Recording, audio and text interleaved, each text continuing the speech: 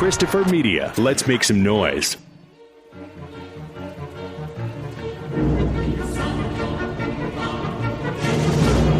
I've been down here too long. It's time for me to ascend. From the sewers of Gotham, a new villain emerges.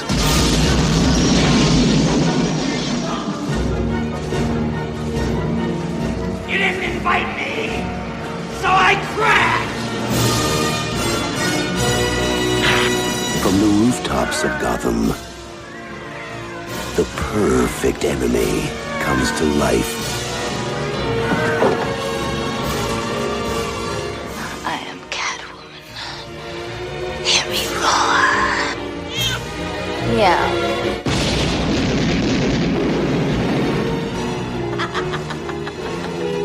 And the only one who can save this city is a creature of the night. Hey, stud. I thought we had something together. We do.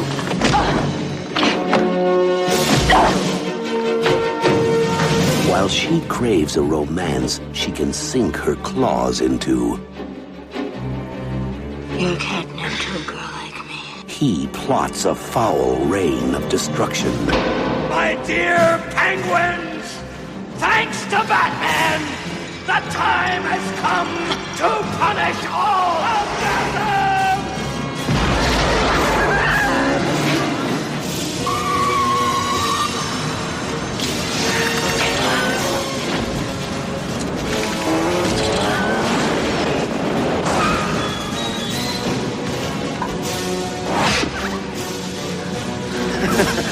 You missed.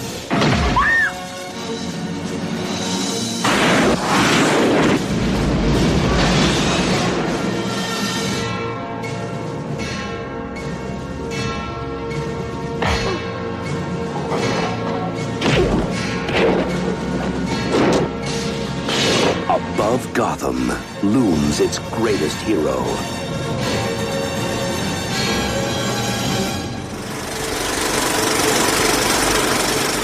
Welcome to the projection booth. Oh, Jesus. Oh, sorry about that, guys. Let me try that again. Welcome to the projection booth. I'm your host, Rob St. Mary. Joining me, of course, the Grey Goose himself, Mr. Mike White. Never rub another man's rhubarb. Well, that's good advice. And we're joined this week by Mark-gledhill, the host of Comic Book Consideration. Is there a 6-foot bat in Gotham City? And if so, is he on the police payroll? And if so, what's he pulling down after taxes? It's probably pulling down more than me. Anyway, this week we're talking about Batman Returns, the second attempt at Batman from director Tim Burton. The 1992 film broke with its 89 predecessor in several ways. The film stars Michael Keaton as the Dark Knight, along with a trio of villains, Michelle Pfeiffer as Catwoman, Danny DeVito as the Penguin, and Christopher Walken as Max Schreck. So, Mark, as our guest, when was the first time you saw Batman Returns, and what did you think? Thinking back, as a little too young to see it in theaters, I was born in 88, but I seem to fondly remember that up here in Canada, we have a television program called, or channel called YTV, which is geared towards kids and early teens. And during the 90s, I seem to remember them airing it one time. I don't really remember a whole lot except for its darkness and moody, but, I can say today that it's a pretty good movie, but it has its flaws. I saw this one in the theater. I had also seen Batman in the theater opening day. I think I might have even skipped school to see it. Don't tell anybody. I found myself liking this a lot more than I liked the first movie. Excellent. I remember the craze around 1989 where Batman was everywhere. I think it was probably the first mass-marketed film I can think of in that way. Batman Returns, I did see in the theater. I was 14 at the time. And, it had been a while since I seen it. And I know I had seen it on video before now. But rewatching it this time, there is a lot going on in this thing that I'm very excited to talk about. And also I'm very excited that we're doing this show right now during the 75th birthday of the detective himself, in case you didn't know. Very appropriate. Also very appropriate that we're doing this right around, the holidays, winter time. There's a lot of snow on the ground and everything, which really it always sketches me out when they release movies that are set in wintertime and they release them during the dead heat of summer. It's like, why are you doing this? Batman Returns is such a Christmas movie, and they released it, like in June or something. It's like, hello? June or July, yeah. Yeah, I know for sure the first one was June 23rd, 1989. Second one didn't necessarily have that big date-driven release like the first one did. But yeah, it was just, it always freaks me out when they release these movies in the heat of the summer when it's, you should be feeling cold while you're watching this film. Well, I mean, I guess the whole idea is it's in the middle of summer and you probably want to cool off. So, and plus it's early enough that we can start selling you those toys. We can give you the images of things that the kids will put on that Christmas list in just a few months down the road. I want a penguin action figure that eats raw fish. It spits out gooey black stuff. This is great. I love it. The signal goes out. Crime is on the rise. Batman returns. Exploding with power, the Bat ski boat thunders ahead, bolting onto land for a missile attack. Gotta fly, my dear penguin commandos. The time has come to punish Batman. Batman? Deep dive Batman surfaces. Fire! Tearing into battle, Batman blasts his torpedo. Penguins all wet. Gotham City's greatest hero, Batman returns. I think so that we can kind of get our heads around this because we're doing the sequel to a film, and of course there's been many Batman films, including Christopher Nolan's Dark Knight trilogy over the past decade. Let's kind of talk about the development of the character and then also that first Tim Burton movie and kind of talk about how this all came together. Yeah, Batman really kind of has this history of, vigilante.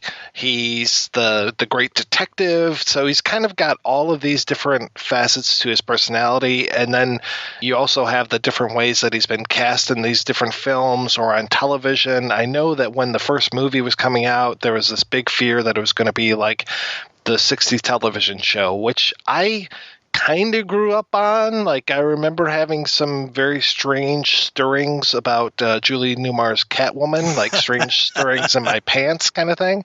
So, and like there was this Gordian knot kind of, anyway, the long story. But yeah, he has been around, as you say, for 75 years, and he's taken on a lot of different roles. And when it came to movies, he's been in movies before. He was in some serials, some shorts, all this kind of stuff. He had his TV show for a while.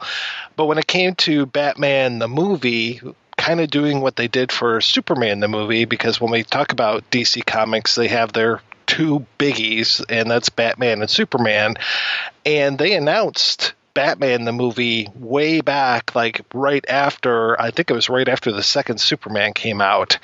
And from there, it went through a whole lot of stuff, and it just kind of stalled before it even began. But there was some work on some scripts. There was some, production meetings, all this kind of stuff.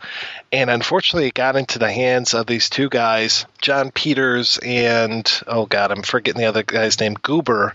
Like literally Guber. Gruber. Was it Gruber? Hans Gruber? Hans Gruber, yeah, that's right. Okay. He was all upset because he was trying to make the film and it took so long that he decided to take that giant high-rise hostage during the holidays as well. Actually, at one point, we played with the idea of Bill Murray and Eddie Murphy being Batman and Robin.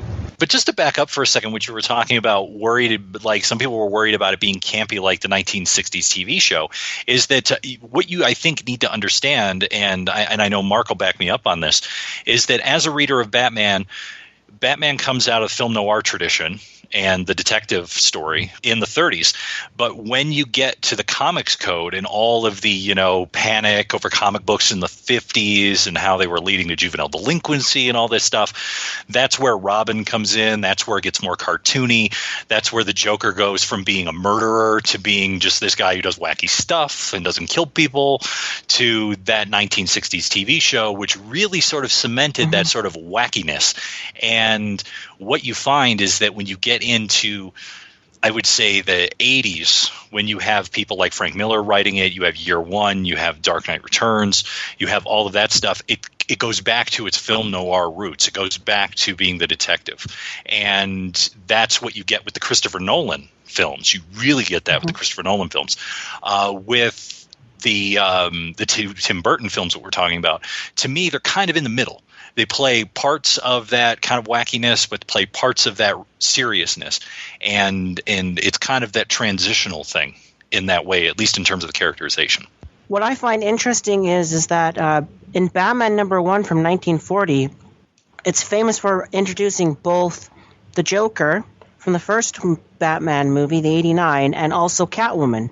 So that's particularly, I find, quite interesting, as those are two of his biggest villains that he faces, or anti-hero at times in the case of Catwoman. And in the 1950s, that comic book code actually made DC Comics so fearful of Catwoman because of how they had portrayed her in the comics that they actually took her out of circulation until the advent of the TV show. From what I understand, 86-ish, I want to say, is when The Dark Knight Returns came out, Frank Miller's Dark Knight Returns, which was not necessarily a comic book. I think DC kind of got away with the darker, violent tone of that by putting it out as like a series of graphic novels. It was the first big one actually that Frank Miller did was Year One in '86. It was their DC's big push after Crisis on Infinite Earth, where they did a mini reboot and they got rid of all the continuity from the 1940s to '86 and all put it into one universe. And their answer to explain the origins of Batman came with Miller's Batman Year One, and then Miller later came back in, I think, 88 or 89 to do Batman, the Dark Knight Returns, which looked at Batman as an older vigilante. And those were what they were is several issue arcs within the run of the series. So it was Batman, but it was like 3 or 4 issues or 5 issues, and then they were collected into a graphic novel. So they actually were part of the Batman series of comics, but they were a special story that was put within that run of the comics. Okay, for some reason in my head, I've always had it that Dark Knight Returns was before Year One, which makes no sense whatsoever, but I know that's in my twisted brain. What was that? Yeah, I mean, just quick encapsulation is Year One is Year One, meaning what it was for him to become Batman. So it's, his parents are killed, and then the training, and then he becomes Batman. And then Dark Knight Returns is sort of 10 years, I think he's 10 years out. He's retired as being Batman, and he's now in his 50s or something, and he has to come back. And sort of how he deals with being an older version of himself. Because obviously Batman, as we all know, doesn't have superpowers. Everything he has is based on his training and his intelligence. So he's not like Superman, where he actually has superhuman powers or superhuman strength. Batman is just a mortal like everyone else, and it's the gadgets and the training that gets him where he's going. I don't think people can say enough about Dark Knight Returns and just the way that it really kicked everybody's ass when they saw it. I mean, Watchmen was, as a friend of mine called it, the Citizen Kane of comics. Like, it completely rewrote what you could do with comic books. And for me, it was Dark Knight Returns was right there as far as being this groundbreaking book and just kind of taking, that mantle and saying, okay, we want to do something different with comics. Here you go. Here's this story of Bruce Wayne all these years later, this shell of a man, all of his criminal nemesis coming back. I mean, or at least we see a little bit of Selina Kyle. Joker is there. The way that they deal with the Joker was fantastic. Two-Face, all of these great villains coming back, and again, it's not this shticky, cartoonish kind of stuff, and just the way that you are inside of Batman's head. I mean, to look at some of these panels of the Dark Knight Returns, and you just see 40, 50 different little bubbles going on, because the way that he's telling the story with all the different television clips that are happening, the different channels, and getting different pieces of the story as it goes along, just fantastic kind of stuff. So that it really kind of, for me, set the tone of what was going to be able to be done with this Batman movie. And I think that Frank Miller's stuff and then Alan Moore's stuff, that is really kind of what helped get Batman the movie out of this development hell and onto the screen. And it's good that you mentioned Watchmen there, because the other person that plays a key part in the first Batman film, at least in terms of a story idea, is Alan Moore and his one-off that he did, Killing Joke. And the Killing Joke is sort of this unreliable narrator concept of this could be the Joker's origin. And there's always been a lot of debate among people about the ending of the book, and I don't want to ruin it for anyone in terms of if you read it. It's only a single issue, so if you haven't read it, it's a brilliant piece.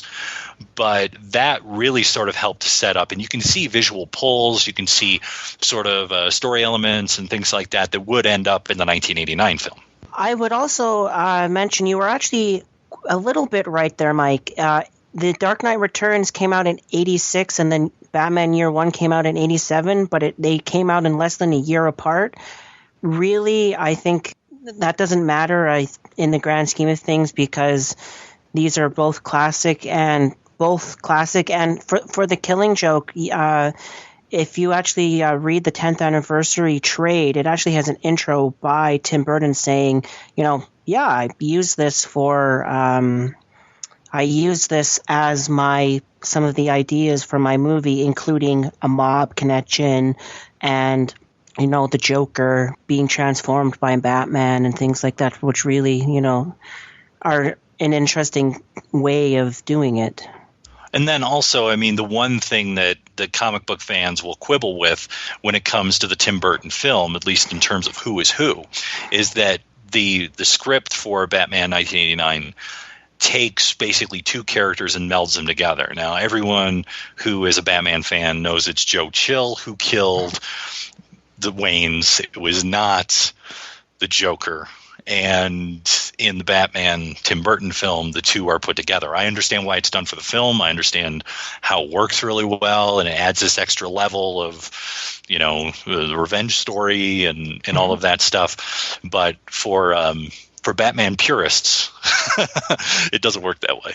The Batman Year One almost came back for us as a movie. Darren Aronofsky was actually set to direct this. Aronofsky, he's been tagged with so many movies throughout the years. It's just been absolutely ridiculous. Like, ever since Pi came out, the guy's had, every year it's 10 different movies this guy's going to do. Like, he was going to do a Lone Wolf and Cub remake. He was going to do the RoboCop reboot. He was going to do all this stuff. At least with Year One, for sure, he was involved with this. And there was actually a screenplay that came out of this.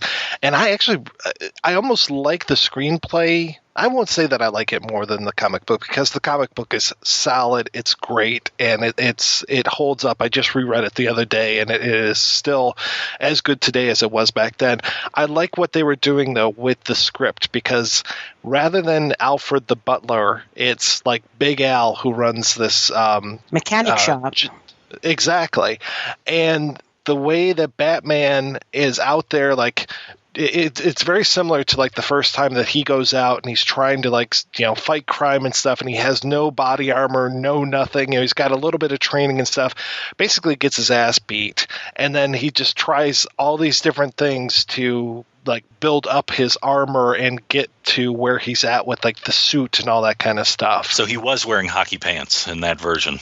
Exactly. The other one that I also heard, which I think would have been phenomenal if they would have done it, was that The Dark Knight Returns, there was some talk that Clint Eastwood was going to play Bruce Wayne and do that version of the older Batman, which 25 years ago would have been great. He obviously can't do it now. He's in his 80s. It just would have been it would have been a great thing to see Clint Eastwood come back and play an action star in that era, in the late 80s, early 90s, as an older one, and deal with all of that stuff, as you were saying, in Dark Knight Returns. You could almost see Bruce Willis doing something like that, but I think Bruce Willis just has that little too much smarmy. Clint Eastwood has that stoic thing that, so maybe even a Tommy Lee Jones or something, but I know he's too old for it too. But yeah, somebody who has that deadpan kind of thing that they can do.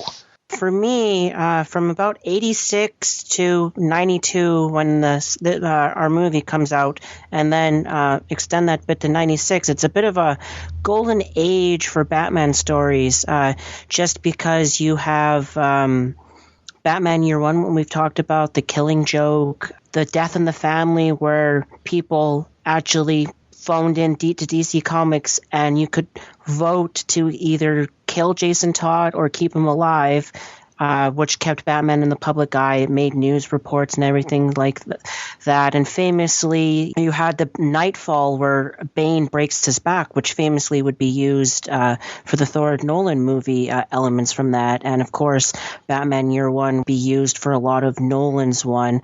But for me, the reason I call this a bit of the golden age is because you just have this run starting in the post-86 area, post-Crisis on Infinite Earth, which was DC's big shape-up, which completely reset its universe, much like the New 52, but in a softer way, where there was still a lot of canon still there.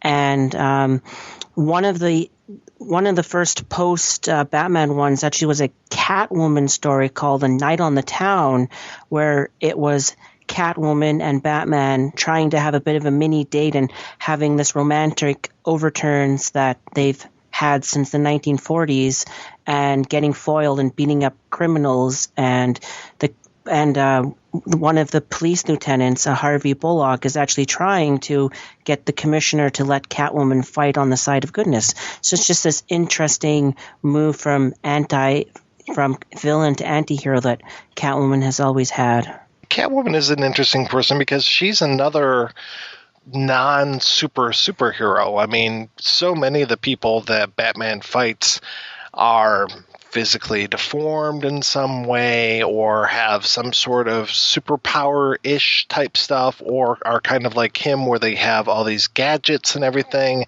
And Catwoman is kind of there, kind of in the gadget category, I suppose, but also doesn't have that superhuman strength. Like Batman is a self-made man and Catwoman is a self-made woman, didn't necessarily get beamed with gamma rays or anything like that. So I kind of like that. I guess if we were to look at the DC universe and the Marvel universe, I guess we could kind of see a comparison between rich playboy, self-made man, self-made superhero, genius billionaire playboy philanthropist, with Batman looking over at Tony Stark with kind of his realm over there as Iron Man.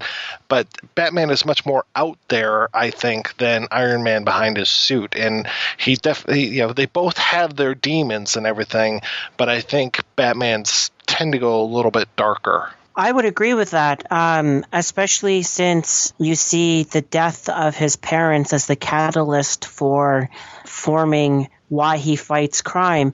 In many ways, I like to think that Batman is sort of the right's dream of vigilantism, where they can fight crime and get away with, a broken justice system, and Superman's very much the liberal dream of bringing peace and security to the planet. And I always think that's kind of the neat thing if you look at it that way for the two icons of DC.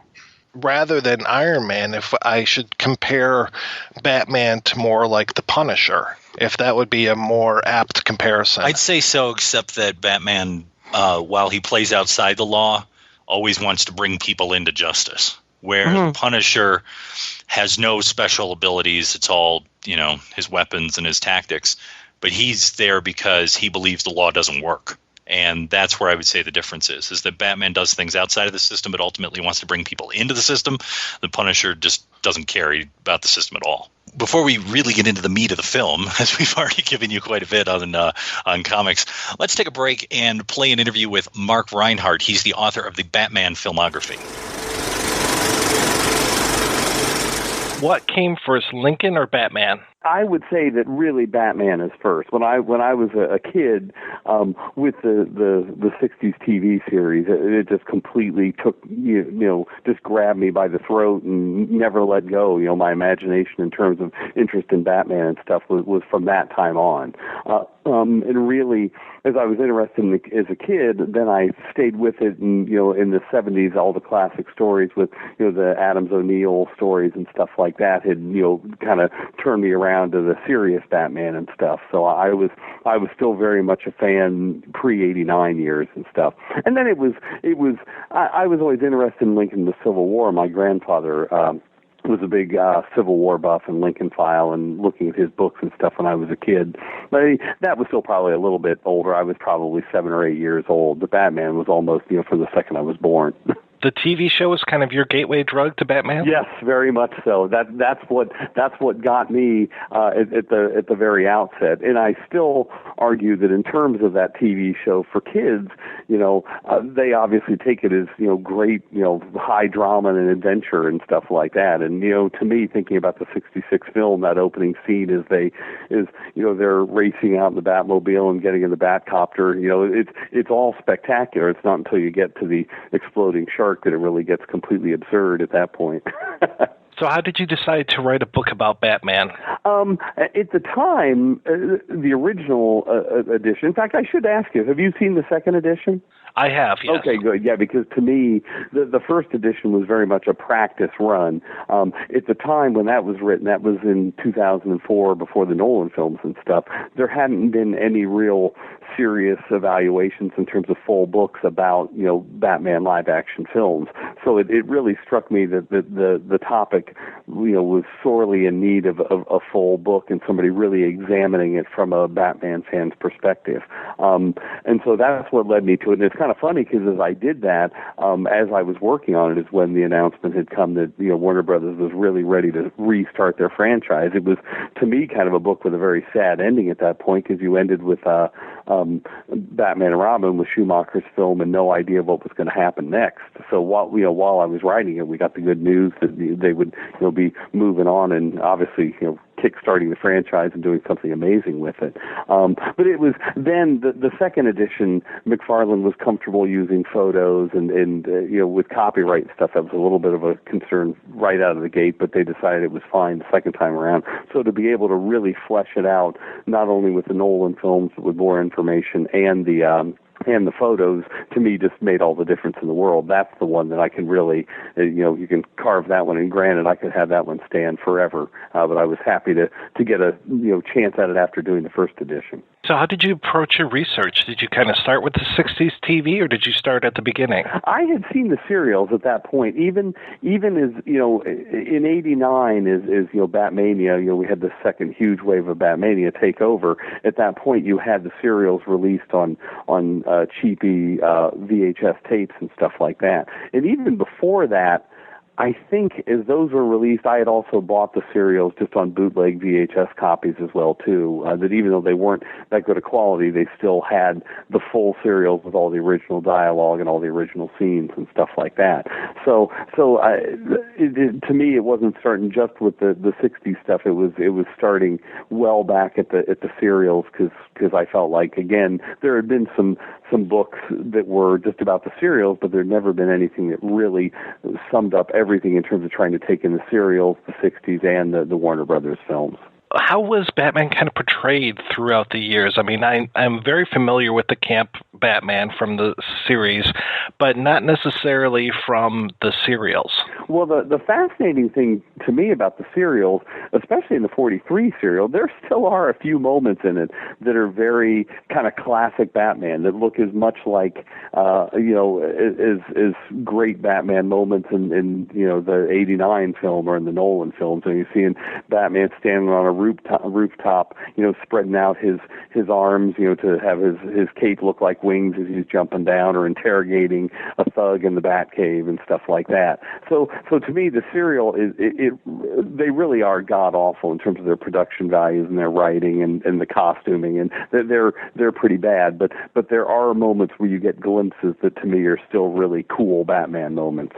I think the 43 serial captures the character better. The 49 one is the one that's just absolutely atrocious beginning to end in terms of story and acting and stuff like that. But to me, it's still Batman, and it still works in terms of what the character has always been. It is every bit as much of Batman, and to me a valid way of looking at the character just as much as the later films. I will admit I'm more familiar with Superman than Batman. And I know that Superman kind of changed, the mythos definitely changed throughout the years as he went into radio and television, the introduction of the Daily Planet, all of these kind of things.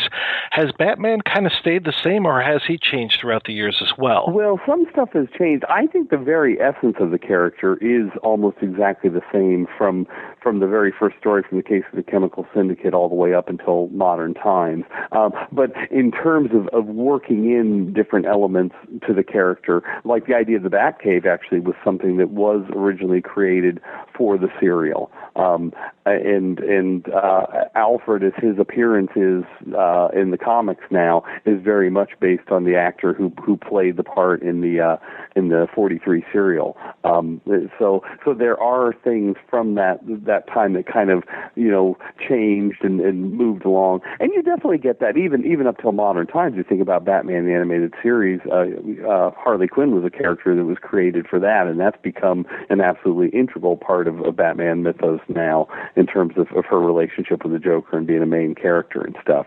So it probably is. I think Batman started out, I think it was lightning in a bottle from that very first story, but there's always been continual reinterpretations and just kind of tweaking the mythos as time goes on. But to me, it still stays very, very much the same all the way through. So let's talk about Batmania, the 89 film.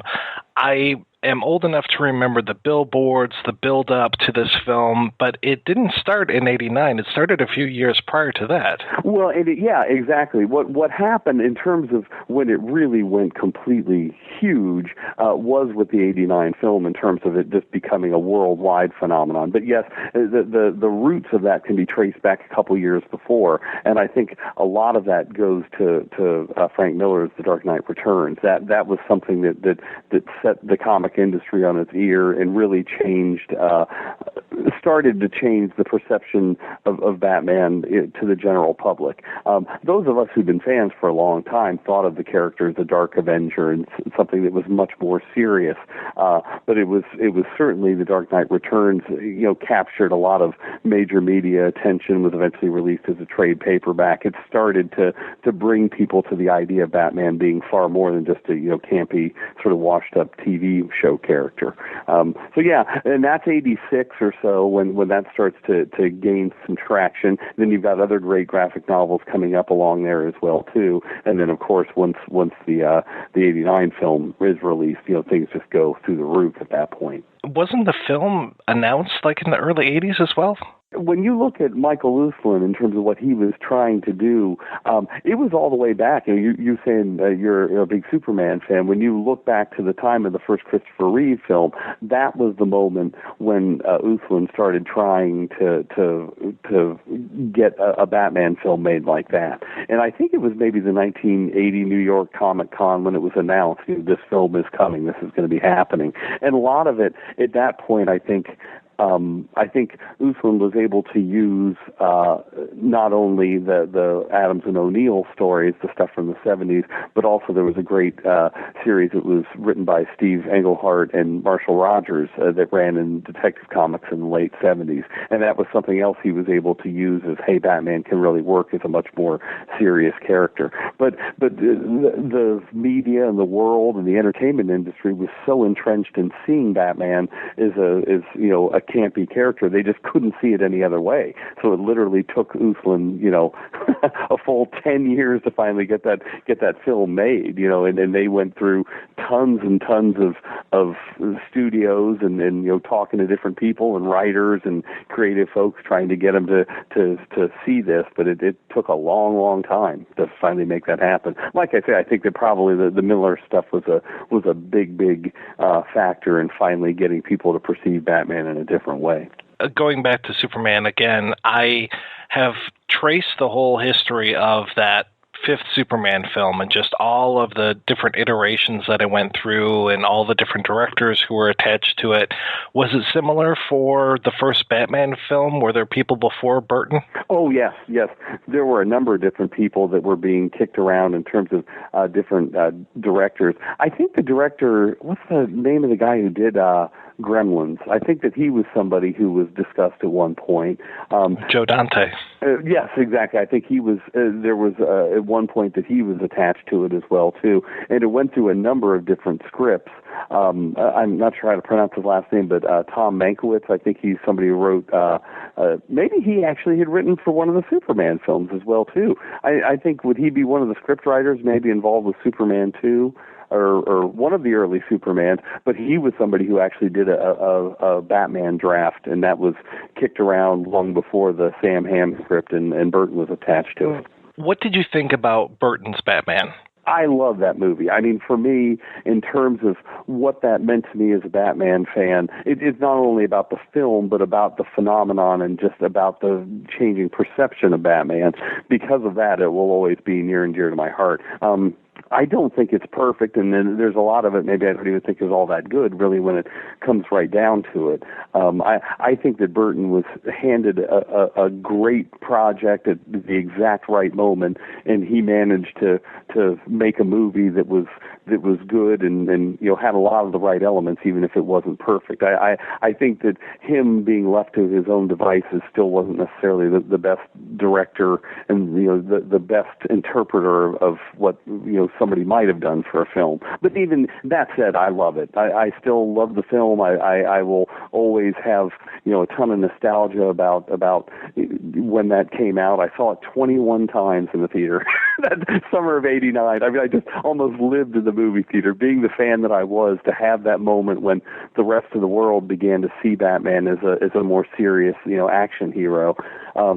It just will always mean a ton to me. So, but that said, I still don't think Michael Keaton was the perfect person to cast in the role. I don't think that it was a particularly perfectly made film by any stretch of the imagination. But for what it did, it can never, it will always stand as just a huge, stunning achievement in the history of the Batman character, because it is the vehicle that changed everybody's perception of the character. What did you think about Jack Nicholson as the Joker? That again, it's a double-edged sword. It was tremendous in the sense that it gave the film a seriousness and a sort of gravitas that it would not have had without having somebody, just such a huge legendary actor involved. To me, it's still very much as you watch it, Nicholson is Nicholson, and the fact that he was more stocky and middle-aged and sort of playing himself, by that point it wasn't quite, he wasn't the perfect actor for it. But what he brought to the table in terms of his incredible resume and the just the way people felt about him, to me it's still a huge coup to have had him do that film. And there's still moments in it. To me, it's a film of moments. There are moments that are Batman moments and Joker moments that are just spot on and perfect, but there's a lot of moments that is a serious fan character. They're a bit cringeworthy as well, too. All right, I have to ask, what makes you cringe about the film? Keaton really is too small and underwhelming for the role. When you had somebody like Bale cast, somebody who's at 6'2" and a very, very sort of imposing presence and solid build and stuff like that, that is the Batman of the comics. That's the way the character always was. And to have Keaton just as slight as he was, there's funny scenes in it. Some things I mentioned in the book. One thing that always amuses me: there's 3 separate scenes where Vicky Vale takes off her heels, even when they're fairly not that tall heels, because she can't stand next to him in costume because she'll be too tall. She'll tower over him, so she has to keep losing her shoes in the film for various reasons to be completely flat-footed, so she can stand next to him and not make him look too small. So that part of it, to me, is something that bothers me. Probably the biggest thing that bothers me in terms of Batman, though, is that you just don't see him enough. There's only 4 segments in the film where you're actually seeing the character, and so much of it is either Bruce Wayne stuff or based around Nicholson. It's almost like Batman's not in his own movie enough. So that's probably the thing that bothers me the most. I just wish there was more Batman. The silly sci-fi stuff in terms of like the Joker pulling out the huge long-barreled gun and bringing the Batwing down and stuff, that's all very, sort of goofy and corny as well too. I'd say that's kind of cringe-worthy.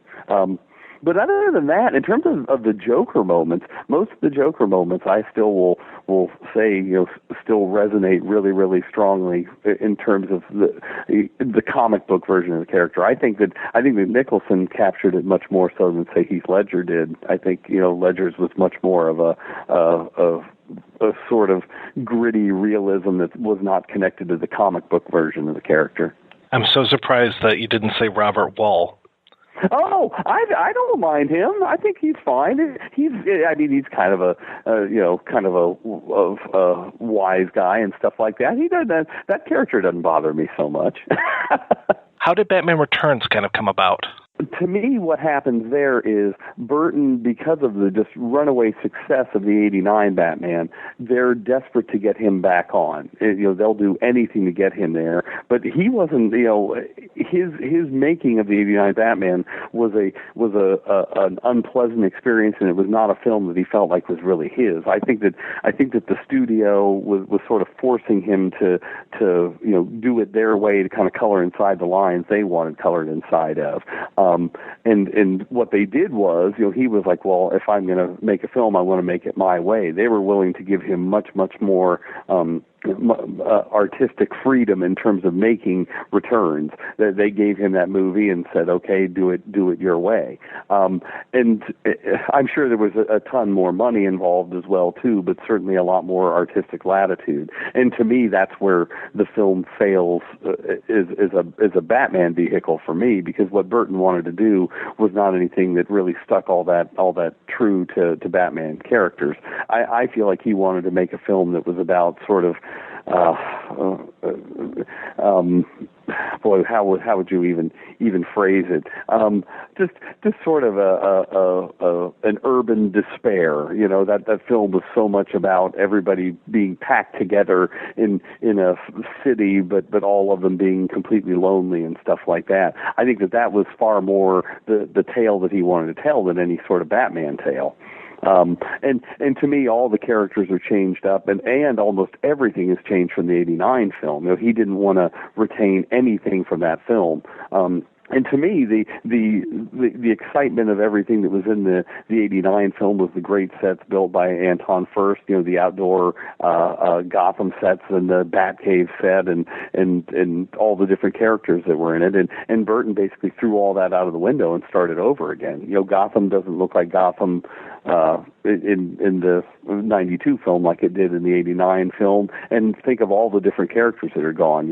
Harvey Dent and Alexander Knox and Vicky Vale, and obviously Jack Nicholson, the Joker. You don't have any reference to him. The mayor, the guy who's sort of the Ed Koch lookalike. I can't remember what the mayor's name. Mayor Borg, I think it is.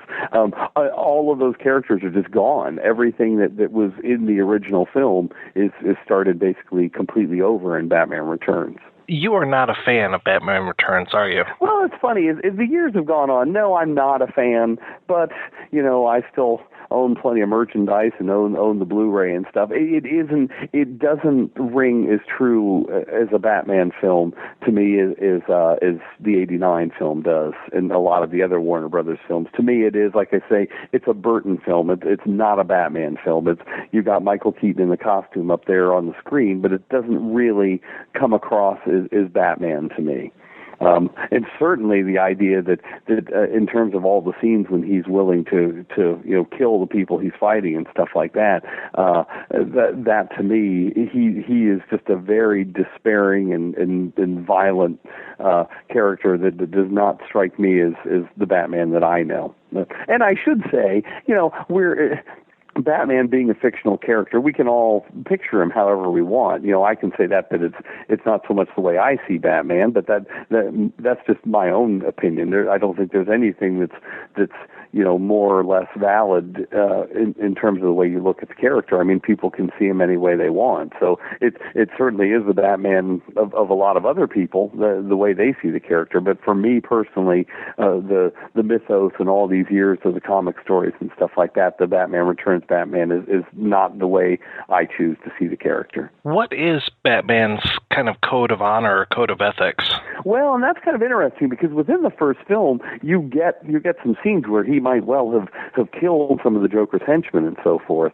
And the Batman of of the first appearances in the comics in the late 30s and even into the early 40s, he was still not above killing the villains he was fighting. That moral code of no killing came afterward and kind of after Robin had came into the picture and stuff. But eventually that became a huge part of the character in terms of that moral high ground that he would not kill, that he would bring people to justice, but he was not a murderer. So in a way, to have it in the 89 film that you have him, maybe not completely opposed to killing, not going out of his way to kill, but there are moments where, he might have killed a henchman. That kind of does jive with the 30s version of the character in those first stories. But then as you get into Batman Returns, in that film, he's very, very consciously killing people. And that goes against the time-honored tradition of the character as the decades went on, that he became somebody who would not carry a gun and would not kill anyone. What do you see as being the closest thing to the Batman that you have in your head as far as what portrayal is the one that resonates the most for you? In terms of the films, it's definitely Nolan's Batman Begins. I thought he really hit it out of the park with Batman Begins. There's so much about that film that I love, and it draws on so many different, not just comics, but also on elements of Batman the Animated Series, and just tons and tons of great Batman material that he chose to pull from in that. So to me, that film is still the one that probably comes the closest to the character for me. Now, that's in terms of the live-action films.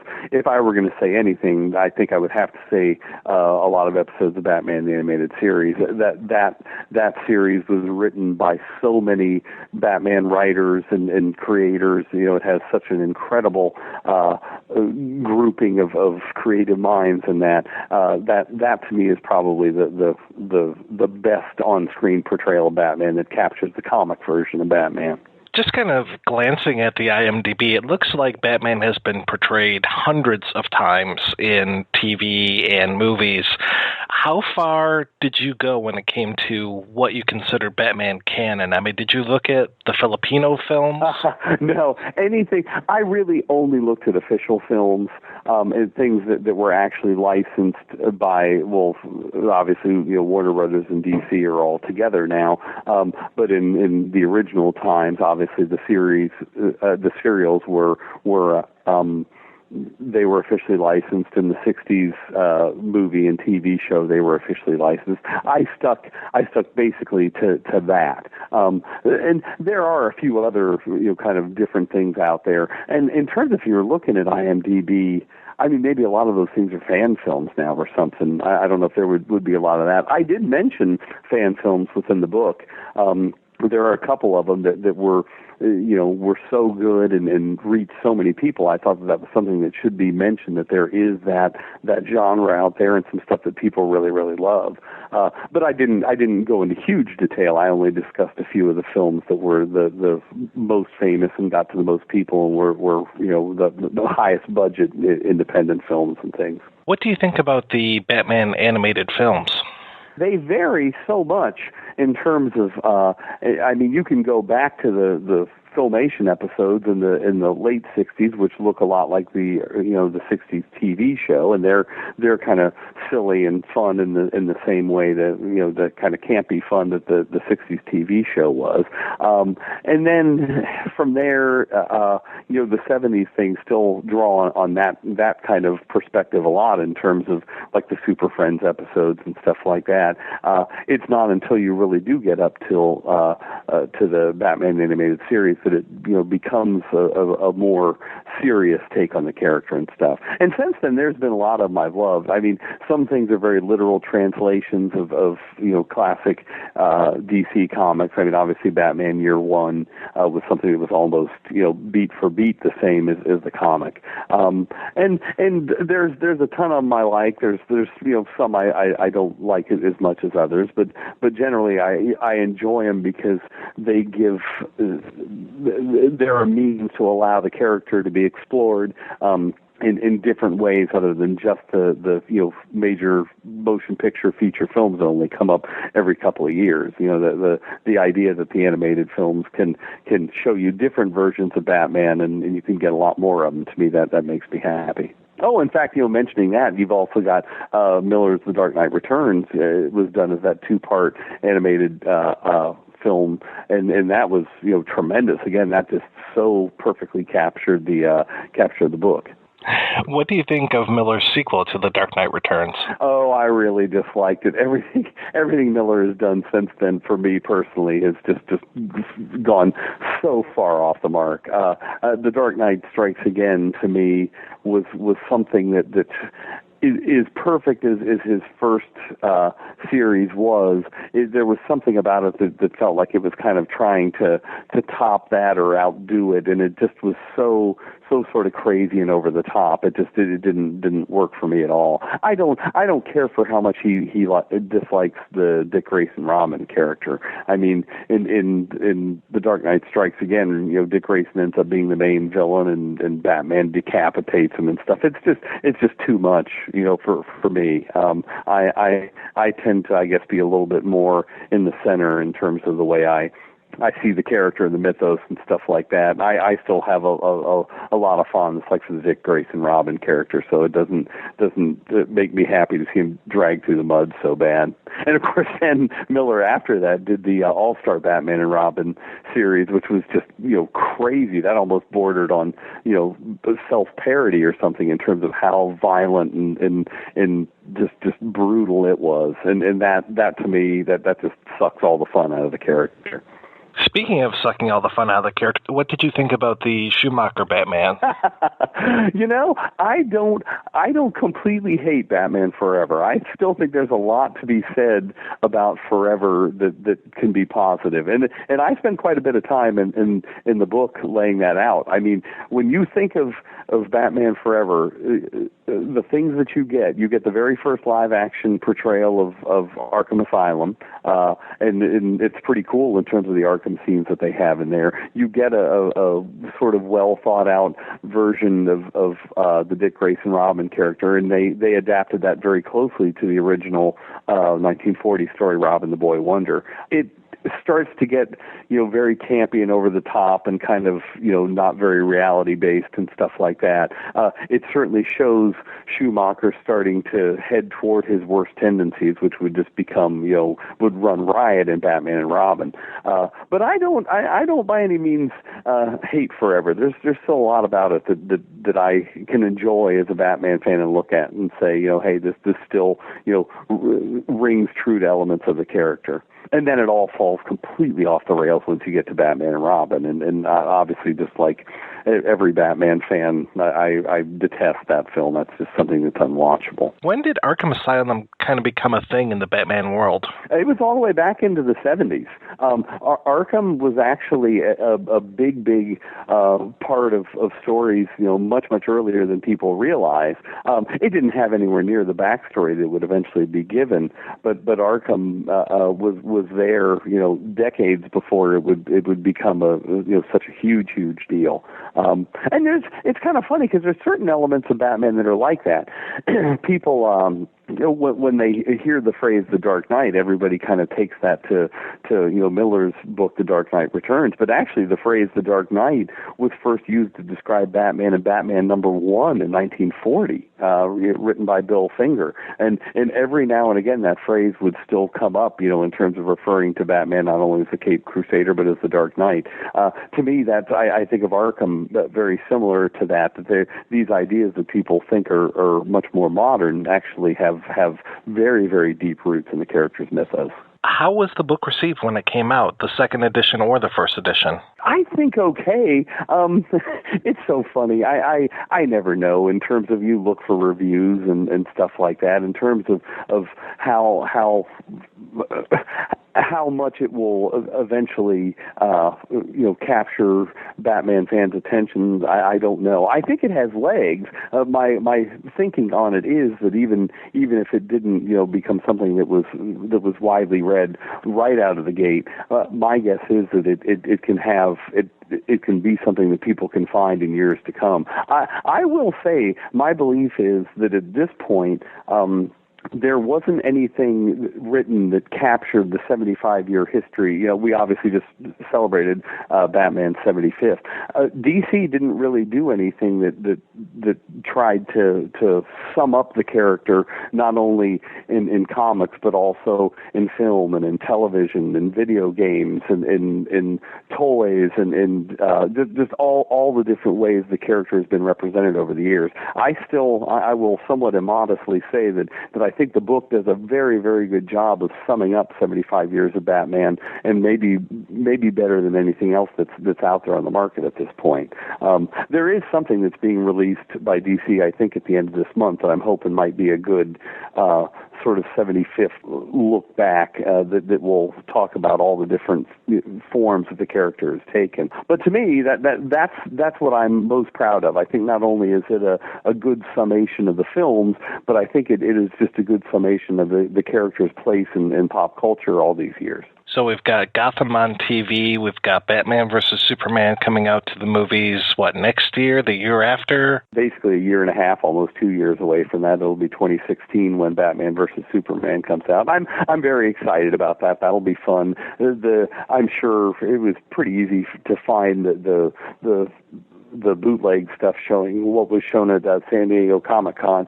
I'm sure you probably got to look at it as well, too, to see that it's very, very much drawn from the Dark Knight Returns, the climactic fight between Batman and Superman. The scenes that they showed looked almost exactly like Miller's book. So is there going to be a third edition of your book? I don't know. It's kind of interesting when you think about it. The way it wraps up here, we're at a point where who knows when there will be another Just a Batman film. The book to me kind of was a perfect wrap up in the sense that it captured all of the films that were strictly Batman vehicles. But obviously everything that we're looking at from here on out, it seems like we'll get a Batman versus Superman and probably a Justice League film. It may be 2020 before we ever see another film that's just a Batman movie. So I would suppose it would be years off before I would ever consider adding to it. I feel like it can stand alone. So what are you working on now? I'm waiting just moment by moment. My third book is going to be coming out, and it's something that is just as near and dear to my heart as the Batman and the Lincoln books. I'm a musician. I've been a guitarist most all my life, and my great idol is the great country guitarist Chet Atkins. And I've got a book coming out on him called Chet Atkins: The Greatest Songs of Mr. Guitar, and it's due out literally any moment. I mean, I'm basically watching my porch to see when a box is finally going to be delivered, and I'm going to have books and a new one to be having out there in the world and stuff. So yeah, Chet is very much my next project, and I basically went directly into writing that book right as I'd finished the Batman book. Now, who's putting that out? It's McFarlane again as well too. Yeah, they've done such a good job in terms of the Lincoln and the Batman book, and I can say that the Chet book is going to be a really, really fine product as well too in terms of the layout and the photos, the way it's all put together. I'm just very excited about it. Oh, that's terrific. And is McFarlandBooks.com the best place to keep up with you? Yeah. If you check on that there, McFarlandBooks.com would be a good way to see all that stuff. Oh, and one other thing you mentioned, I should at least say something about this as well too. You'd mentioned Gotham, the new series, and I don't know in terms of how Batman fans are taking that, but I can say for me personally, I just have no interest in that whatsoever. To me, Batman is about the costume and the cape and the cowl, and if the cape and the cowl's not in there, it just doesn't have anywhere near the same interest for me. I don't know how you felt about Smallville, but to me it just frustrated me that I wanted to see Superman eventually. It just I prefer the full blown costume stuff, the mythos that you see in the comics.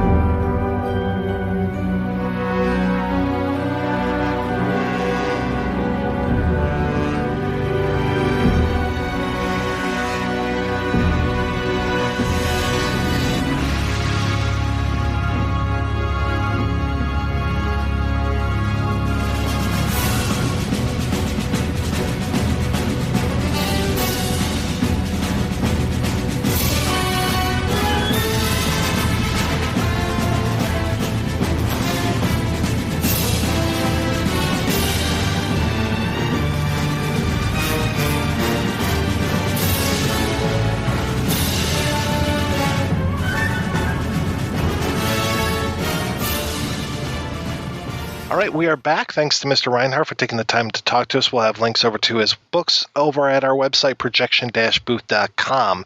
So, yeah, I mentioned a little bit of the 8/23/89 campaign, and that was everywhere. I can't remember if it was on this show or not, but I talked about how I used to drive down 4th Street and there would be the billboard of the Batman symbol. And for the longest time, my mom couldn't figure out what that was. She thought it was Goofy's mouth.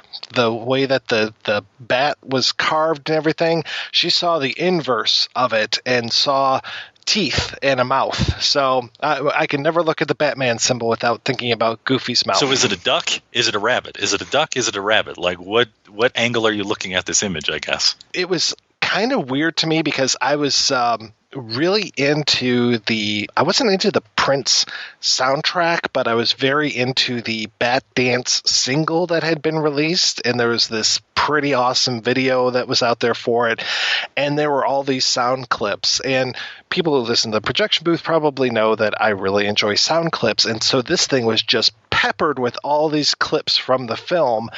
And there was one part of the movie where it's like 4 or 5 clips right in a row that were all used in this song.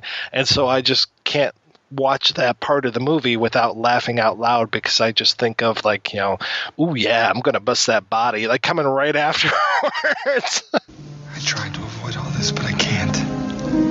This is how it is. It's not a perfect world. It doesn't have to be a perfect world. I just gotta know, are we gonna try to love each other? I'd like to. But he's out there right now. And I've gotta go to work.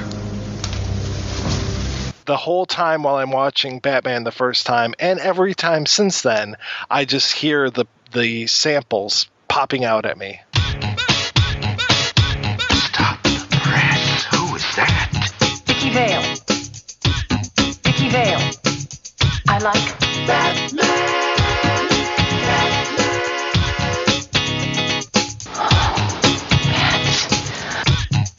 Hi. Bruce Wayne. I tried to avoid all this, but I can't. I just gotta know, are we gonna try to love each other? Stop the press. Who is that? Vicky Vale. She is great, isn't she? Oh yeah. Oh yeah.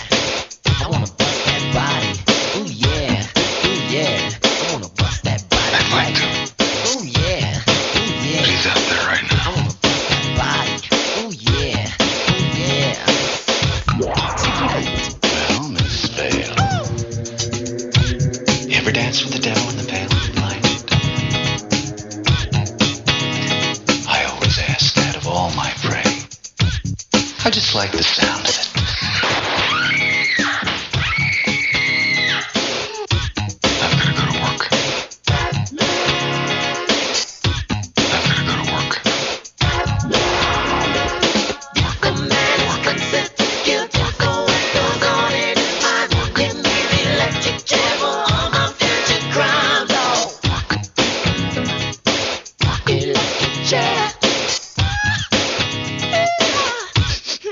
I was there first day. I really enjoyed Batman, but I have to say that even after the lights came up, I said it was good, but it wasn't everything that I wanted it to be. I guess to your point, Rob, I really did enjoy this whole idea of the Joker kind of creating Batman and Batman kind of creating the Joker, and them just being this kind of snake that is eating its own tail, as far as these two guys being this same side of the same coin, or two different sides of the same coin, and just how close they are to one another. And it's just such a thin line that separates these two people that are kind of, one's very outside the law, the other one's kind of playing outside the law, and then just the psychosis and everything, and the envy of one character to the other.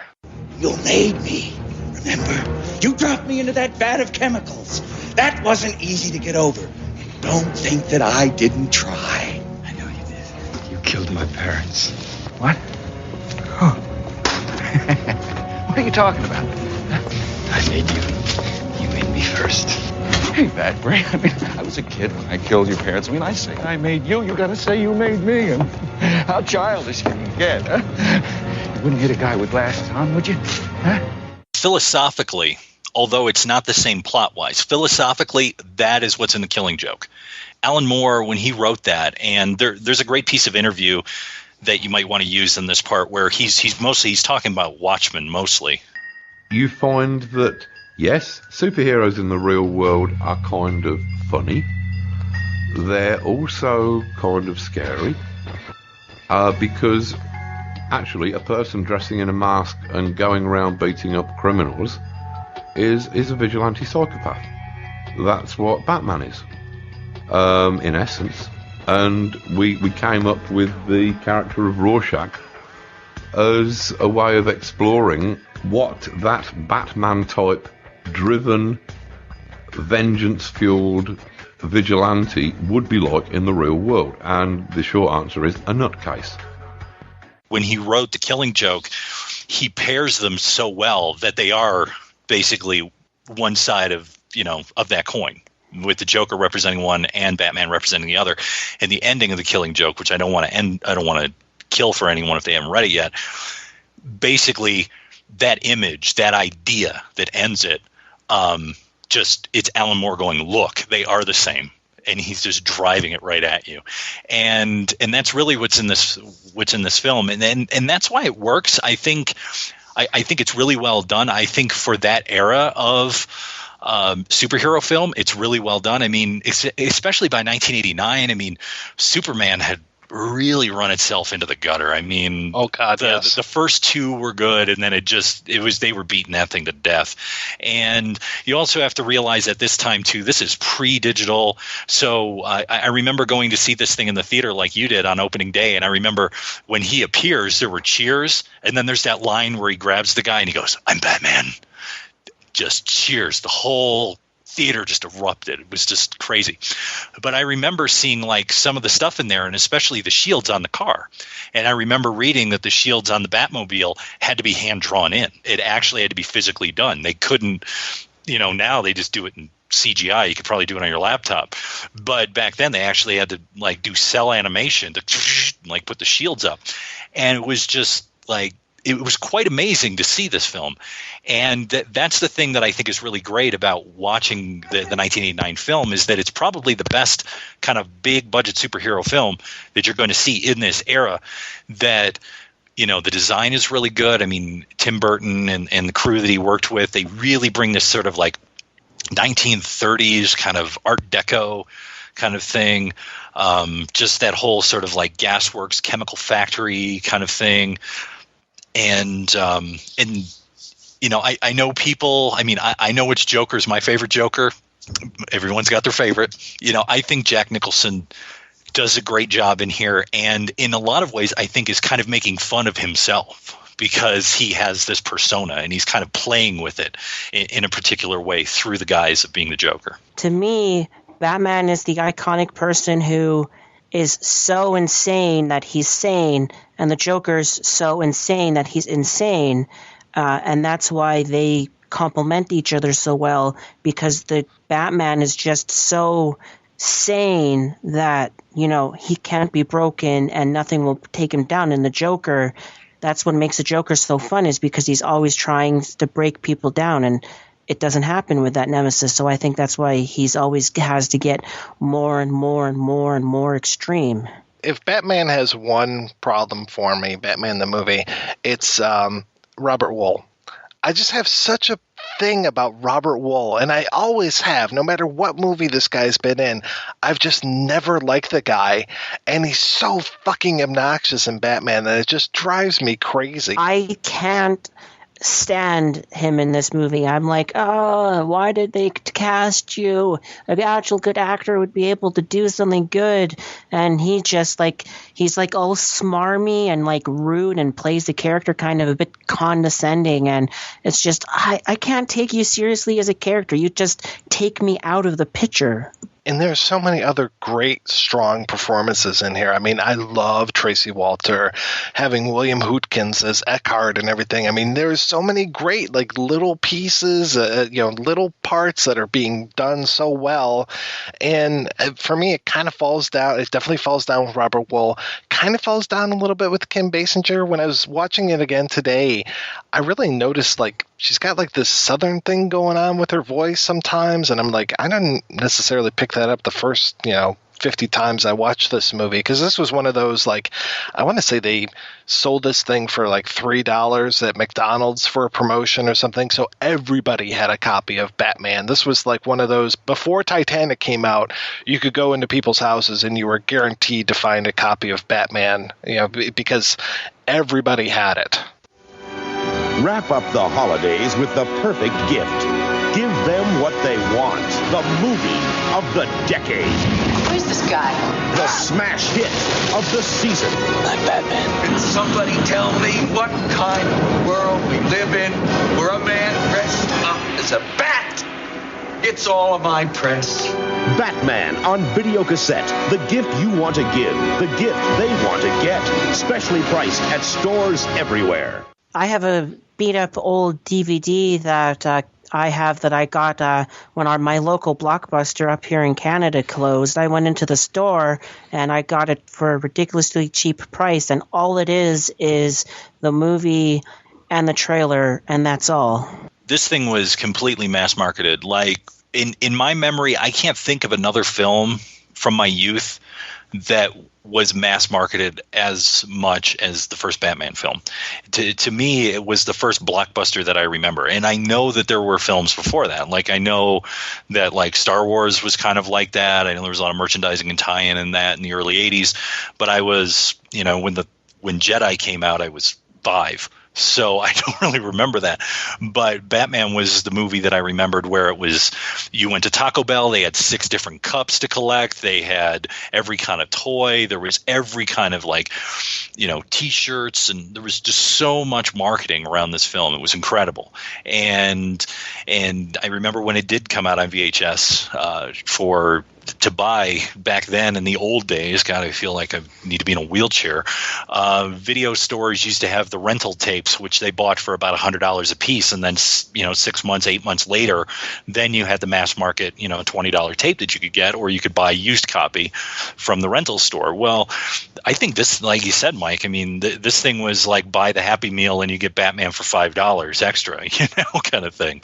What you're talking about with the promotions for these other films, I mean, we'll be talking about Star Wars in May of 2015, but when that movie opened, it only opened in just a small number of theaters. It wasn't a pre-existing property. People didn't know. It wasn't like a Flash Gordon adaptation. It wasn't something that already had this cachet behind it. So when it came to Return of the Jedi, Empire Strikes Back, yeah, they were mass marketing the hell out of that kind of stuff. But when it came to other movies, there wasn't necessarily, it was like the sequels, you could do that too because you knew that you were going to be able to cash in. I think like E.T. might have had a little bit of that, but I remember even then, like, you know, what was it? Like Hershey's was skittish. So they didn't want to put M&Ms in the movie, or no, it was M&M Mars was skittish, and then Reese's ended up, you know, putting Reese's Pieces in the movies, and they made billions of dollars or whatever. So it's like they still didn't even have the confidence at that time. I think this was such a pre-existing property. I mean, Batman had been around for, what, 50 years at this point or something? So having this title and this name and all this kind of stuff behind it and the money machine going on, then this was the one where they did have this huge push and where it actually succeeded, because I'm sure that there were other movies, you know, fucking hey, Howard the Duck, this is going to be amazing. See, but that's the thing is I think it was more the money behind this film than it was Batman. And I'll tell you a reason why I think that was the case is that Superman, as I said, had kind of fallen off. And by 1989, I mean, they were just the last few Superman films were just bad. The only place where comic book characters were doing well had been on TV. You had Wonder Woman, you had the Hulk, you had that on TV, but it hadn't crossed over to theaters. And I really think that it was the 1989 Batman film that kind of kicked the door open for that. And then as we know now, we got Marvel announcing their slate for like the next decade, what they're going to give us. DC did as well. Yeah, and they both have this huge slate, which I completely agree with. Batman, Superman, you know, put a wedge in the door, and then Batman came along and kicked the door in and opened the floodgates. Yeah, but consider that. I mean, the first Superman film was, what, 75, 76? I mean, we're looking at right now 13 to 14 years later. And, you know, if the way the Hollywood system works now is if they have a good hit, you're going to get one 2 years later. You're not going to wait 14 years to put out another superhero film. Even the 3 years between Batman and Batman Returns would be unheard of these days, because it's just like, oh my God, no, we have to cash in on this right now. You know, it was so weird when there were like multiple years between sequels, like Ghostbusters and Ghostbusters 2. That was a huge span of time between these movies. I mean, we had it with Star Wars, where it was once every 3 years you're going to get a new Star Wars film, and so it just became kind of the thing, like, we expect a sequel within 3 years. Come on, where is it? You know, where's our next Rocky movie? Where's our next Star Wars movie? Where's our next Indiana Jones? You know, come on, we need this sequel soon. But otherwise, you know, people might just forget. It's funny, I'm talking about all of the great actors that are in Batman and how the performance is, you know, who does a good job and everything. The one performance that everybody thought was going to be bad, or that people were afraid of, was the performance that is rock solid, and that is Michael Keaton as Batman.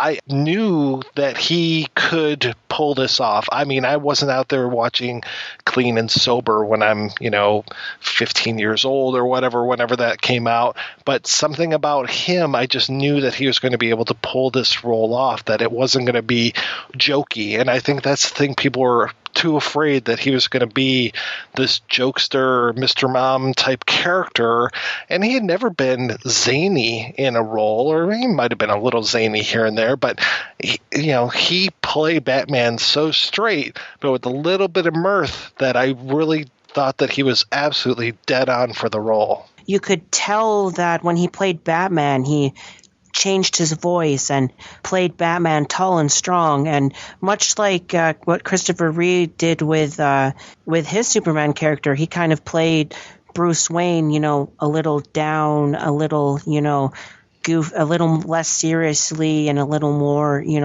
loose, and a little more that projection of that millionaire playboy image. And I think that contrast of how he did the dual personalities really worked. I always find the most interesting part of Batman the movie for me is the one scene where there's the confrontation between Joker and Bruce Wayne rather than Joker and Batman. Bruce Wayne, n'est-ce pas? Most of the time.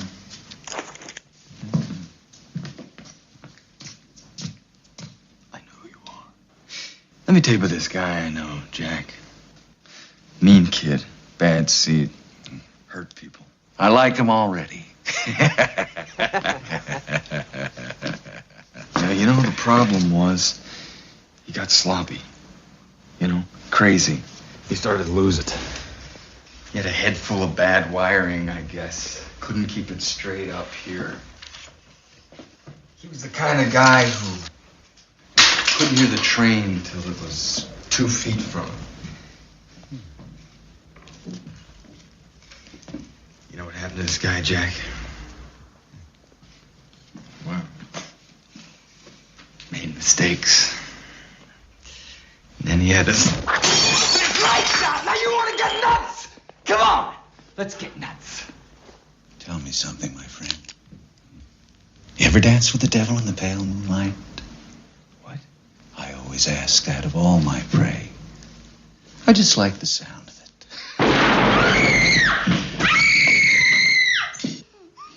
Never rub another man's rhubarb. And that scene is always, you know, it's funny to see where Bruce Wayne takes it and how he becomes crazy in that instance. And we don't know if it's necessarily him playing crazy, which I think is what he's actually doing, or if, you know, he does kind of snap in that instance. And then I love that that's also the moment where he gets that revelation about the Joker being the killer of his parents. And that scene to me is one of the most pivotal scenes in Batman. You know, success has a lot of fathers and failure is an orphan, just kind of like Bruce Wayne, I suppose.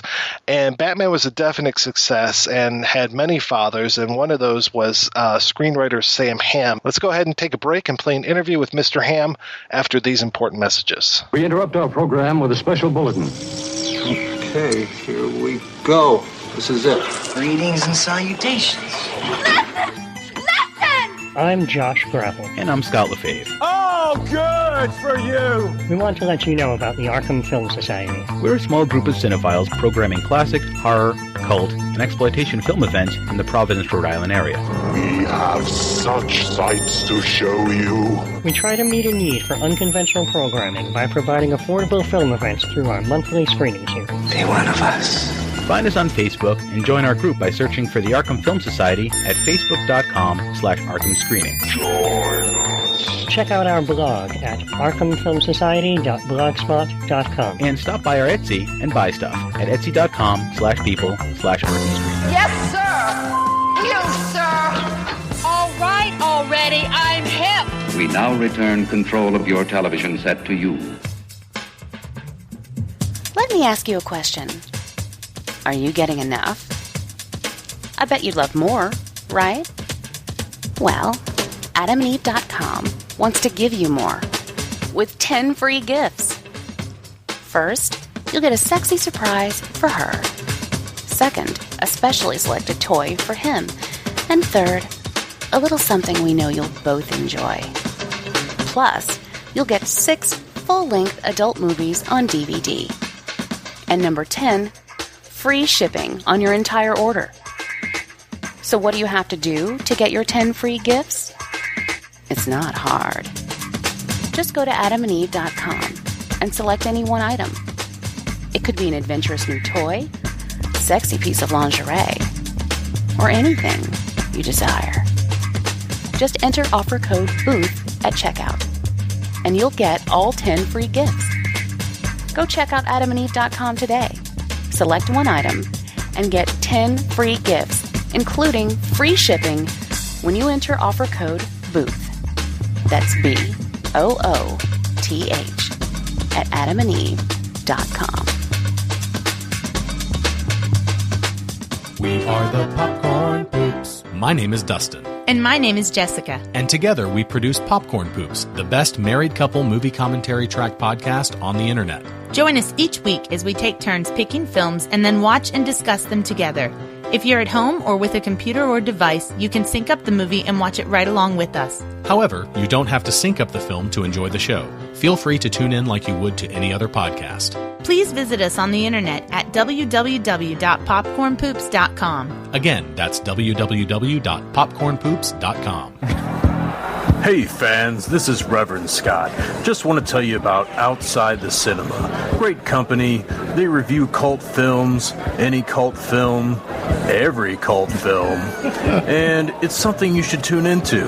So if you get a chance, go to the website, look these guys up, Outside the Cinema, and find out what the hot cult films are today, what's going on. These guys are right on the cutting edge of reviewing cult movies. And if you're a cult member, or you want to be a cult member, you're thinking about being a cult member, your mom's a cult member, your dad's a cult member, your damn mother-in-law's a cult member, tune in to Outside the Cinema, baby, and you'll find out what's going on. Reverend Scott, and that's out.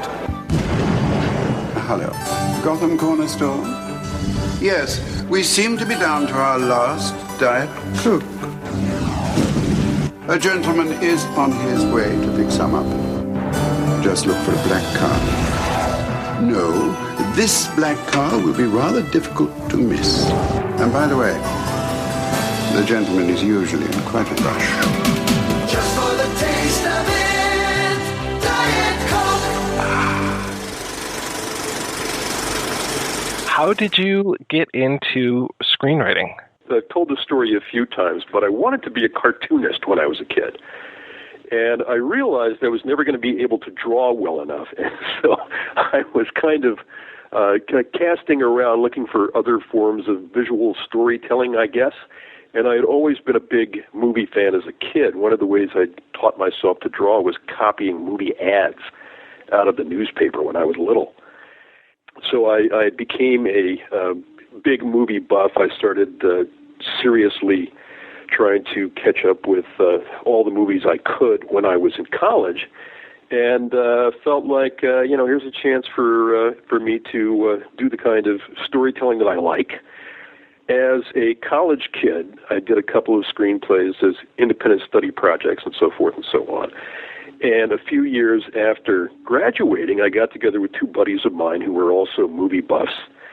And we said, hey, we should just go in a room and write a screenplay in 10 days and see what happens. And so we tried it, and we cranked out a total piece of shit. It was a pretty bad screenplay by any standards, I would have to say. And one of the guys had a connection to J. Preston Allen, who was a well-known screenwriter. She had written Cabaret and Prince of the City and Marnie. Much to our shock and horror, we hadn't even known he was going to slip a copy of the script to her.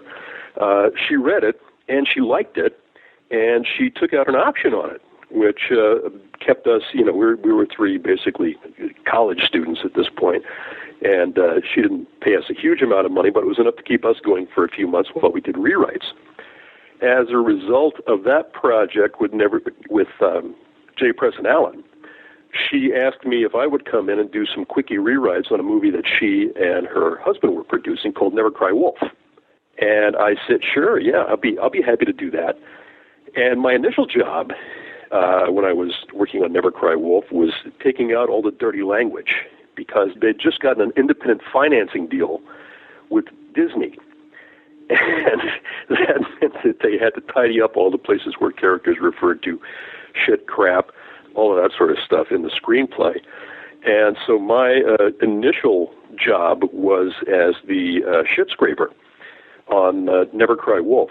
I had to come up with synonyms that were not quite as salty. Dung, scat. Basically, it was a matter of trying to think up, synonyms for offensive words. And that somehow turned into a 6 or 7 month job, and I wound up going on location into Alaska and the Yukon territories and hung out on a set with animals who were completely uncooperative and human beings who were completely uncooperative and weather that was completely uncooperative. That's how I got started in movies. A lot of the stuff that happened on Never Cry Wolf, a lot of things that could go wrong did go wrong.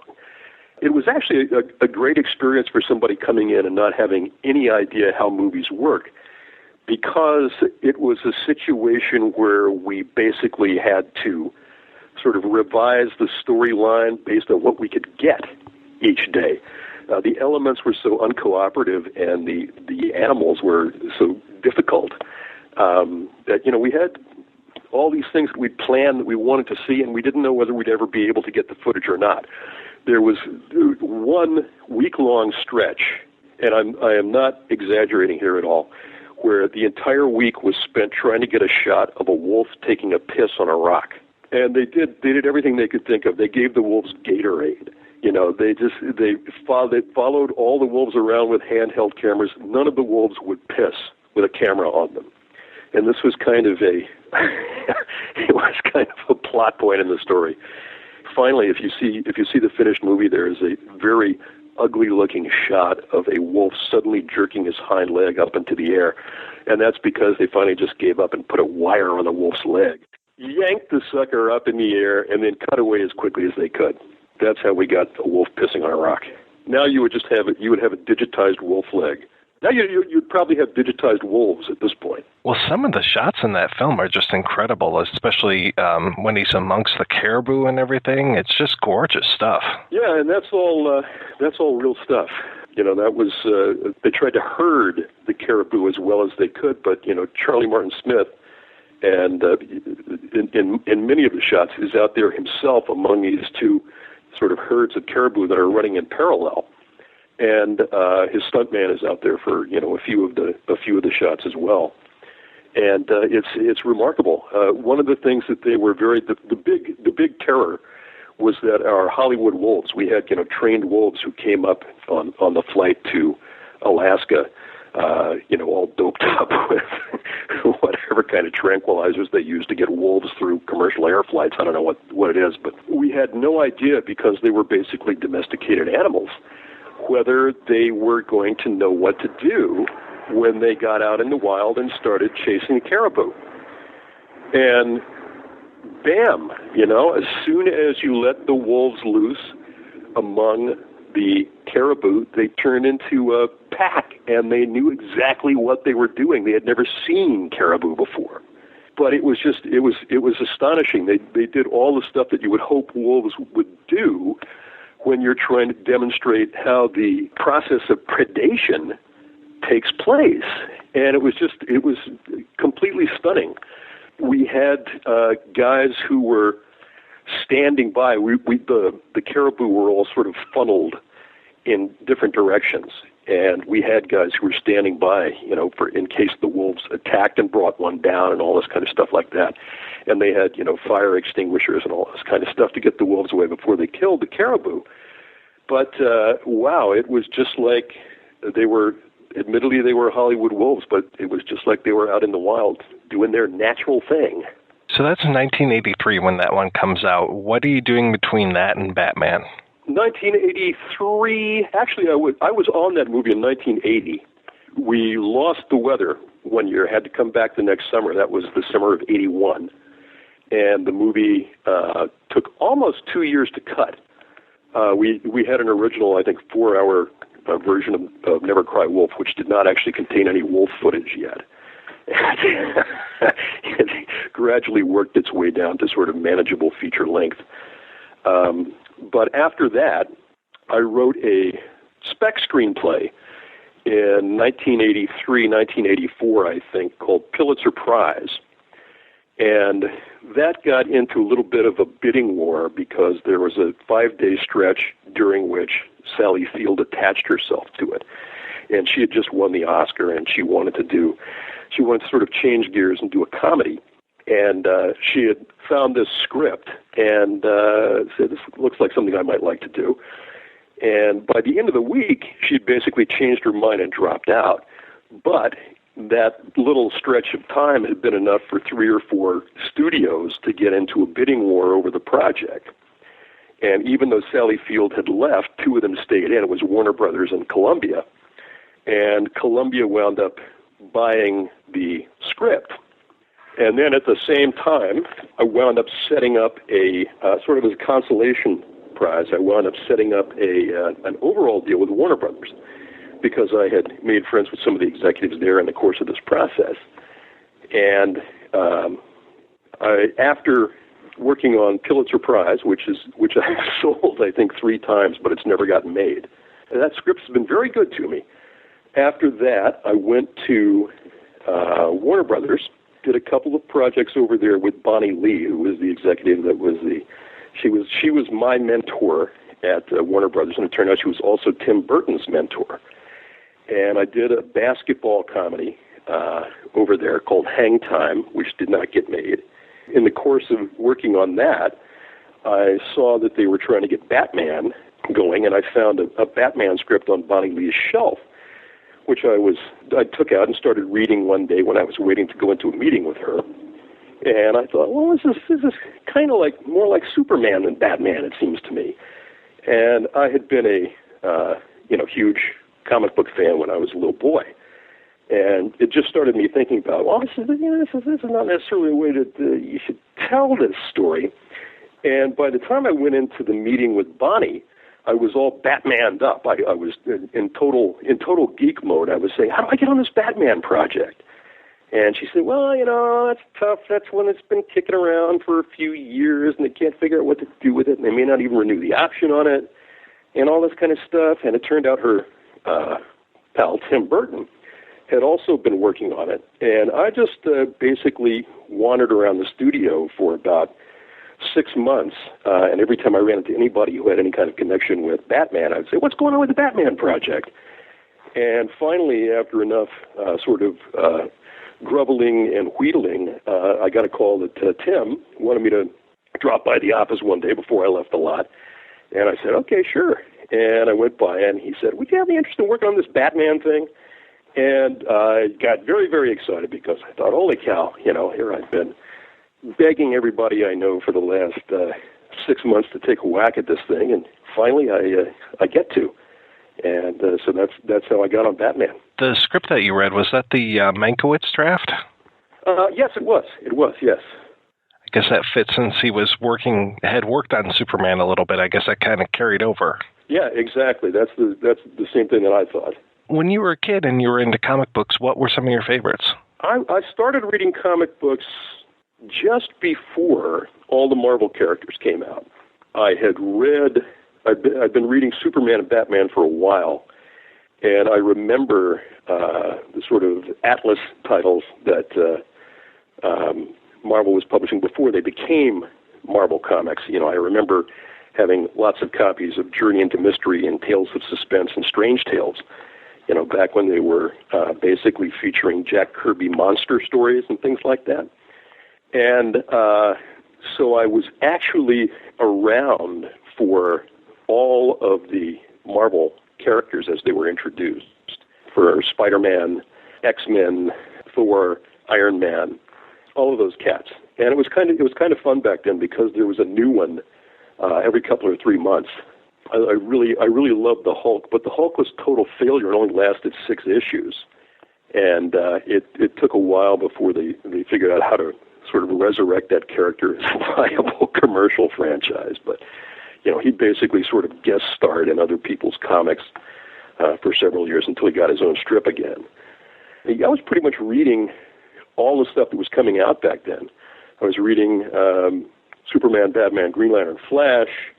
I was a little too young for that first sort of Silver Age renaissance of superheroes that took place in the late 50s. So the Flash and Green Lantern and all those characters that DC had brought back were already well established by the time I started reading comics. But I was there for the first round of all the Marvel stuff.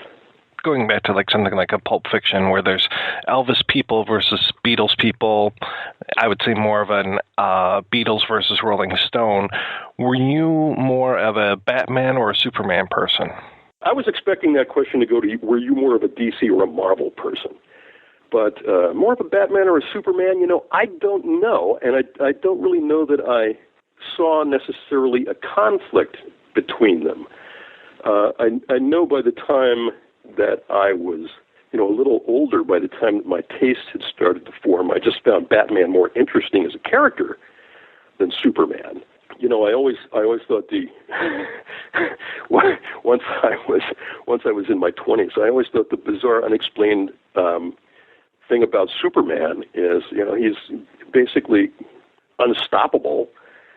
He's this godlike figure, and isn't it nice that he is so friendly and just wants to help everybody and devote all his time to doing nice things for other people, because, you know, otherwise he would set himself up as the ruler of Earth. That's what I always thought was, you know, kind of weird about Superman, and I thought it was kind of interesting that they never even raised that as a possibility. He was unimpeachably nice, and that makes him, you know, sort of weird to me. There were no real sort of flaws in Superman's makeup, and he was such a Boy Scout, you know, as Frank Miller, I think, said at one point in The Dark Knight Returns, that he had so few weaknesses, so few vulnerabilities, that there was very little you could do in terms of generating stories around him. And so the stories tended to be about, you know, Jimmy Olsen getting into some kind of ridiculous trouble and changing into a giant mutated turtle man, or, you know, Lois Lane and her 369th attempt to prove that Clark was indeed Superman. And this time she really had the goods on him, but he turned the tables at the last minute somehow. The stories kind of descended into silliness and trivia. But, you know, that was kind of true all across the DC spectrum at that time. I mean, there were a lot of pink aliens and, you know, time travel, and it's basically just how can we come up with another plot this month when now that we've been doing this for, you know, 30-some years with the same characters. And so, you know, I can't really say that I liked one more than the other. I liked them both. So you're there for the introduction of all these Marvel characters. What was that like for you? Because I imagine you started in DC and kind of tested out the Marvel waters. It sort of changed my way of thinking about comic books in the same way that it changed everybody's way of thinking about comic books. I think one of the formative experiences of my boyhood was reading Fantastic Four, probably number 8 or 9, somewhere along in the run, where it turns out that Reed Richards, Mr. Fantastic, has blown the group's finances by bad investments in the stock market. And they're basically broke. And they get evicted from the Baxter building. And I remember thinking, holy cow, you know, these guys have to earn a living and they have to pay rent on their lair. You know, because you always assume Batman, of course, was fabulously rich, and he had this enormous cave under his house, which he had somehow outfitted with all kinds of fantastic equipment and gear and souvenirs and stuff like that. And Superman had his fortress of solitude up in the Arctic, and he was the only one that knew how to get there and the only one who could open the door. And then you have these guys, and number one, they live in New York City, and they're in a high-rise, and they can't make the rent. And holy cow, that was pretty amazing. And then, of course, Peter Parker came along, and he couldn't get a date, and you know, he had all kinds of problems. His aunt was always sick. You know, he was responsible for his own uncle getting killed as part of his origin story. They actually, I believe, had a slogan in the comic books at the time, which was called "Superheroes with Super Problems," and that was what made the Marvel characters sort of interesting to me. That they were played as, you know, adolescent loners or outcasts, or, you know, people for whom things sometimes went very, very wrong in their personal lives. And that was, you know, that was wild. That was kind of innovative for the time. And you could probably argue that the pendulum has swung too far the other way at this point, where, you know, every character has some kind of crippling moral debility. And, you know, there's this kind of curse of darkness that has descended onto comic books. And they're just not as much, they may be cooler, but they're not as much fun as they were when I was a kid. You know, one of the things that I used to love was that, you know, Spider-Man would come up with quips that were actually funny. And that was a big change from the very square kind of shtick that Superman would do with Jimmy Olsen or Batman would do with Robin. Yet, but there was, you know, even in those comics, which were more about the characters' personal traumas, there was a sense of fun, and there was a sense of comic relief. And I don't know if that's present to the same extent now. Yeah, I can't afford comic books anymore, so... Well, that's the other thing. I mean, I remember the tragedy of comics going from 10 cents to 12 cents, which meant that my dollar allowance was now going to buy me 8 comics instead of 10. That was horrible. And now what? They're like $4 or $5, something crazy like that? I don't know how. Of course, they're very nicely printed now, but I have no idea how kids afford to follow comics. I'd rather have the pulp that falls apart after like 3 readings. Yeah, kids have to go out and commit crimes to get the money to buy books about crime fighters. That's all I can figure. 1986 this is that you're joining up with Burton to do Batman? That sounds about right. And where was the project? What had he already kind of decided or thought about when you came to him? He had done a treatment with a writer named Julie Hickson. It drew on some elements from the Mankiewicz thing, but it was kind of truthfully, I do not remember it terribly well. I know that the Joker was the central villain, and it did end with a parade, and we wound up having a parade at the end as well. But I basically went in and said to Tim, we should do it dark, and he agreed we should do it dark. That's what he had wanted to do all along. And the thing he said is, what I find weird about Batman is he's this incredibly rich guy who could basically do whatever he wanted, buy whatever he wanted, and yet his whole deal is to go out and fight crime at night. He dresses up in a funny suit and he goes out and beats up muggers. And I said, that's exactly right. That's what I think about Batman. He said, so how would you tell the story? And I said, I would make that the story. And he said, what do you mean by that? And I said, it's the story of, why is this guy doing this stuff? Why does he dress up? Why does he? And we basically, the way to do it is not to start with his origin story. The way to do it is to say, here's this character. In the course of watching him do what he does, we start to find out why he does it and, why he's so crazy and, what messed him up and all that kind of stuff. And we kind of treat it as a mystery. Meanwhile, the story that we start with is the origin of the Joker. And so we've got this, creation of the sort of anti-Batman that becomes the through line of the movie. And as we're following that, we start to find out what makes this other guy, the guy in the bat suit, tick. And so we were just pretty much in total concert from day one in terms of how we wanted to do it. I love that you start off with the fake out, that the theater, the people coming out of the theater, and you immediately think this is going to be Batman's origin right here. That's the gag. The first draft of the script that I read was from, I think, 86.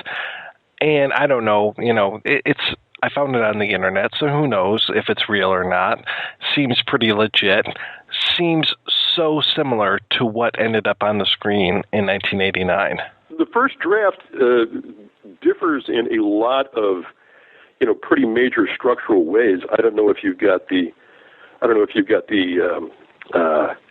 first draft or maybe a later draft that has the various emendations, rewrites, changes, et cetera. But, they're pretty serious structural changes.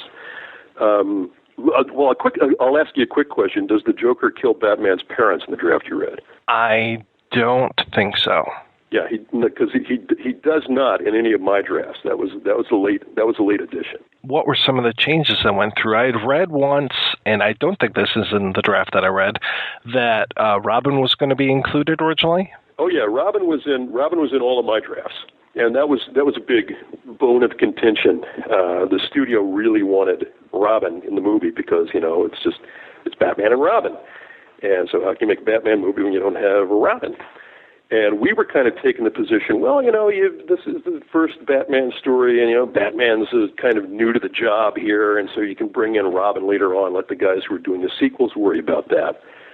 But, they were more and more insistent as we were going through the process. And there was one weekend, I remember, where Tim flew up to San Francisco to hang out for the weekend and try and crack this problem of how do we get Robin into the story, because we had no idea how to do it. And we paced around for all of Friday and all of Saturday, we finally decided Sunday morning we're going to have to call the studio and just tell them, look, we're sorry, we've done everything we can do, but we can't figure out how to jam Robin into the story. And it was literally about 5 minutes before we were going to pick up the phone and make the call at 11 a.m. or whatever. And we just thought, all right, let's try one last time. And we started pacing around in a circle on the rug, just as we'd been doing before. And, I threw out something and said, hey, what if? And Tim said, yeah, and then... And I said, and if that happens, then so forth and so on. And suddenly we discovered that we had, built this sequence out of nothing where what we had that was sort of an ordinary chase scene would turn into the introduction of Robin. And, we figured out how to integrate it with all the stuff we already had. And so, desperation being the mother of invention, we managed to get Robin in at the last minute. Now, of course, once the movie's in production, the movie went over budget. They're in England. They're behind schedule. They're frantically looking for something that they can cut in order to, get the picture done more or less on time and to make the picture cost a little less than they were starting to be afraid it would. They went through the script very carefully and said, well, it looks like there's one thing that we can lift out with no real problem. What's that? Robin. So, bang, Robin gets cut out of the first movie and postponed not even to the sequel, but to the second sequel. He got kicked 2 pictures down the line. It's not easy being Robin. So you said it was always going to be the Joker. When did some of the casting stuff come about? Because you were involved all the way through this process. I would guess I was on it for it was shooting in 1988. So I would guess I was working on the project for about a year and a half, and I did some other stuff, in the meantime, in between doing rewrites on Batman and so forth and so on. By the time that the movie was actually going into production, there was a writer's strike in the spring of 1988, and so I was not able to be a part of the actual production of the movie. It was going into pre-production as the strike began, and I think, if I remember correctly, that Michael Keaton had been cast, and there was a lot of angling and negotiating going on before they actually got Jack Nicholson. He was the guy that the studio wanted most, and he was stringing them along, and they were offering him more money, and he was walking away, and all of this kind of back and forth that they do. But it was a total shock to me, and I think probably to Tim as well, that we were able to get him, because the studio had thought Jack Nicholson. We'd never occurred to us that we'd get Jack Nicholson. Michael Keaton was cast shortly before the strike happened, and that was a deal where there was a big fan controversy at the time, because they thought, well, Michael Keaton is a comedian, and so therefore it's going to be a comedic version of Batman. But Tim had worked with him in Beetlejuice and had an obvious sort of level of comfort with him, and he had just made a movie called Clean and Sober, in which he is terrific, and it's a serious part. It's kind of a dark part, and he plays kind of a depressive guy. And if you watch that movie, you can see a whole lot of the character of. You can see a lot of the stuff that he brought to the character of Bruce Wayne. And so initially I thought, like, Michael Keaton, what the hell? But it occurred to me the more I thought about it, and the more I looked at his stuff, that of course what you're going to do is cast Bruce Wayne. You don't cast the guy in the suit, because the guy in the suit is going to be a stuntman in half the shots anyway. You cast the human being. You cast the character that's whose emotions you care about. And I think he's terrific in the movie. That people just assumed, of course, that he's primarily a comic actor, and so that meant that they were going to get a send up of Batman. They were going to get something equivalent to the old '60s TV series or something. Who knows? I seem to remember there was controversy about the film being so dark compared to the campy '60s show. Yeah. The studio was a little nervous about that. We had one conversation with them where they said, it seems that there are people who actually get killed in this movie. And we say, well, yeah, there are people. It's like it's like kind of a dark adventure. It's not for it's something for it's for a 12-year-old audience, but not necessarily for a 6-year-old audience. And they would say, well, it also seems like, I don't know, it seems kind of like Batman is a vigilante. There's nothing you can do but just sort of like scratch your head and go like, well, I'd like to tell you Batman is not a vigilante, but Batman kind of is a vigilante. And so, they were generally very much on board with the project all the way through. But, when they started second guessing very much toward the end of the development process. And, luckily we were able to ride most of it out. And, now compared to the Christopher Nolan movies, our version of Batman looks almost like a laugh fest. It's dark by comparison to the TV series, but, compared to the later incarnations of Batman, it's not, not nearly as dark. There was a scene of Bruce Wayne kind of swinging through the city wearing a ski mask after the Joker shoots him in Vicky Vale's apartment. Do you know, was that ever shot? The sequence itself was never shot, but they came very close to shooting that sequence. The one you're talking about is from my drafts, and it's a scene where Bruce doesn't have his costume, but he's trying to trail the Joker after the Joker snatches Vicky. And he pulls on a ski mask and goes up on the roof and basically tries to follow the Joker's van by jumping from rooftop to rooftop, and eventually lands. He knocks a mounted policeman off the back of his horse, and takes the horse down the streets of Gotham City to chase the van. And the gag is that he's put in a call to Alfred, and Alfred is frantically driving his little yellow Volkswagen up the equivalent of West End Avenue. And there's a bit where Bruce is on the back of the horse in the ski mask, and this yellow Volkswagen cruises past, and Alfred pitches him a laundry bundle out the window.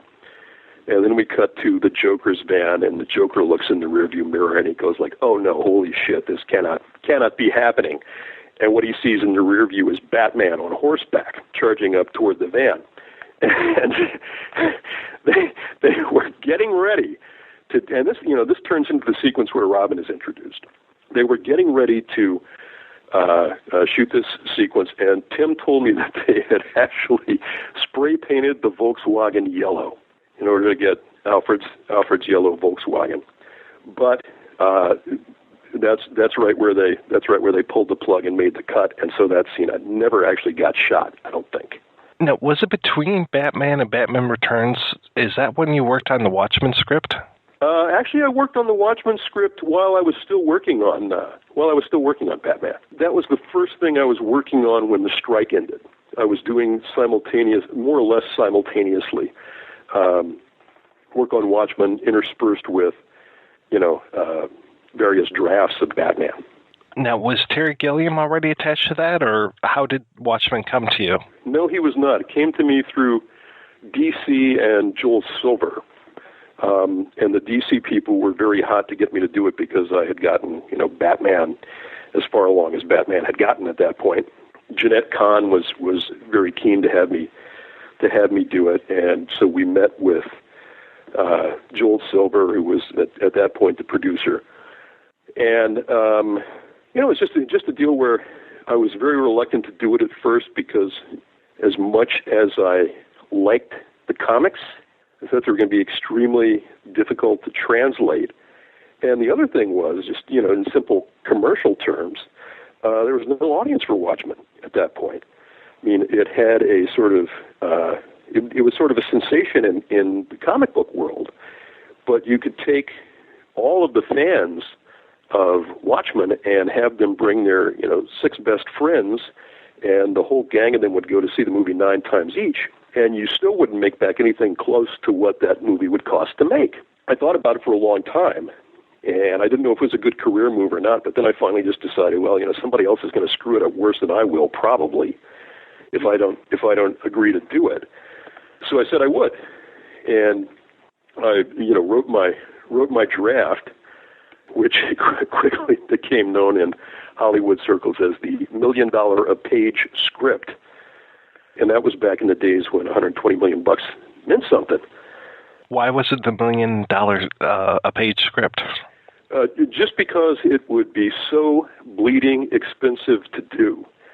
There was some kind of mammoth special effect on almost every page, and it was pre-CGI, and so there was Dr. Manhattan would basically have to be done as either practical or a photographic effect, and to have a main character who was a shapeshifter and keep sort of changing size and doing all that kind of stuff was pretty huge, and the action was on a big scale. So I know this is rather gauche to ask, but what did you think of the final Watchmen?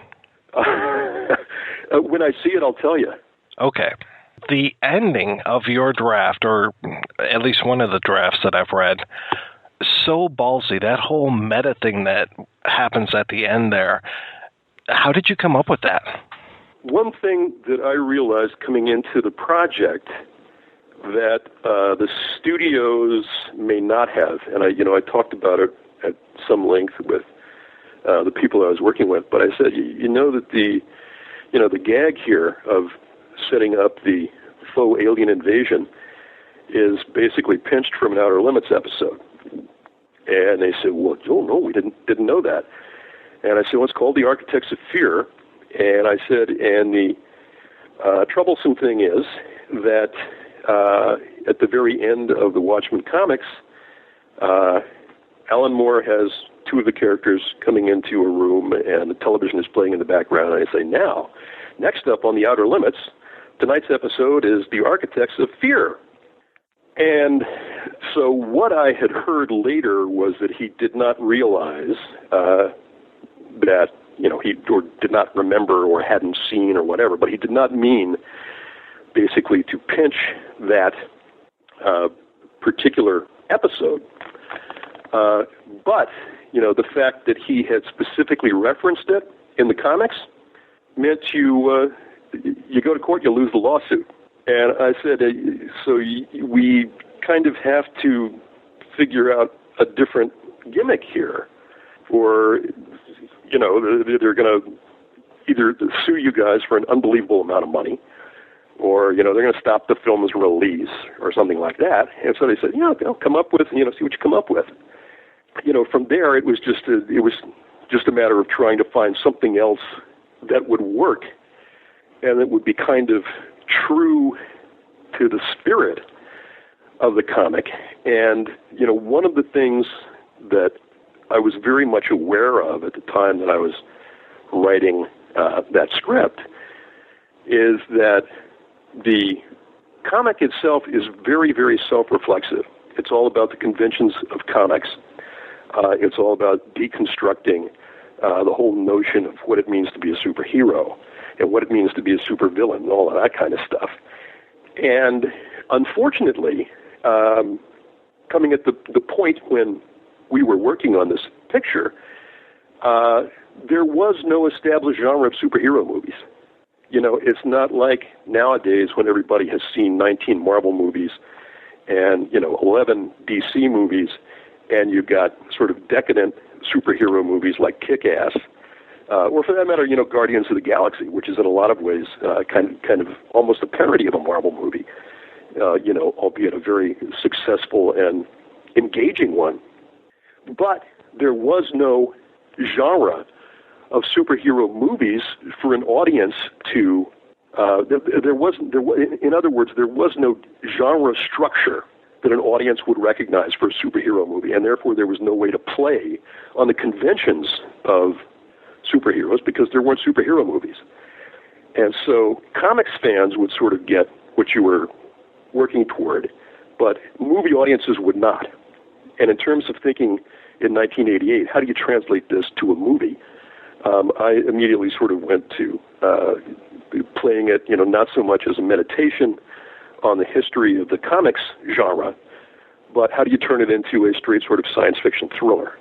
And, that's the route that I tried to go. So think I actually would have preferred the one that made it to the screen, that had used your ending.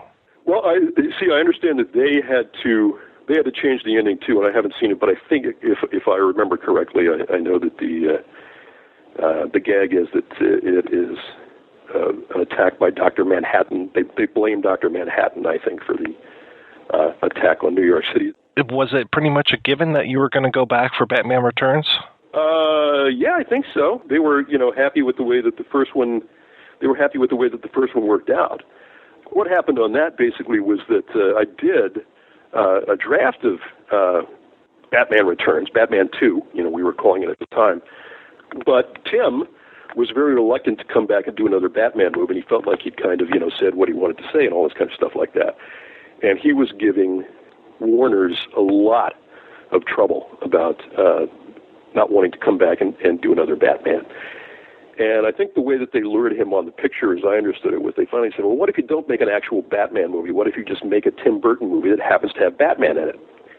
And that kind of got the hook in him. And so he began completely sort of rethinking what he wanted to do with it. And we wound up, parting ways on that, because I had done a script which was, following very directly on not just the plot, but also sort of the thematics and so forth and so on of the original movie. It just went a different route. Yeah, it kind of sounds like you were between a rock and a hard place a little bit. Yeah, well, that's the nature of the business. As I learned on Never Cry Wolf, there's so many things that can go wrong. There's a million ways for a movie to go wrong, and there are only a tiny handful of ways that you can navigate all the hazards and the pitfalls and actually, get the critter up on the screen in any kind of, working fashion. Were you pretty much the one, though, that came up with it's going to be Penguin and Catwoman, and it kind of, Yeah, I do.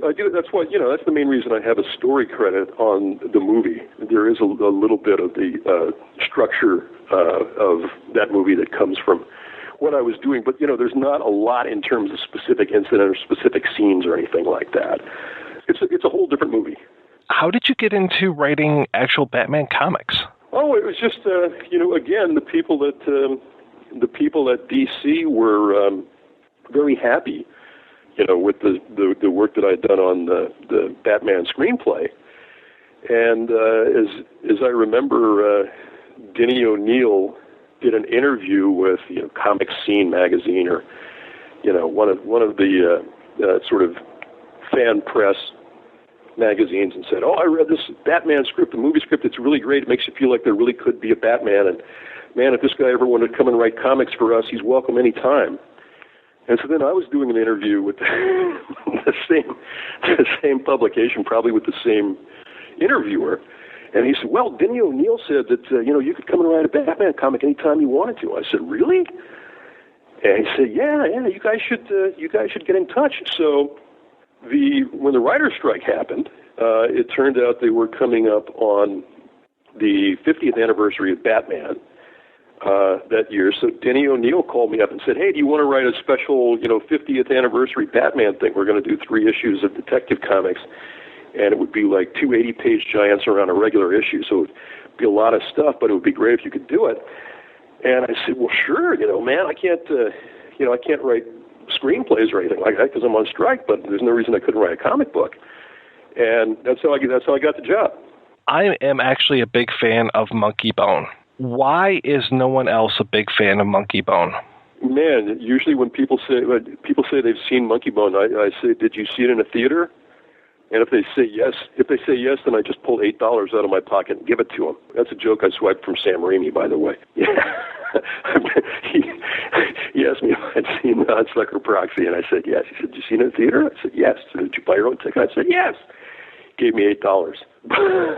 I'm pleased that you like it. I mean, it's a movie that got pretty much buried by the studio during a regime change, and it got way hacked up and carved all out of shape when they were trying to figure out how they can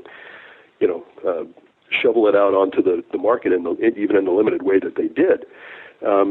But I will say that we had a 2-hour and 12-minute version that was pretty darn good and actually made sense. Oh, wow. But no, thank you. There is a small but vociferous core of Monkey Bone fans. So I'm pleased to have him. I'm not usually a big Chris Kattan fan, but I think that's some of his best work. Chris Kattan is great in that movie. He's hilarious. Yes. He's wonderful. Him running around with his neck propped up, yeah. Oh, my God. Propped up. I know, it's great. He almost got killed when we were doing that bus gag, too. I have a friend who insists that every movie would be made better had it had Brendan Fraser and a monkey in it. Well, the one movie you can't say that about is Monkey Bone. So Brendan is he's wonderful in Monkey Bone, and he's a great and incredibly versatile actor. And he's also just like he's the nicest guy you can imagine, who's making millions of dollars for being in movies. I mean, just a good mug, really nice guy. That's the way he seems to come across, at least in interviews and everything. I think I saw him on Graham Norton, and he just seems to have a great sense of humor about himself. Yeah, he's a good guy. So what are you working on now? I am working on a theological horror picture called Fear of God. That's what I'm kind of focused on right at the moment.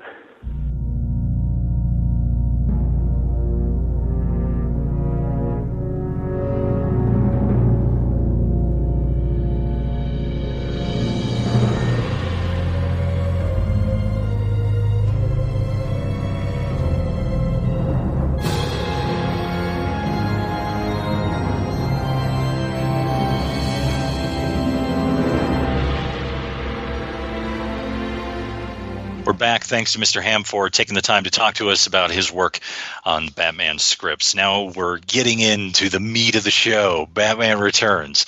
Now, it really isn't just a given that it would be a sequel to Batman, at least not with Tim Burton at the helm.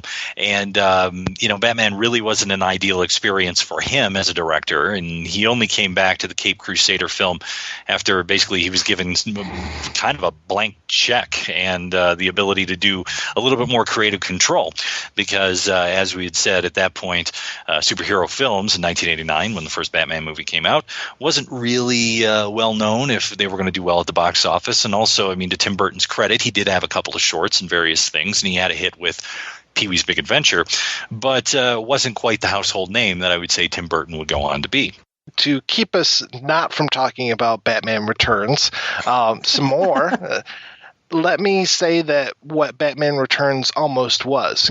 There is that period in between Batman and Batman Returns where Burton does go out and make Edward Scissorhands, and he had, I think Beetlejuice was a fairly fair-sized hit before Batman, but still it's not the kind of thing like, oh yeah, he's going to be the natural. Yeah, oh, this guy that did Pee-wee's Big Adventure and Beetlejuice, yeah, he's a natural choice for Batman. I don't necessarily know how he got kind of thrown into this world, but I'm glad that he did. And really, Batman is this outsider kind of character, and it plays well with his wheelhouse and all this kind of stuff. Which has always been the thing that I've appreciated with Burton. This was part of the reason, not to completely sidetrack us here, but this was part of the reason why I was not really interested in the idea of a Tim Burton Superman film. Because to me, Tim Burton, at least in his best films, and even Pee-wee's Big Adventure, is about outsiders. It's about dark outsiders who don't fit. And when he can do that as his theme, he really seems to do really good work. And that's why some of his later films for me don't ring as true and aren't as interesting, because he's kind of straying from that and he doesn't know where to go with it. There's a lot of things about me you don't know anything about, Daddy. Things you wouldn't understand. Things you couldn't understand. Things you shouldn't understand. I don't understand. You don't want to get mixed up with a guy like me. I'm a loner, Daddy. A rebel. Even when you look at what he has done, I mean, for me, and I'll post the link to the Geek Juice Radio thing I was just on recently talking about Tim Burton, and I talk about how, to me, like the last really good movie that he did, I mean, Big Fish is this kind of weird fluke almost. And up till Ed Wood is where he is absolutely fantastic to me. And you're right, Ed Wood is that outsider. He's a real person, but he is that outsider that is, so much speaking to what Burton is about and making movies under these bad conditions and everything. And I could see Burton really kind of relating to what Ed Wood had to go through to get his stuff done. And it sounds to me like Batman was pretty much a trial by fire. I mean, I mentioned Peters and Guber before. There's a whole book about them called Hit and Run that just talks about just what pieces of work these two guys were. And there's this whole lawsuit that was going to happen because the guys who originally had the property of Batman, they kind of got swindled by these guys. They're still on the movie listed as producers and everything, but it's like they're getting cut out of the profits and they're not getting everything that they should and yada yada. And that's just like their MO and everything. So they're the ones that also helped keep Superman, basically the death of Superman story, out of ever coming to be for like 15 years or something. So they were interesting guys. But so between Batman and Batman Returns, they kind of went back to Sam Hamm, said, hey, write the script, yada, yada.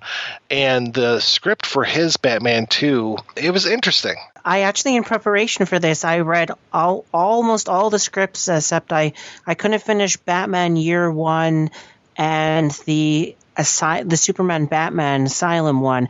But his sequel was interesting. That's a good word to use. It's funny what similarities there are between what he wrote and what ended up on the screen, but they are so just little nuggets of ideas kind of things, like, being set in the wintertime, Penguin and Catwoman being there, just like a couple little things here and there that end up in the movie. But it's just this weird kind of like, people described it as like a Hardy Boys adventure, and I can almost kind of get that because it's this whole thing where there are these 5 families that have been running Gotham forever, and the Waynes, of course, are one of those.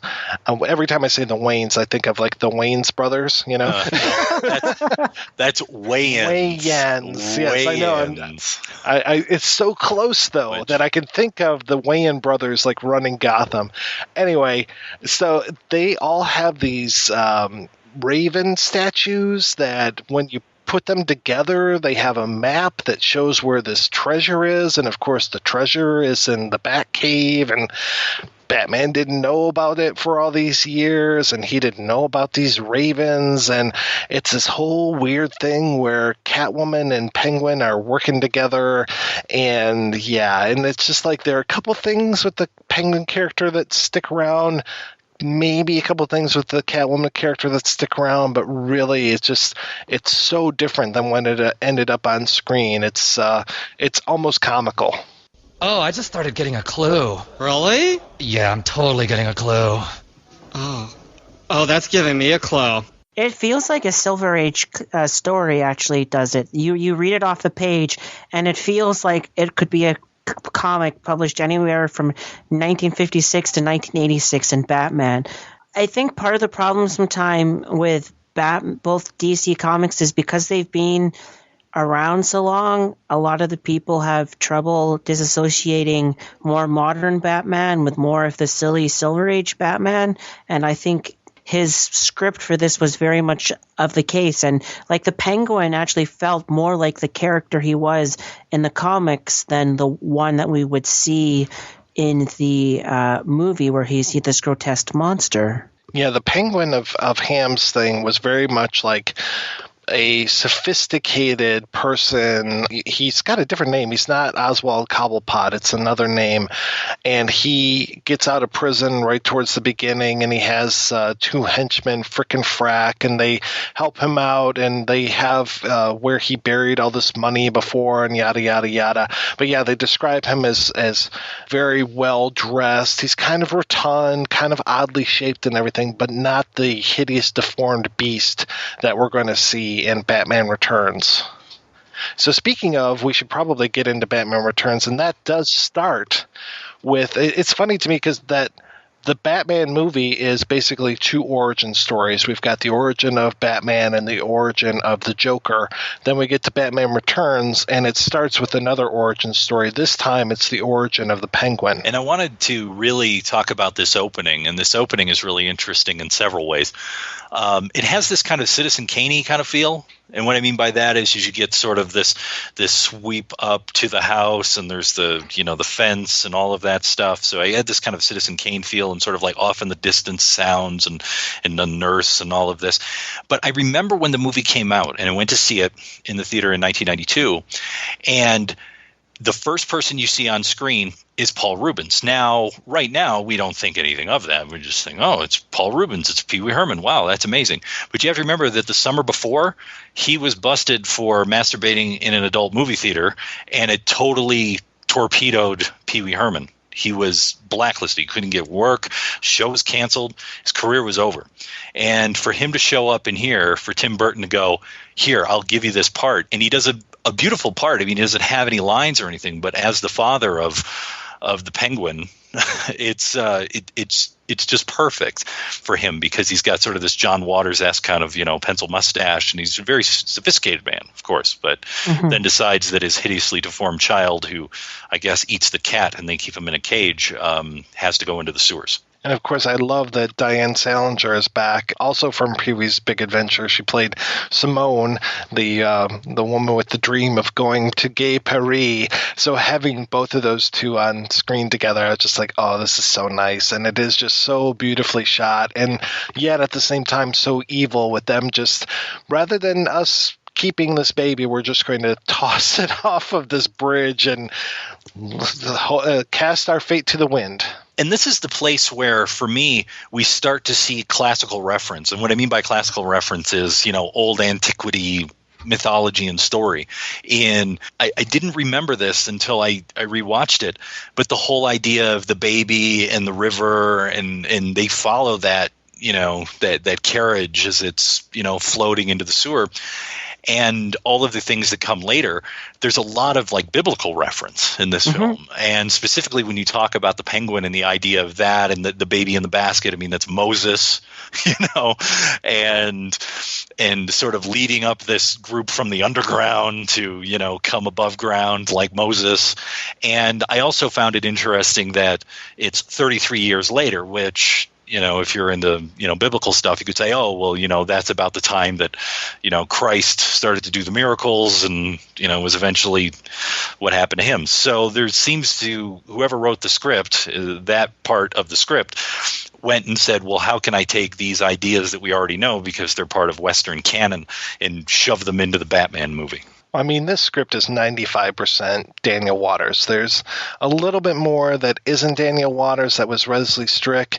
And when we play back the interview with Mr. Waters, he'll talk about, what was his and what was Strick's. And luckily, he's able to just kind of say, like, if it was good, it was me. If it was bad, it was Strick. So he's got it out. I also want to mention that I think an important theme that is throughout this movie is it setting it during the time of Christmas, which, linking it to the biblical thing, is the time of life, death, and resurrection, which plays a key role for both our two villains, of both the Penguin, of his death by sewer, and his resurrection, where he goes from the monster to Cobblepot throughout the movie, and of course Catwoman, of her resurrection. And I also think it has a lot to do with using the idea of Christmas holiday as a time for family. And there's this whole thing where, of course, Bruce Wayne has the nice big house, but he doesn't have a family. You have the Catwoman, Selena Kyle's getting phone calls from her mother that she never returns. The character of the Penguin, when he finally comes above ground and talks to the media, he says, I want to know my family. I want to know my parents. So there's all of this family stuff. And to set it during Christmas really makes sense because for all of us, during the Christmas holiday, it seems to be the time when we get together with our families. In one of the early drafts of the script, we were actually going to find out that Max Schreck, the third villain in the piece, was Oswald's brother, which is kind of interesting. I'm glad that they cut that out. But also to your point, Rob, Max is the only one that we actually see their family with his son, Chip. Yeah. So in that whole idea of negotiating his life for Chip's later on, which is probably the only selfless thing that Max Schreck does during the entire film. And it is Schreck, to me, who's one of the most interesting villains of this piece, one of the most interesting characters. And I know that I've seen Christopher Walken before Batman Returns. I knew that, when he showed up in that movie in 1992, I was like, oh, yeah, I know this guy. I've seen him in a lot of other things. I think maybe, I had seen Deer Hunter right around here, but he wasn't like everywhere like he is today. Mm-hmm. Like, you turn on the television set and within 5 minutes you're going to see a Christopher Walken film. He was a little more picky when it came to his roles, like I had seen King of New York, I would say, and like maybe McBain and a couple things, but not as much as I would today. But his turn as Max Schreck gives me some of the best lines in the movie, like that whole thing about, I'm a businessman. Tough, yes. Shrewd, okay. But that does not make me a monster. In my first film that we did, Tainted, which we did the drunken commentary for earlier this year, there's a line that Sean pulled and used, and it's the line where he's talking to Selena Kyle, and she's like, well, it's not like you can kill me, it's and all this, and she's trying to kind of back her way out of knowing something and what she knows and who she could tell it to. And he goes, actually, it's a lot like that. In terms of his characterization, and maybe it was just me, it's not necessarily his characterization, but I think it was the way he looks. Not so much the hair. The hair's a little burlesque. It's a little big and ridiculous.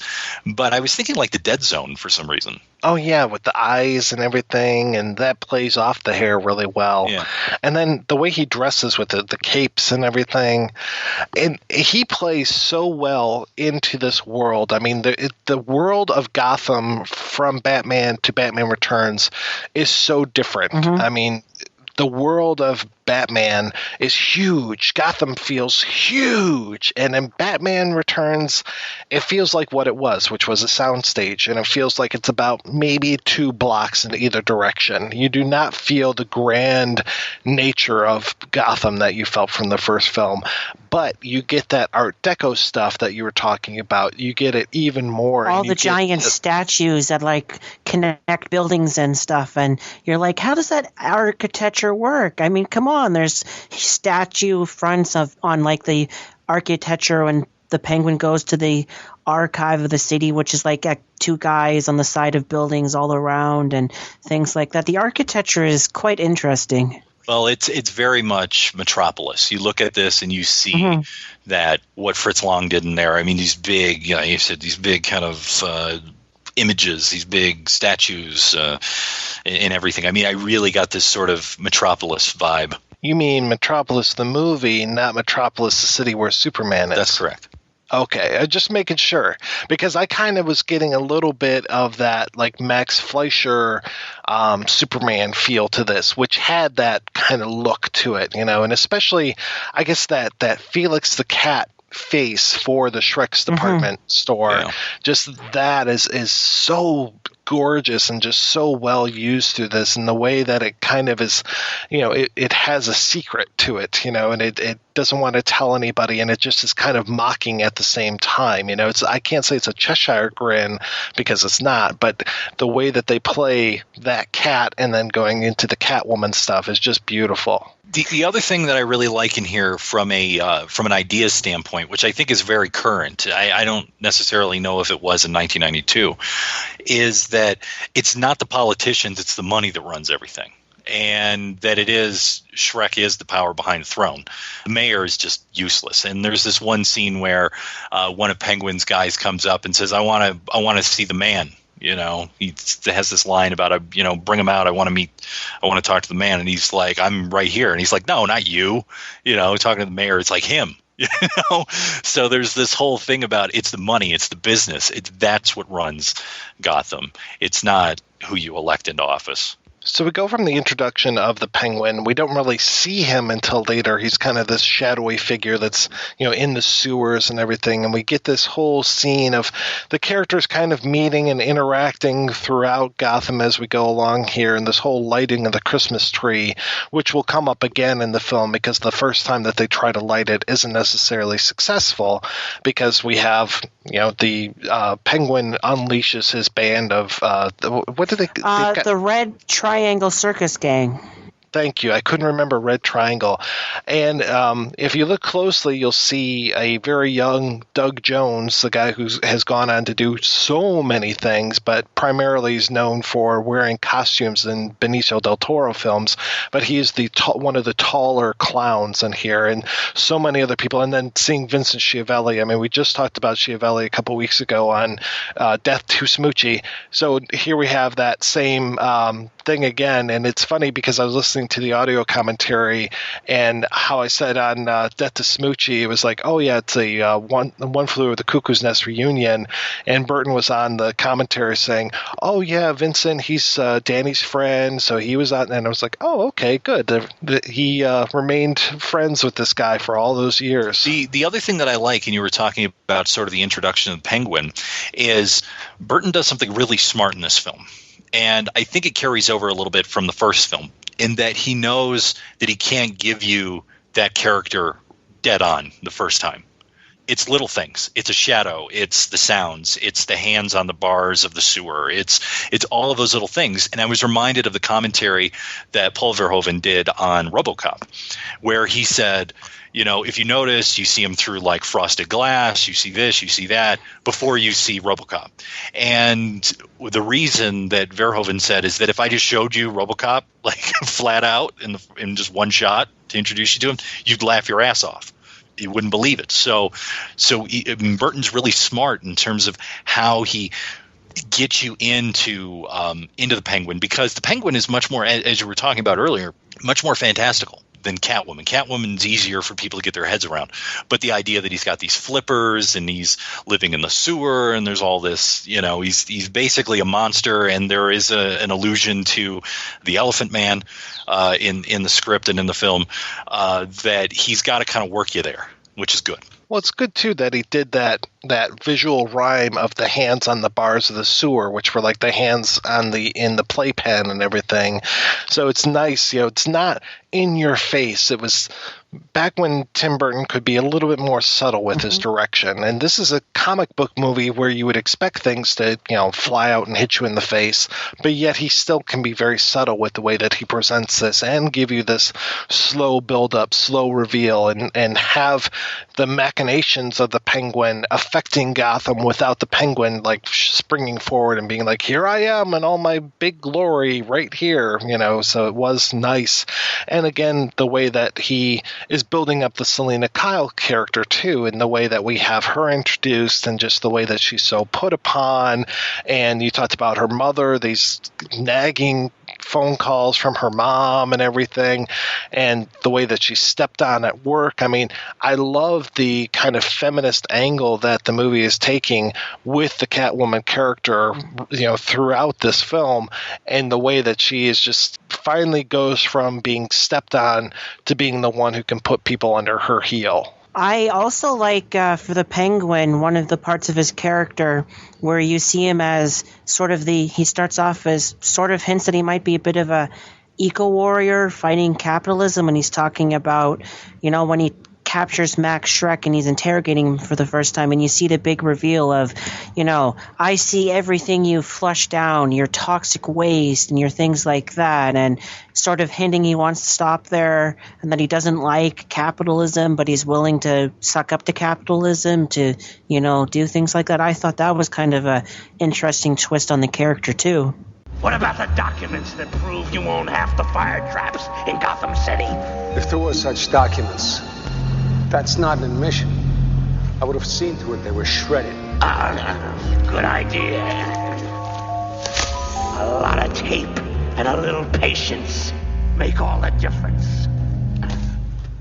The thing that's interesting about Catwoman, and we haven't really talked about her development as a character through the comics and then into this film, is like you were talking about, Mike, in in the original DC Comics, the Penguin is a man of means and money, and I think we get that more with the old TV show in Burgess Meredith. Mm-hmm. But in this film, he does come from means, but is deformed and then is abandoned. But Catwoman's interesting because depending on what era you're dealing with in terms of Selina Kyle, she is either cat burglar, she's an office worker, she's a dominatrix. Like, her day jobs when she's not Catwoman are varied throughout the history of her use within the comics.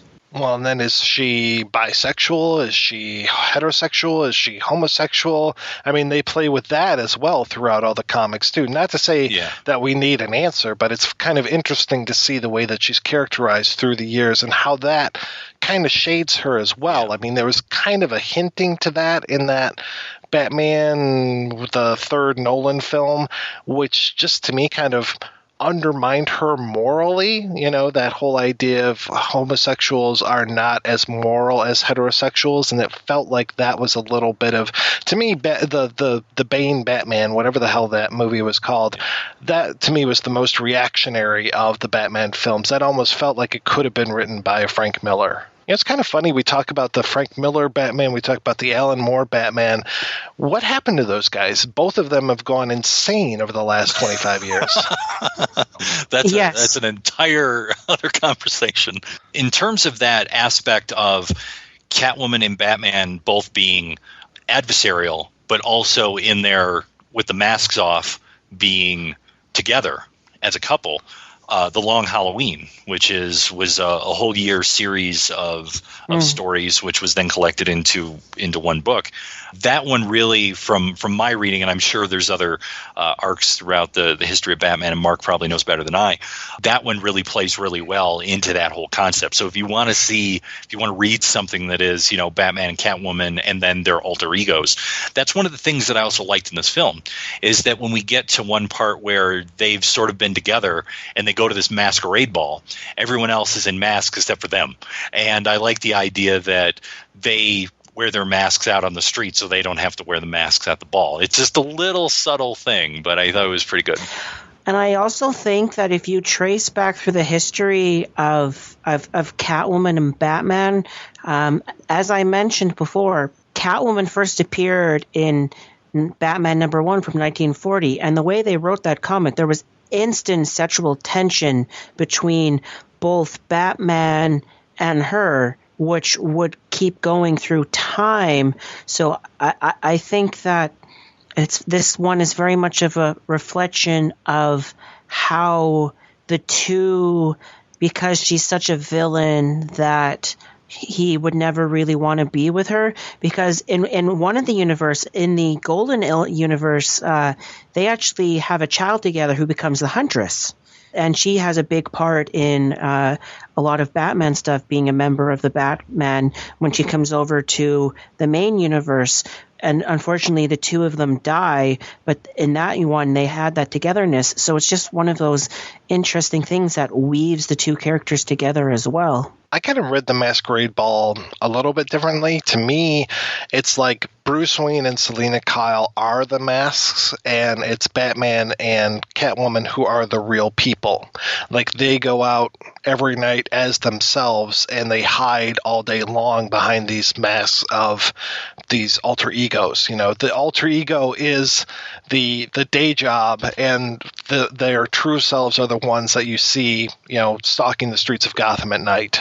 And I even think there is one point in there between Penguin and Batman where he's like, I'm not wearing a mask, and you take your mask off, which always seems to be something that comes up within the Batman universe, where one of the villains is always going, hey, I am who I am. Why don't you show the world who you really are? Right, and it's like Batman should almost be able to say, this is who I really am.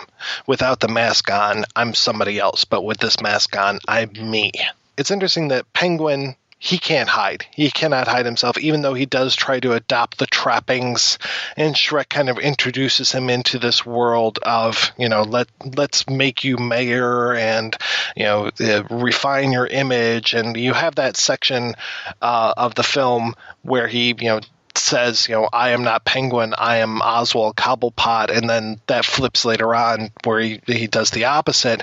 And so during that middle section, you have him trying to put on these airs of respectability. I really love the scene, of course, where they try to put the cigarette holder in his mouth like his father had, or like the Burgess Meredith character had, and he spits it out immediately. So it's like really trying to break with that Burgess Meredith type. Well, he also has that in the comics too. That's a hallmark of the Penguin, is he always has that long cigarette in it. So that's also Burton, I think, trying to break the Penguin away from how he's seen properly in the comics as well. And I have to say, this is one of Danny DeVito's finest moments for me. This role as the Penguin, I mean, he is just absolutely disgusting. And I know that the makeup helps a lot with that, helps, increases avian features and all this kind of stuff. But those little grunts that he's doing throughout it, the way that he eats when he's eating the raw fish and all this, but especially just those little grunts as he's walking along and his gait and everything, and just the stuffing when it comes to his body shape and everything, he just carries this off so well. I don't know if I've seen DeVito give a better performance than he does as the Penguin. And it is a much more subdued Penguin than what we had seen before, which would have been Burgess Meredith, where it's very squawky, it's very, kind of almost like Edward G. Robinson kind of delivery. The other thing that I also like with him in terms of when we meet him underground and, the basket comes in and then they're the penguins and all of that stuff. And it's the same thing with Catwoman too, is that I almost got this feeling of Tarzan, and go with me here, in terms of they're being raised by animals. And the animals take the human and they take the human in and they help them and get them back on their feet. And then because of that, they retain aspects of that thing, of that animal, be it the penguin or be it the cat. So there's this whole kind of, raised in the wild kind of idea around creatures that are not of your species. Of course, it makes for a great poster, the bat, the cat, and the penguin kind of thing. But in this movie, you really see Batman embracing the bats, and you don't necessarily get that a lot. And we have the Penguin interacting with those penguins. We have Selina, especially when she transforms, interacting with the cats and everything. So it's nice that they have this kind of animal connection. And it is this whole idea of people who are animals as their alter ego kind of thing. So it was nice the way that they kind of brought that together. So you've got that duality of Joker Batman in the first movie, and then you kind of have this duality of animal human in this one. So I thought that it worked out well that way. The other thing that I can think about there in terms of that connection between animal and human would be in Western culture with the idea of the familiar, and that would be mostly with the idea of witches and black cats, that they're connected in some way. I also think this movie has a bit of the dichotomy of the monster of who's the monster? Is it Penguin? Or is it humans like Max Schreck or the Penguin's parents who threw him away? I think that's also a dichotomy that Burton presents in the movie as well, which I think really adds a neat layer to Danny DeVito's performance of the Penguin. Max Schreck outright murders somebody. He gets away with it. He is the guy that gets away with it, or at least for the beginning of the film, he gets away with it. And it's what you were saying earlier, Rob. It's that whole idea, the money is the power, and he's the guy that has it. He can throw his secretary out the window and not worry about it. And this is the thing that I also like that Burton does here, where he's able to use, all this visual stuff to give us little things and really kind of build character. And what we had talked about before with the Selina Kyle character, where she has this phone message and her mother keeps calling her and all this, and she has cutesy little things around her apartment. One thing I'm a little bit sad about is I've had cats nibble on my fingers for years, and I have not been able to get those kind of ninja skills that she appears to get from these cats. So I'm working on that.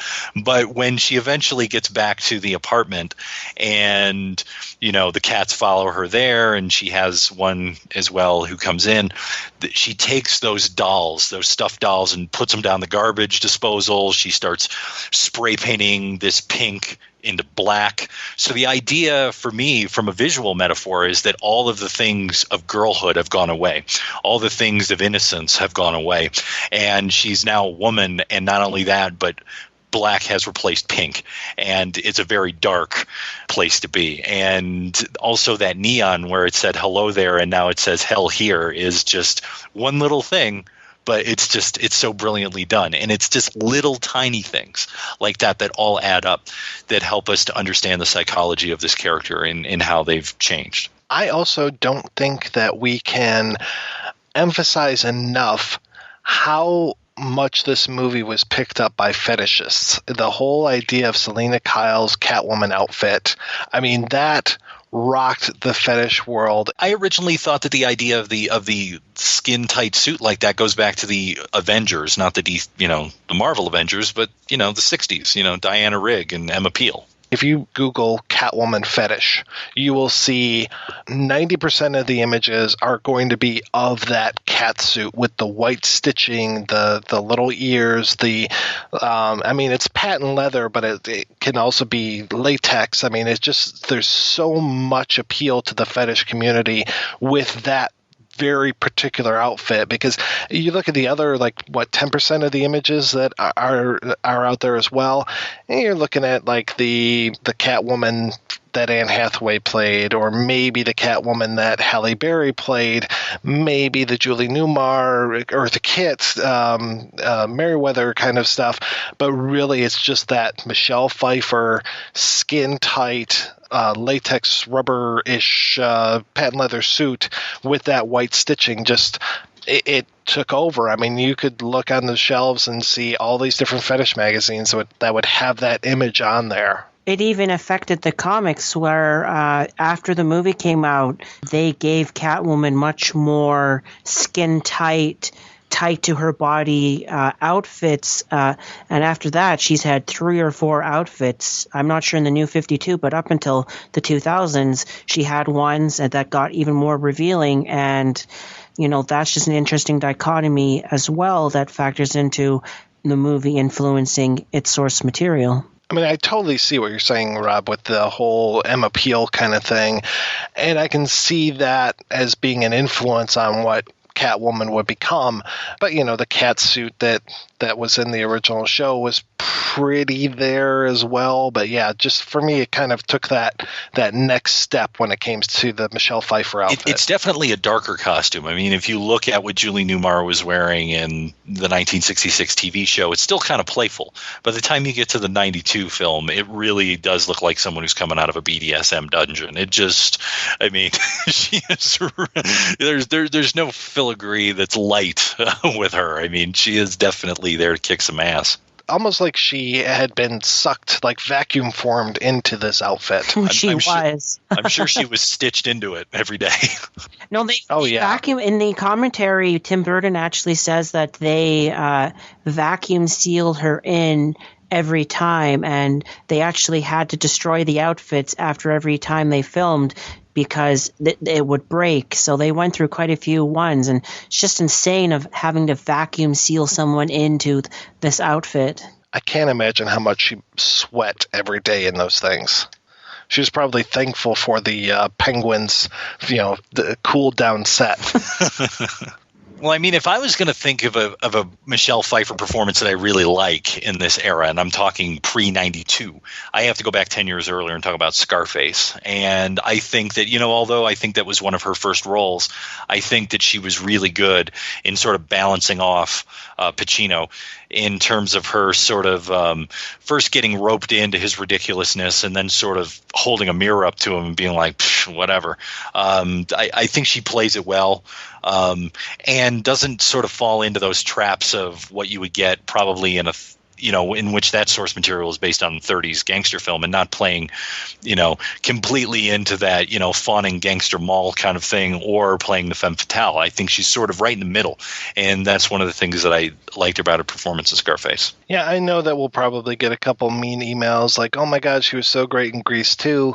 But, I can't go back and enjoy that movie yet. I think it might take me another 10 years before I find the kind of kitsch value with that, other than the reproduction song. I think that's the only place I really enjoyed it. One of the things that I wanted to talk about in here, and you said that really the two Batman films represent two different origin stories. And I think in a lot of ways, in terms of the writing in here, they're trying to show a connection also between Penguin and Batman. And what I mean by that is that in a lot of ways they're both orphans, in that Bruce Wayne's parents were killed, but Oswald Cobblepot, the Penguin's parents, abandoned him. And then by the time he resurfaces and tries to find his parents, they don't exist. They're dead.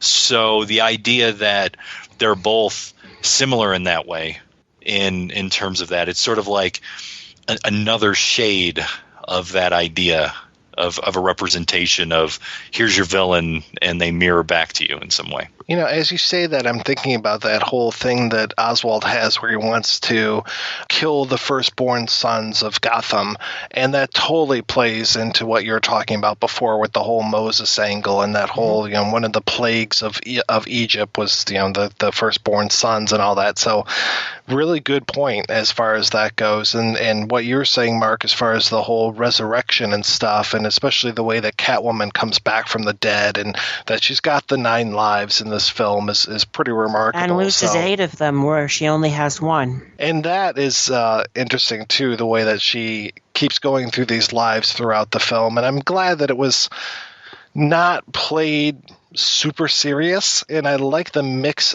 of comedy and the kitty litter one was awesome. That was great. And I just... this movie hits the right tone when it comes to the, I won't say camp because it, you know, that has been so associated with the 60s TV show, but let's just say humor, kind of twisted humor, and the action that you want from a Batman movie. And I know one of the complaints was that we don't get enough Batman in a Batman movie, but to me it seemed like the perfect amount. Like when I went back and rewatched this one a couple months ago, I went in with that thought in my head, people complaining, oh, there's not enough Batman in this movie. And as I'm watching, I'm just like, no, this is pretty much the perfect balance for me. You know what I like is there's a book that was done a few years ago. It was a standalone graphic novel just called Joker. And Batman appears in maybe a third of it, if that. But when you go back and you look at it, he's in the background. Like there's certain angles, there's certain things. You get the idea that even though he's not there, he's watching, he's paying attention. And that's what I like about this movie is that he only sort of presents himself when he needs to. He only comes out when he needs to. We don't need to hang out with him. We had the first movie to hang out with him and understand who he is. Here we already know he's a known quantity. It's time to understand these other characters and then bring him into the mix when it's necessary. I know some of the other complaints that people had about this movie were just that ideas kind of get thrown out there and they don't necessarily ever come to fruition. Like people have complained about the power plant because when the movie starts, there's this whole idea about Max Schreck building this power plant, but it's actually going to suck power away from the city. That kind of gets dropped at one point. There's another thing about Penguin trying to turn Gotham against Batman, and he's got the thing where he takes over his car and he's trying to, you know, frame him and all this kind of stuff. That kind of gets dropped after a little while too. I just don't necessarily care about these things. There are a lot of like little things that don't add up. I mean, I'm not going to go back to the whole like it's a comic book movie, it doesn't have to, because comic books are smart. And if that's one thing that I'm hoping that we're getting across with this discussion is that there's a lot of stuff going on with these comic books, and there should be with the comic book films as well. To me, it kind of the movie is more of like, and I don't know if Burton said this or not, but it's more like a tone poem almost. It's just like, this is this world and these things go on in it. And if it doesn't necessarily follow all the way through, I'm like, okay, I don't feel like doing like a, you know, an everything wrong with or an honest trailers kind of thing. And like, oh, what happened to this? What happened to that? I've seen this movie, I don't know how many times since 1992. And, you know, I'm fine with the way that it adds up and it doesn't add up, because all of it together seems to add up to a complete whole. Well, Mike, for me, I think the power plant really isn't forgotten. He said that he needed the mayor to get the work in, so it's put aside in favor of Penguin entering mayoral politics to be able to get that change to happen of where the Penguin becomes the mayor so he can get his power plant. And then the Penguin, because, he's this ugly monster to some, that he tries to turn Gotham against Batman so he can become mayor. The only one that really I have a problem with is them having a dance at the Shrek building that gets blown up. I can't explain that one. The thing with the mayor's race, this is where it borrows a small plot point from the old TV show, because there was a episode where the Penguin runs for mayor. And one of the things that I like in there is the image consultants, one of which is played by Jan Hooks, former Saturday Night Live alumnus who passed recently. And I just love their little interplay back and forth with the spin doctors, and as you were talking about trying to put the cigarette holder in his mouth and all of kind of class him up a little bit. I just love that, because that becomes, as we were talking about later, in the political films that we did earlier this year, that becomes more and more evident when you get into politics nowadays. It's all about the image consultants. Putting on that top hat and a respectable suit, and not allowing him out in public dressed in those horrible, disgusting underwear that he wears for like the last third of the film. And just all of the black goo that comes out of his mouth when it gets angry. I love that too. Though at the start of it with the image consultants, he hasn't quite become the human that he would later abandon, because he does bite the guy's nose. Still, could be worse. My nose could be gushing blood. One thing I loved, and I'm listening and I'm going, is that what I think it is? And I'm like, yeah, it is. The jazz band's playing Super Freak by Rick James. I noticed that too. That was awesome.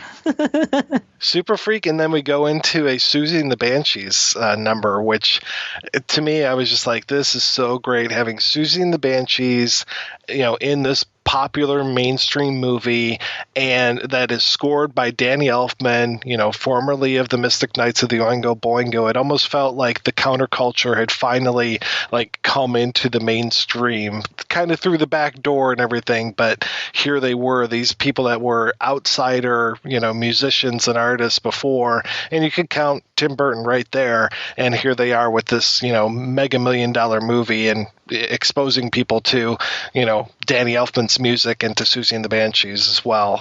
Felt a little bit more real than the Prince stuff that they just kind of worked in a little bit in Batman, but it felt like they were trying to avoid putting some of those Prince songs in there. Yeah, it was an odd dichotomy in the first film. It's like they wanted to embrace it, but not too much.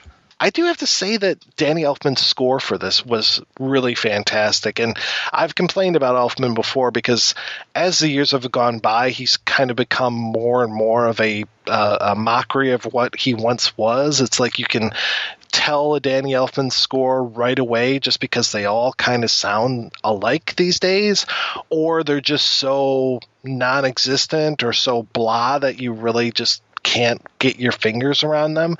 When I hear the Batman theme, I know this is the Batman theme. This is, it's very stirring and everything.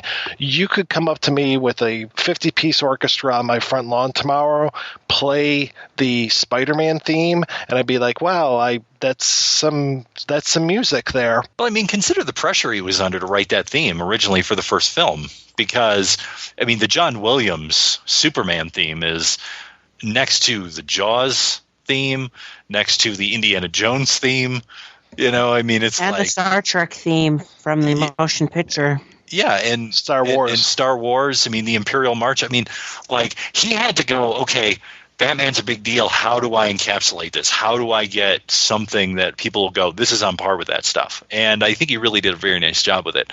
I totally agree with you in terms of Danny Elfman. I mean, I had people say to me before, Danny Elfman just rehashes either Batman or Pee-wee's Big Adventure. It just seems like he constantly is stealing from himself and then reinterpreting the stuff over and over again. It's like I like the theme from Mars Attacks and everything, but I'm not about to rush out and buy the soundtrack for it.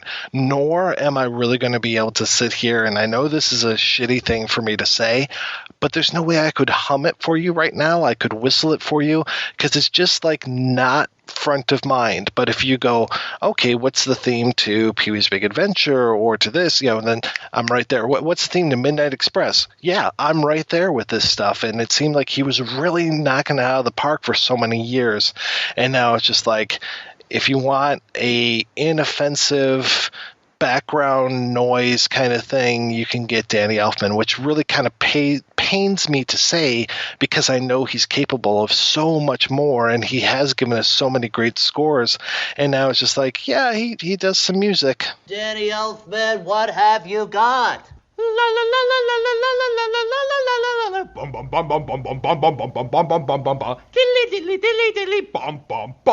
Genius, your best yet. So after the Penguin basically has his he gets his signal jammed as he's giving this presentation to the crowd. He's running for mayor, and there's all this stuff that Batman had taped with him when he had taken over his car, I believe, and he uses that against him at this public speech.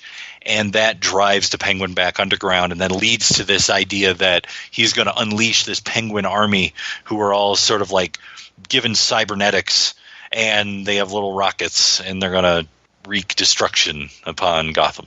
Can I just say that also brings up one of my most cringeworthy moments in this film is when Bruce Wayne scratches the CD like it was a record, and it scratches like, Jam Master Jay is scratching a record. I'm like, you don't do that with CDs. What the hell is happening here? Yeah, that's bad. I was hoping that wasn't in the Waters draft. I'm hoping that's one of those Wesley-Strick things. What about the fact that in this movie, there's at least one, if not more times, that Batman actually kills someone? Yeah, that whole idea of him and his nonviolence stuff, that's a weird thing. Because I know that it's like probably, again, that came out of the comics code where it's like you can't murder someone and you have to be able to take these guys in and all this kind of stuff. He really doesn't seem to have a problem with that in the first movie, nor in this movie. I mean, he just seems to be, there's collateral damage. And I know, like, Burton even addressed this on the commentary. And, of course, he kind of is like, well, it's a movie with a, giant penguin and all this kind of stuff. It's fine. People will be able to live at the end of the day and blah, blah, blah. I don't have any problems with him murdering people. Well, it's not the comic book, so it's absolutely okay. It's an interpretation of the source material where they can change what they want, just like how The Dark Knight Returns by Miller was one that would likely kill. So it's, for me, I don't really have a problem as other people have, because I can go and read the comics if I don't want him to see kill people. And, a lot of people say, well, he doesn't use guns either. That's not true. In the Golden Age, he did use guns. It wasn't until later that he got them. So the character evolves, and you can have different interpretations of him. Look at the Marvel. Marvel has completely changed a lot of its characters and things for its cinematic universe compared to the comics. And people don't. The hardcore people complain, but a lot of people don't. People don't remember that Superman wasn't originally able to fly. He could jump. He could leap over tall buildings in a single bound. He didn't work at the Daily Planet. All of the Daily Planet stuff was brought about by the radio show. So it's like there's so many things that change these characters, but you get in your head these certain ideas and you latch onto them, or maybe you experience them in the television show or however it is, and you just latch onto it. So I totally agree that this interpretation, but I think one of the problems that people had when it came to this interpretation of Batman and him killing people was that for some reason people, well, I guess because of the age that this was made in, is, hey, it's a comic book movie. Let's take the kids. This is not a kids movie. This is probably one of the more adult, even though it does have that level of humor I was talking about before, this is an adult film. This should not be viewed by your 7-year-old. They pulled the Happy Meals from this for a good reason. This is not a family-friendly movie. And people were thinking that it was. They're like, oh, yeah, sure, we'll bring the kids. Oh, look at that, Danny DeVito's in it. I remember him from Taxi. What I like is from being able to see it when I was younger to now, you can see the layers that really, that you wouldn't see as an adult that I think would grow, that grows when you get to an adult from a kid, that I think it can speak to kids at a level. But I definitely think that for the kids ones, it's really the Schumacher ones that really are the more kid-friendly ones. And we'll talk about those in a little bit. So, we get towards the end of the film here. And one thing that's always kind of troubled me, and I'm going to put the spoiler alert out now. Hopefully, if you've listened this far in, you know that we're going to get into the endings on these things. I don't understand exactly how the penguin dies. It seems like he has a heart attack and then falls into the water. I think toxic waste. I think he was in the toxic waste area, and that did something to him, and that's when he came up, because he was submerged in it for so long it affected him. That's my thought on it. I actually don't even remember. It's one of those where I remember the Batmobile or Batwing or whatever kind of barreling down those tunnels, and I thought like stuff was falling down inside of the penguin's cave, and then I just kind of remember him floating there for a really long time. So I'm not even putting together how he goes, because I guess because of the way that Catwoman bites it is so much more memorable to me. So how does she? She dies by giving Max a very electrifying kiss. And I'm still not sure necessarily, because it's basically a suicidal kiss. We know that she has run out of lives. She's been counting them off for us. He shot her several times. Max has shot her. And she takes her taser, puts it kind of up to her mouth, and then gives Max this long-lasting kiss.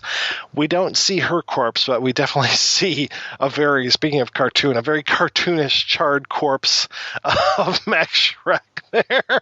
Kind of looking like whoever had done the makeup stuff for Large Marge had done the corpse for Max Schreck, because it just looks like it's right out of a cartoon. And and she is not there anymore, and apparently people were upset that we didn't necessarily see her die, and there's kind of a hint that she's there, like he sees Bruce Wayne sees some movement between buildings later on. So that little ending, that little denouement of her was totally cobbled together from other pieces, which was Before the Crow was one of the first times where we take pieces of other pieces of the movie and create a new scene from it.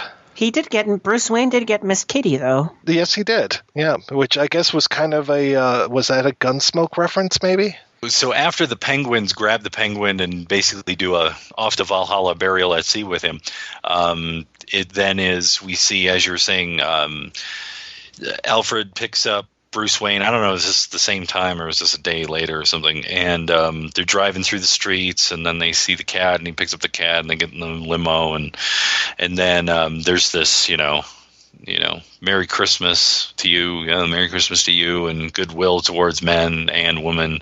And then, like you said, the final shot is the bat signal, and we see Catwoman in the foreground, sort of from the back of the head. So, and that's it. That's the end. That's it. That's all she wrote. Or I guess that's all Dan wrote. Yeah. Well, speaking of, why don't we take another break and play an interview with screenwriter of Batman Returns, Daniel Waters. So how did you get involved with Tim Burton? Was it through the Beetlejuice Goes Hawaiian thing? Yeah. It was a very kind of casual meeting. Obviously a big connection was that the producer of Heathers, Denise Denovi, that was her first film as a producer. It was my first film as a writer. She kind of became Tim Burton's producing partner, and they did it with Scissorhands together. And they did bring me in on. It was kind of a half-assed meeting, though. It was kind of like, hey, do you have any ideas for Beetlejuice? And it was like I thought I was just meeting Tim Burton, and they're like, oh, come in with some ideas for Beetlejuice. I'm like, what? But there was no Hawaiian element. I made this vague pitch of basically Beetlejuice with the first family and the President of the United States and all this, and I can't even really remember what can't even really remember what I said. But me and Tim got along. I went off to Rome and was doing Hudson Hawk when I get like a phone call like, Tim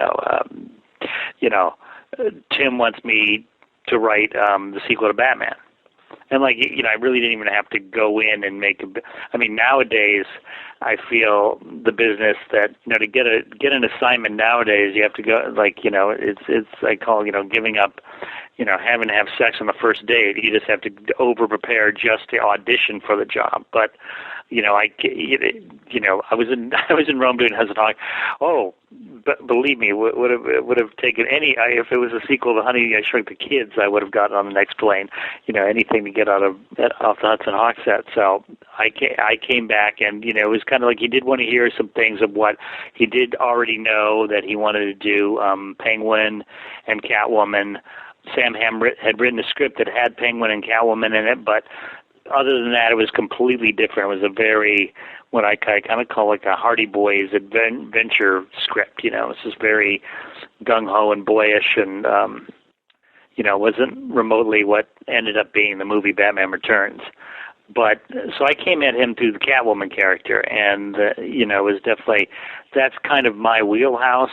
That I can't call myself the grandest feminist of all time, but I am. I come at female psychology from the point of view of just like it's an awesome gold mine of creativity, because nobody does it. Nobody cares about the woman in a superhero movie or any kind of movie. So anytime you pay any kind of attention to it, it's just unique, and that's where I kind of come out. Like what I see I see every movie that comes out. So I always come at a movie as a viewer of like, what haven't I seen? And kind of this take on Catwoman is kind of like started off as, a normal kind of secretary, beleaguered secretary, and then have her, I think Tim responded to the homemade element of it.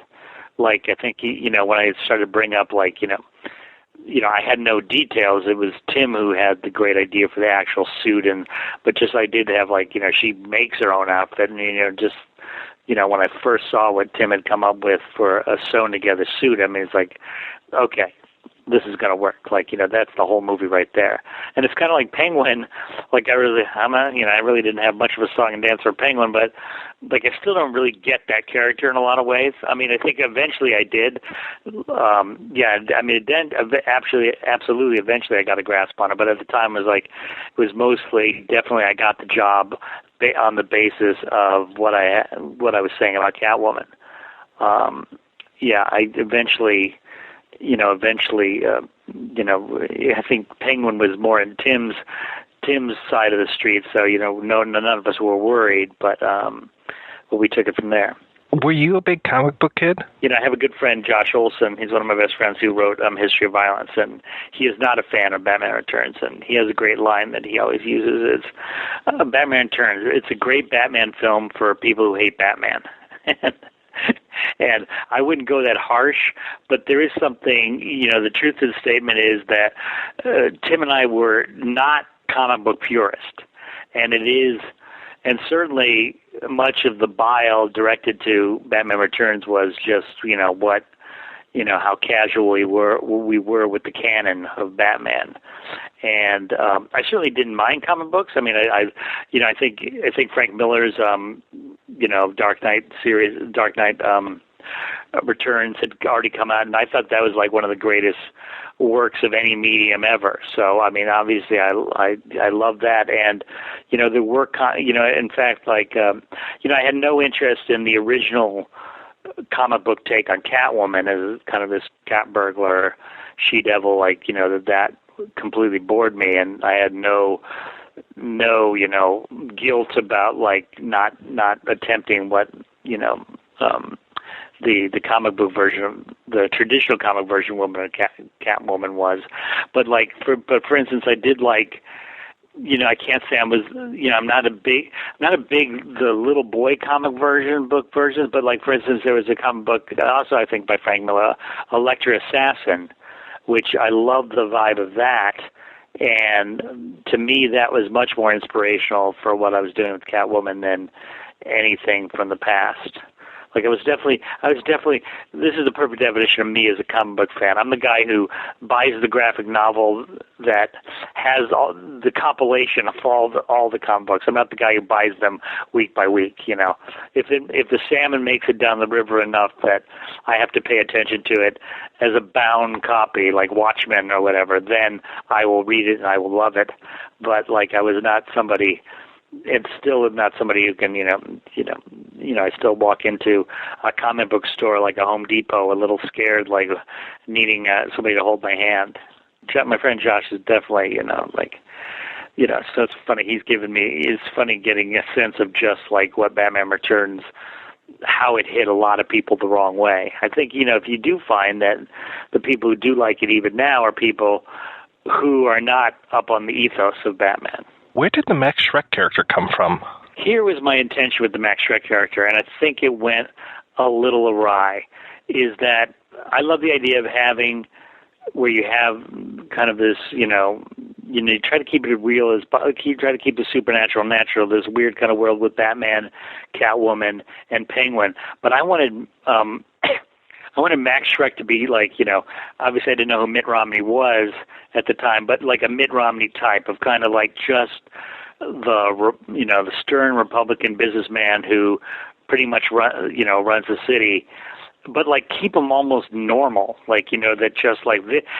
So I wanted to have a certain punch that we've got all these wacky people in costumes doing these crazy things, but the real villain is the guy on the top floor of the tallest building in Gotham City, the guy who's, the most upstanding supposedly the most upstanding citizen. Now, unfortunately, you take that character and you give it to Tim Burton and you cast Christopher Walken. He ends up being as Looney Tunes as Catwoman Penguin. But it did come from a place of like the true villainy is not some guy who has a lair and a bunch of henchmen. It's, the president of the corporation. He's just very helpful in as far as like moving the plot, putting the word plot in quotations. He was very handy to triangulate between Catwoman and Penguin and Batman. Like it ended up being like I don't know what I would do without old Max Schreck. When you work with Tim Burton, you try to please him, just as any director. Like definitely Gaspar Noé's or Lars von Trier's version of Batman Returns. If I was writing, I would have done differently. But like even naming the character Max Schreck, which is reference to the actor Nosferatu, I knew that would please Tim. Like we didn't even talk about him. It's just like his name's Max Schreck, and like I knew Tim would like it. My script definitely dealt more with just the mayoral race. I'm like, after my contract was up, you must know that like they brought in this other writer, who I always give a hard time. Now that I'm an adult, I feel like I've been a little hard on him in interviews. Wesley-Strick, who ended up, now that I've been raped so more painfully in other films that I realized he was quite gentle. But they kind of added that whole him searching for the firstborn children of everybody in Gotham and his all that crazy Penguin stuff, which I still don't understand. But yeah, that was added without me. I guess they thought they needed more of a plot engine, which it's neither Tim and I's strength, plot engines. But we just like to set up these characters, and if they just like play around all day, we'll be very happy. Now, I had read that Tim Burton kind of wanted the second film to be almost more standalone than a sequel, even breaking with a lot of the cast. Harvey Dent wasn't there. A lot of the characters weren't there that were in the first film. Was that your impression as well? I hated the first one. I mean, I really didn't get it. I really didn't like it at all. And didn't tell Tim this, or even Sam Hamm would have met him. But, it's just like, it kind of... it looked great, but it just didn't work from a screenplay, and I thought, I really just didn't care for it. But so it's like, I kind of came at him with the first, my first draft was almost, satirizing the first film. My opening shot is a Batman logo pulling out of a store selling Batman merchandising. And even like I brought back Robert Wohl's character from the first one, only to have him crucified on the bat signal, and then his dead body gets flashed on the Gotham night sky. I almost scared Tim into, let's not even bring up the first one. I think it was my draft that he was already thinking that way, but I think, when I started putting all this kind of satirical references to the first one, he goes, let's just not even bring that up. I mean, let me keep the Vicky Vale line, which I'm happy about. But other than that, I think, the funniest story to that regard is that we didn't have a title for the movie, and like Batman Returns came like after shooting, like that, and he, when I asked him, well, what do you think the title of this should be? Tim, a classic Burton response was, why does it have to have a title? People will know it's the next they will know it's another Batman movie. Can't they just come?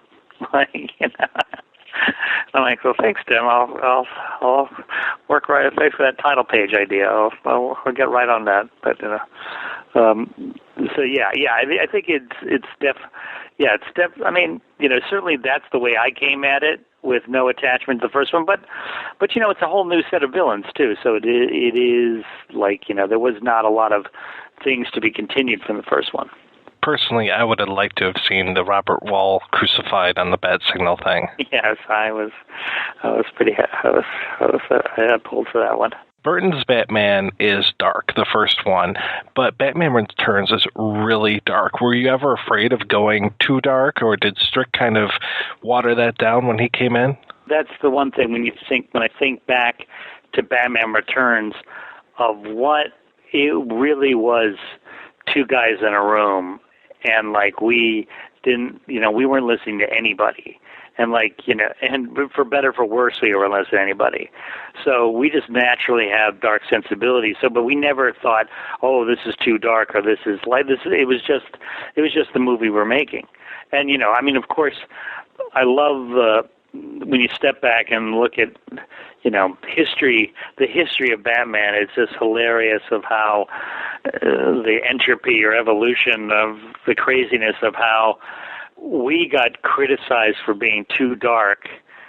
We got more crap for having Penguin eat a fish than Christopher Nolan did for whatever genocide or torture he could come up with. Batman Returns, the darkness of Batman Returns caused the lightness and goofiness of Joel Schumacher, and the lightness and goofiness of Joel Schumacher gave Warner Brothers the need to double down on the darkness and bring in Christopher Nolan. So it's funny how we all needed each other. Christopher Nolan needed Joel Schumacher to suddenly say, okay, wait a second, it's okay to be dark. We want dark. But it is bizarre to think about that we got more criticized for being dark than Christopher Nolan ever did. But it was never a problem with us. Yeah, I mean, it's also our humor. So we thought, hey, this is funny. I don't know if people were expecting a kids movie or what they were expecting. Yeah, I mean, there was definitely a lot of people, it is. Here, let me tell you, my favorite version of Batman Returns is I have a video cassette of the rough cut without music. No offense to Danny Elfman, who did a great score. Without music and without sound effects, and it's like watching a Tarkovsky film. But it's great. But the movie works even better. It's kind of like this spooky, Cabinet of Dr. Caligari, kind of like non-action film, like a movie that would play at a repertory theater instead of on 10,000 screens. But it's funny how the movie lends itself to watching it like that than the big summer release. Because it is, it's bizarre when we would, like a lot of my movies you go and watch with a crowd opening night, and this, Michael Keaton is brooding in a chair and stands up, and it's still 20 minutes of the movie's gone by. Where's Batman? Yeah, that seems to be one of the criticisms I read frequently about the film, is that there's not enough Batman, but I don't know, it worked for me. Yeah, it's funny. Well, Michael Keaton had a very interesting, because I had, again, all these speeches. I had all these Batman speeches. Some of them were even a little too witty and satirical, and kind of making fun of the hype around him, and he was much even more bitter and cynical about who are these people that I'm wasting all my time saving and stuff like that. And and Michael Keaton would go through the script and he said, Batman, once Batman puts on a suit, he shouldn't be talking. He should only be saying what he needs to say. And so he would go through and take out, say, you should take that out. You should take that out. No, take that speech out. Take that out. And, and he was as much as I hated killing my babies, he was right. And it's funny. I mean, I love the Christopher Nolan movies, but, so once Christian Bale goes off on one of his tangents, you keep expecting him to, pull a Marco Rubio and reach for a bottle of Fiji, and because he's talking so long. I am the soul of, whoa, have a sip of water, Christian. Your voice getting a little, that Michael Keaton was absolutely right. Of that the problem with Batman is Batman gets himself. He communicates himself pretty clearly. It's kind of like the other people that are much more of a mess and much more talky, and so a lot of it is and finally the superhero genre in general, really how complex do you really want to get with these guys? Can you really get 8 movies worth of complexity? I don't think so. Yeah, the version of the script that I read was pretty darn close to what the finished product was, so I imagine that it's the version after you kind of took off or left or whatever it was. I don't know what the best word is for that. After. Yeah, no. Well, I mean, that's a hilarious. It's I mean, funny to think about now. Yeah, God, I remember the reading again. Wesley-Strick, his. By the time the movie got made, it was okay, but. I just got so I still get so angry at and I even he's read all these interviews, and we finally met each other recently, and I'm like, okay, I know I shouldn't have put the love connection joke in there, because I tried to make this movie that didn't have any pop culture references, and then he behind my back puts in love connection and Norman Bates, and it just made me so angry. And I just remember the first time I read his script, because the plan was that they were going to eventually bring me back on, but I ended up throwing such a hissy fit. And this is the days. Oh my God, this is the days of fax machines. So I sent an 18-page fax of angrily tearing apart Wesley-Strick's script, and I get that little piece of paper that tells you that it went through, and it said 17 pages went through. My 18. So I had to send it all again, and it was just it definitely was a little crazy. But yeah, so basically when they started shooting the movie, I was wheeled on the set like Hannibal Lecter a couple times. But then, by the time the editing process, me and Tim had mended our fences, and we actually worked on a Catwoman project together.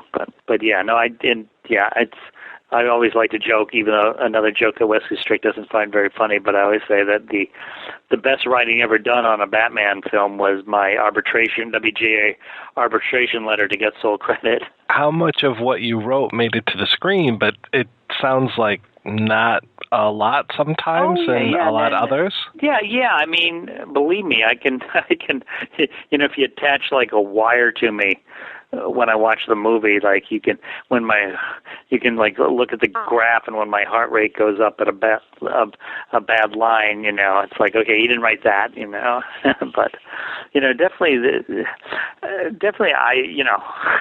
I'm biased. Everything that's good I wrote. Yeah, I mean, I feel like the characters are still my characters. I mean, it was interesting. Like I said, I had trouble with Penguin at times, but then again, Tim sometimes is like a prince in a fairy tale where you bring him different things and you try to get the prince to laugh or make a reaction. And so I think I came in and was like talking about like that. And I was the first one to do this, by the way, where all the documents that are shredded in Gotham City, they go down to the sewer and Penguin tapes them all together. And like, I just remember Tim being like, okay, I get it now. I get everything. And the line, I'm not a human being, I'm an animal, was another thing that kind of enlightened the character for us. I mean, it's funny. I mean, it was weird. I mean, Denise Stoney has a funny line about me and Tim as opposed to Tim and Wesley-Strick, Tim and John August, and Tim and a lot of the other writers he write, where, and me and Tim, it was like Rain Man with 2 Dustin Hoffmans, where it's like, there's one too many quirky genius here. Like, we need kind of a normal guy who likes to read Save the Cat, Were you involved with the casting process at all, or did you kind of watch from the sides? Is that what's going on? I mean, I feel, I make fun of Christopher Walken, but he was actually on my casting list, my number one choice, and he ended up being cast. And then my number one, and Tim hadn't even seen The Grifters, and I said, you got to see this woman, Annette Bening. And he saw The Grifters, and then brought Annette Bening in for a meeting, and they really hit it off. And so they cast Annette Bening, and Annette Bening, she loved the script, and she was so shocked that the script actually had a real part, and then she got like a painstaking full body cast where they put a straw. She had to breathe through a straw, and then it's like, and then just, like very close to, I mean, I'd say less than a month before shooting, she, was, impregnated by Warren Beatty, and she chose Warren over us. And and then by the time the whole Michelle Pfeiffer thing is, that's when I was in my Siberia of the film, so I didn't have anything to do with Michelle Pfeiffer being cast, but I think I was very happy with her. And, I feel like Danny DeVito was always in the mix. I've read something where Tim wanted Brando, but I never heard that from him. And it's funny because my first draft of Batman Returns, Danny DeVito reads it and he goes, yeah, my one problem is you've written a Danny DeVito role. And like, that, and it's true that I kind of knew he was going to be playing it, so I kind of gave everything a how would Danny say it, spin. And it was a great lesson, and I tell people, like, all the time, this lesson of, like, when you're writing for an actor, don't, like, write the greatest role of all time that an actor, is going to first think for a second, I'm not worthy, that, like, okay, I've got to actually do something to make this character work. And that's much more exciting for them to read than, okay, what is the line readings this guy's given in every other thing he's done, So it was always Catwoman and Penguin. So you came in and they were set. There was no talk of, let's bring in this guy and let's bring in this villain, and just kind of this syndrome that they have nowadays of overstuffing. Yeah, I mean, I made a play for just Catwoman. But, that probably would have been a little, because the only way to make that work is if you make the kind of Julie Newmar Catwoman who's got, like, henchmen and things like that, because you need bodies. You can't just do one villain, in a drawing room. Like, you always end up needing an army of some kind. Well, I thought it really worked with the Red Triangle Gang being your army in that one. Yeah. I mean, that was another, like, Tim's definitely going to find a way to bring circus people in. Tell me about that end shot with Catwoman. That wasn't originally in the film, was it? No, it's fun. It's funny. It felt like every script I wrote at that time, I killed in my script for Heathers, Winona Ryder's character dies at the end, and then in my script for Batman Returns, Selena, Catwoman, dies, and so it's like, I'm like, oh, I have nothing to do with these things. Like, what about a sequel to Heathers? Like, oh, well, I've always imagined her dead, so I've never even thought of that. And then, like with this, it was kind of like, it did end without that shot, and it's something like, that she went over she was everybody's favorite thing in the test screenings, and they did not like the fact that she died. So like this is really close. This was like, I mean, posters were already up. Like, you know, this is like, you know, less than a month before the movie came out, and they didn't even have Michelle Pfeiffer anymore. She was off doing another movie. So they kind of came up with that shot, and I think it was very elegantly done, and actually, you know, even though I was throwing a minor fit, you must kill your golden goose. I think it works. So yeah, and I like that whole ending, and that actually, I think the very last line is actually Wesley-Strick's, all good men and women. And I think it works. I mean, again, like, just imagine any summer movie having that kind of ending now. It's just, you know, like Guardians of the Galaxy, just like, you know, Chris Pratt in the backseat of a car, like mourning the death of, like, you know, you just couldn't do it. So I think that was another part of the problem of the movie, that they, you know, the lights come up. I remember seeing Babe Pig in a City, and like, I don't know if you remember how dark that movie was, but I remember all these kids are you know, I see it in an audience, all these kids are excitedly playing around, and then when the lights come up, everybody's just like, oh, been punched in the stomach, you know. But the movie is so steeped in wintertime and Christmas. Was it originally set for a winter release, or was it always set to be this summer blockbuster? I think it was always set to be a summer movie, but it is funny. But it was always set to be Christmas too, and like, you know, it's only when you bring it up now to realize, okay, that's kind of weird. Between Tim in Eric von Stroheim mode and actually having to work with live penguins, they kept the set at like 50 degrees, you know, and so because he wanted the breath to be real breath, so it was like, you know. I think it was shot in warm weather too, so it was like, I mean, we shot in L.A., so it was still warm weather, but so it was like, I think the, you know, warm outside, cold in Gotham City thing, like we had already made that mental leap, you know, because that's the way the actual shooting of the movie felt. Everybody's wearing winter coats. Well, and Christmas is such a Tim Burton thing with Edward Scissorhands, The Nightmare Before Christmas, and everything. It just felt so natural to be in the movie that way. Yeah, it gives you some pathos in a can. Like, you can just open that up, you know, because it also has like a, you know, a certain sadness that lends itself to, you know, our melancholy characters. And that poor ice princess who falls off the roof. Yeah, lands conveniently on the button. Was there talk at the time of Burton doing a third Batman? I don't think he was ever going to do a third Batman. It never came up. I want to say that it ended up making money. Was it just that it didn't make gobs of money like the first one did? I mean, it was like, I think the, you know, number 2 movie that year, and at the time we had set the record for, you know, highest opening weekend. I think it was the fact that we had a huge opening weekend, like astronomical, and then it went down like 50% every week, which at the time seemed like a freaky phenomenon, and now it's like that's just the way it is for almost every movie. But they hadn't got around. Yeah, I mean, I think it certainly was disappointing that it didn't make as much as the first one. So, like, you know, anytime that happens, no matter what. Then the third one, Batman Forever, made, although if you count in inflation terms, they ended up making pretty much the same amount of money, but it made a little more money than Batman Returns. But, like, again, that only let loose the evil fourth Batman and Robin. So tell me about the Catwoman project. How did that kind of come about and go away?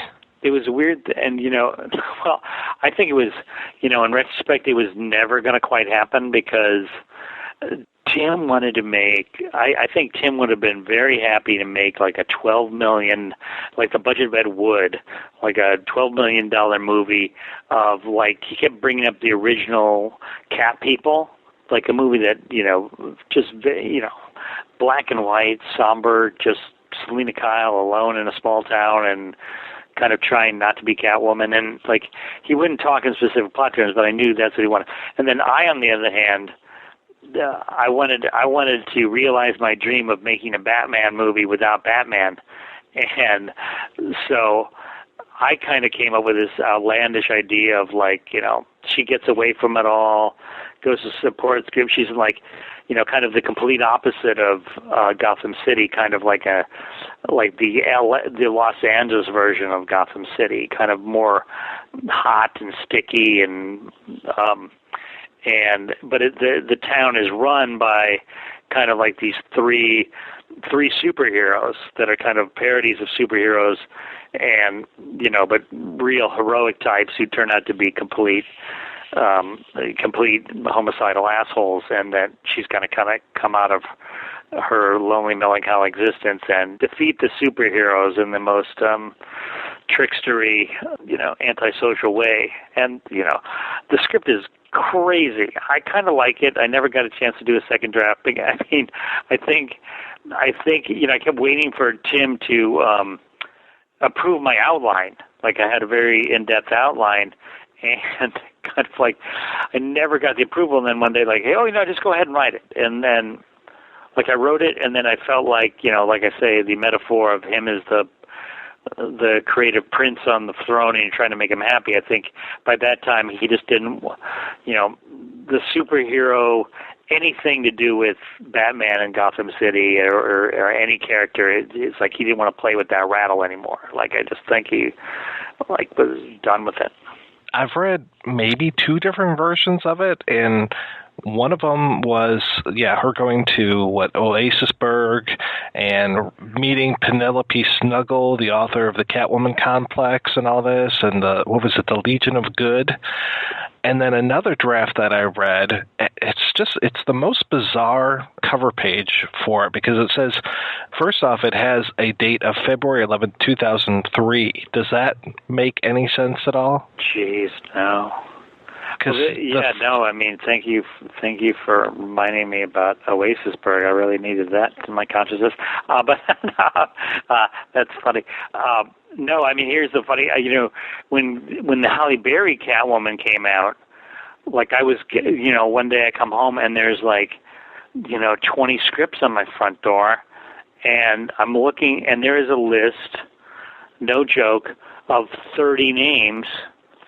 And I'm the first name, and it's basically the arbitration for Catwoman. And then, so it's every incarnation of, not even every incarnation, just 30 writers worth. And I'm sure somebody did more than one draft. But so basically, it was like a bomb. I just backed away slowly and just okay, it's okay. Not going to arbitrate this one. You guys take it. Yeah. The one that I found last was just bizarre because it had your name on it, Catwoman by Dan Waters. It says, what? And then underneath it, it says previous revisions by John Bercato and Michael Ferris, Lita Colgridis, Teresa Rebeck, Kate Condell, and John Rogers. And it's like, what? This is not in. Rogers? How? John Rogers never said anything to me. John Rogers, funny story, he was on my floor in college at McGill University in Montreal, and I knew I wanted to be a writer even then, and he was in engineering, and I basically, if the creepy guy at the end of the hall, basically when Heathers came out, he said, well, if the creepy guy at the end of the hall can become a writer, I'm going to do it too. And so so when I first saw John Rogers' name, it's such a common name, I would never have thought it was that same guy. And then we had a mutual friend, and I met him your John Rogers is my John Rogers? Like crazy. But that's funny, he never mentioned Catwoman. But I am friends with John Brancato, and and it was because we joke I was the first and he was basically the last. So he ended up getting credit in quotations for the Halle Berry Catwoman. You didn't end up getting credit on that, did you? No, that's the one. I did. Good. They ended up. You dodged a bullet. Yeah, that's the thing. I mean, I did read. When I said I did read the final draft, and I said, okay, no need to fight this one. I've seen people fight. Well, it was my idea to have a Catwoman in the movie, and try and get credit from that. But I'm, it's not going to be one of those people. You think that by now enough time has passed that people are accepting of Batman Returns? Yeah. I don't think, Well, I don't think the hardcore Batman people are ever going to accept it. Like, I was at an advanced screening of Dark Knight Returns that Christopher Nolan spoke afterwards. He was like, and the guy doesn't speak in contractions. He's like so poised, and well, I found elements of the first Batman very compelling. The first Batman, and he kept dissing the second one, and I'm like, motherfucker, I'm right up here. Just shut up. Move on. We got it. Move on. And I know, like people like David Goyer and things like that, they still think Batman Returns was a crime. But it's funny. But a lot of the people who are coming out of the woodwork are, the people who felt kind of pummeled and oppressed by, the Christopher Nolan movies. And like, it's the people that I think the people who really like Tim Burton and even me, and like that kind of sensibility that doesn't have any ponderous or pretentious quality at all. Like, I think they find Batman Returns endearing. Like, hey, remember when superhero movies, supervillains could be quirky and weird and a little fun? Like, instead of like, I mean, I love the Dark Knight Rises. I mean, I love them all, but I could see a lot of people think they're C-SPAN. They're kind of like, just so intense with information, so much more prose than, and while Tim is going for more poetry that doesn't necessarily rhyme, but, poetry nevertheless. And I had a real epiphany or anti-epiphany when the Sam Raimi Spider-Man movies came out, which are perfectly good. They're just not my kind of thing. They're again going to that boy comic book thing, but that's what people, and they're like, oh, thank God for these movies. And and I got to understand, like, okay, that's what they wanted a Batman movie to be. They wanted it to be, just a little more serious, a little more gung-ho, a little more, less openly weird. Like, and they may have a point that, to make a guy who turns into a spider is already weird enough. You don't have to make it another layer of weird, which we do. And, Batman Returns has like a 1,000 different layers of weird. How did Heathers go about becoming a musical? Well, it's funny. The guy, I mean, I've gotten to work closely with the guys. I mean, I didn't really have anything to do with the show except being a big fan, but they, it's funny to hear them tonight. It was a natural thing. I mean, I think I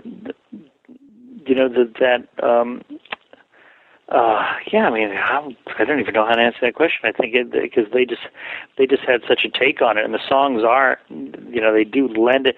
It does lend itself to a certain theatricality of like it is. Anytime you're working in the heightened reality. And that was definitely a heightened reality of more of a, Dr. Strangelove for teenagers, but heightened. But it lends itself to the heightened reality of a musical too. I think that there's certain dark, because anytime you mix dark and light, I think it's good for a musical. Like nobody likes even Book of Mormon's got this real darkness to it that I think is. That makes the musical just have a certain catharticness. Cathartic. Well, it's funny because I love the musical because, as someone who actually wrote Heathers, and like I can only watch the movie and think about it. Oh, I should have done this. I should have done this. Oh, we wish you'd done this. But then watching the musical is the first time I can like just sit back and just enjoy myself and not worry about it. That must be kind of nice. Yeah, no, it's great. It's great because I might call it like being when you're the one doing it, you're the host of the party, and all you're worrying about is if everybody has enough ice. And like when you get to be the guest at your own party, it's a dream come true. Last time we talked, you were adapting Christopher Moore's Bloodsucking Freaks for the screen. Whatever happened with that? Jesus, well, yeah, in 20th Century Fox liked the script. I mean, I think my brother and I made a mistake in proving that the vampire genre is dead by doing another vampire movie that bombed considerably earlier this year, Vampire Academy, which, had some help from Harvey Weinstein as far as like the way it was marketed and the way he cut it up at the last minute. But I was going to ask if that was one of his special edits. God, I mean, it's like the movie was an hour and 40 minutes. What's the wrong? Why does it have to be shorter than that? Here's the problem. My brother likes to cut things tight, and I warned my brother, whatever you do, Harvey's going to want to cut out 15 minutes more. So don't be so Mr. Chainsaw, and sure enough, I thought that my brother cut the movie too tight. I thought a lot of major scenes were missing, and then Harvey just went in there and just, willy-nilly cut things apart, and it's too bad.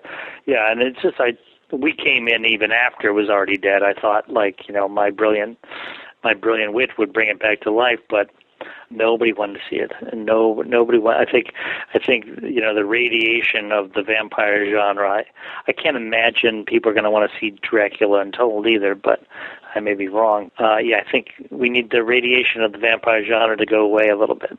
But it's too bad we didn't get to do Bloodsucking Freaks first, because I think that's a definitely different way to go. As far as certainly if you read the book, that that the more adult version.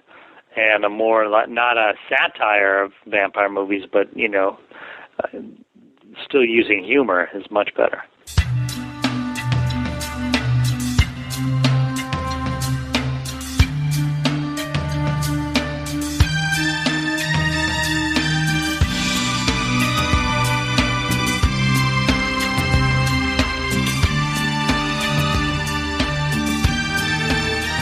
Thanks to Mr. Waters for taking the time to talk to us. We'll have a link over to our previous outing with him, our Adventures of Ford Fairlane episode, always a favorite, over at our website, projection-booth.com. So, gentlemen, let's kind of wrap up our Batman Returns thoughts here. One thing that I talked a little bit to Mr. Waters about was his Catwoman script. I don't know if you guys have ever had a chance to read that, but pretty interesting stuff. I was looking for a copy of that, and all I could find was the Halle Berry Catwoman, which ended up with his name on it at some point, but that poor bastard.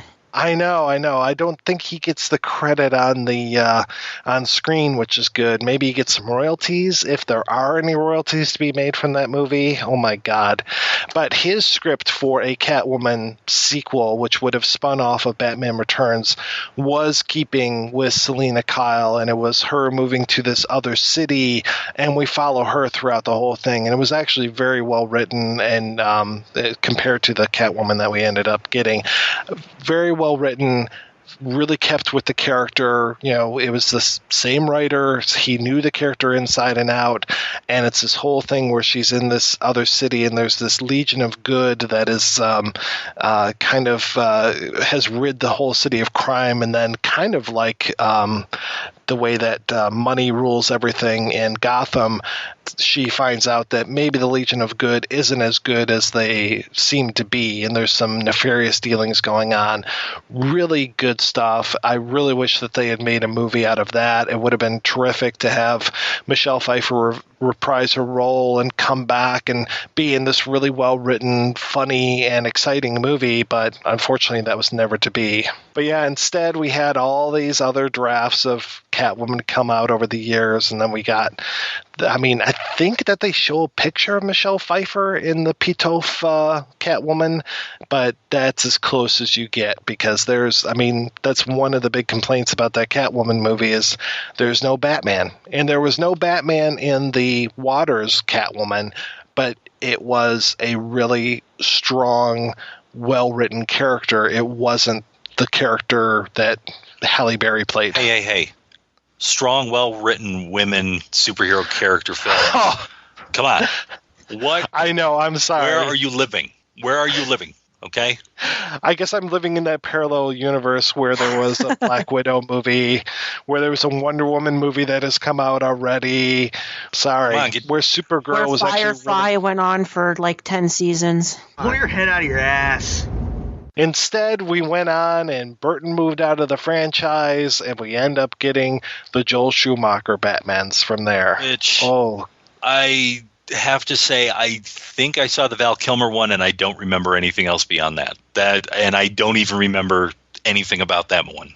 I completely tuned out and didn't come back until Christopher Nolan. I know that I've seen both of those movies, but I get them mixed up a lot.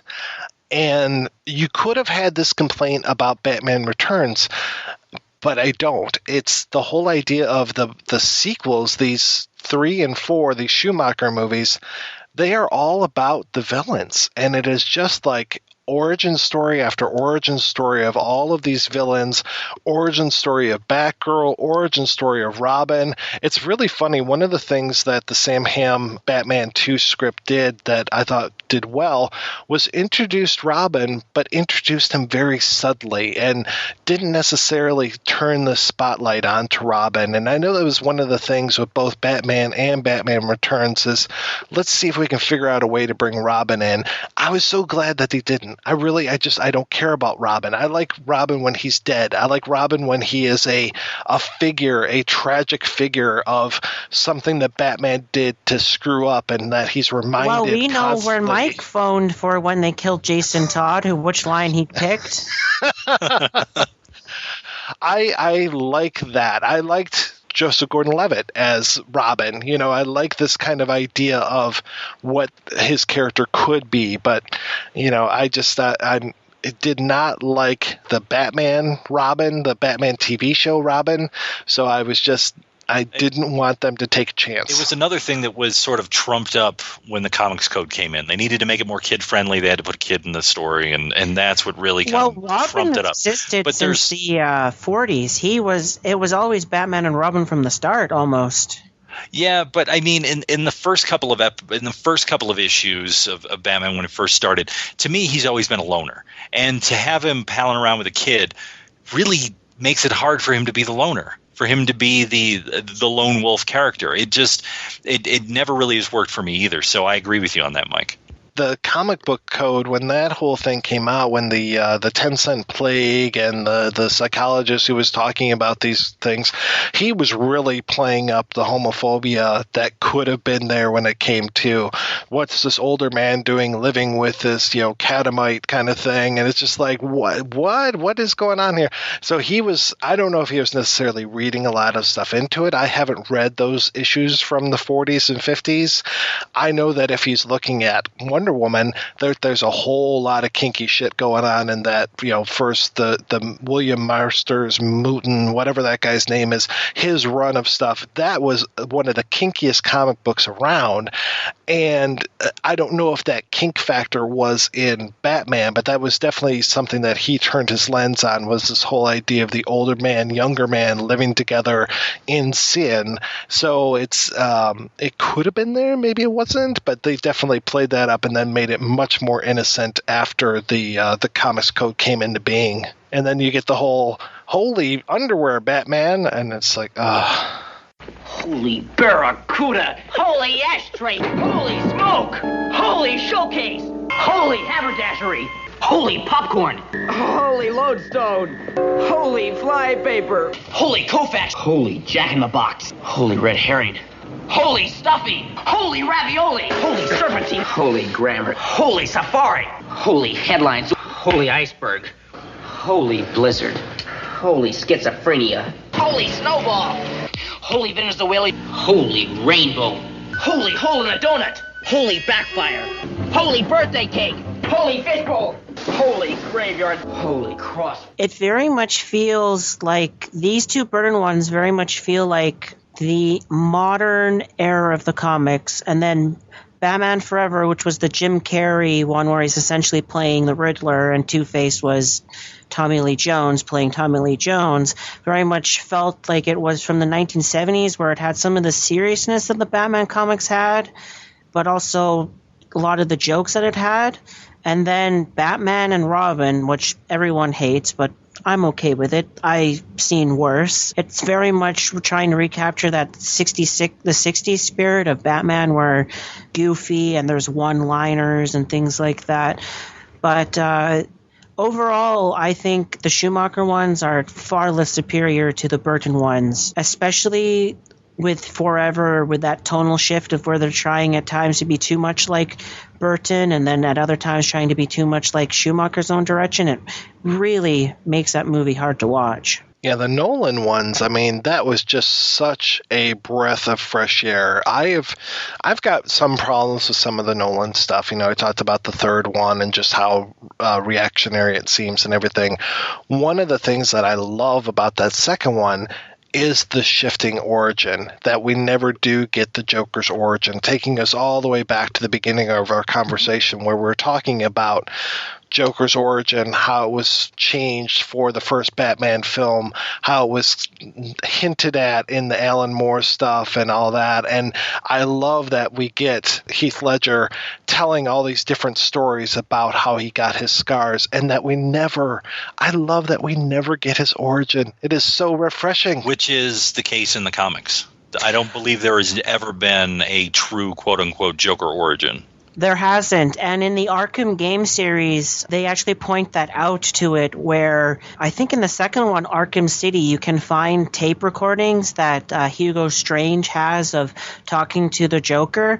And the Joker says, there's 10 different stories that you've told of your origin, and the only thing common with them is Batman has evolved. What's the case here? And it's just one of those interesting things that I think what really makes the Joker so good, but I also find at times he's too overused, and I'm kind of glad that, they stopped using him for a while so that he could build up to being used again.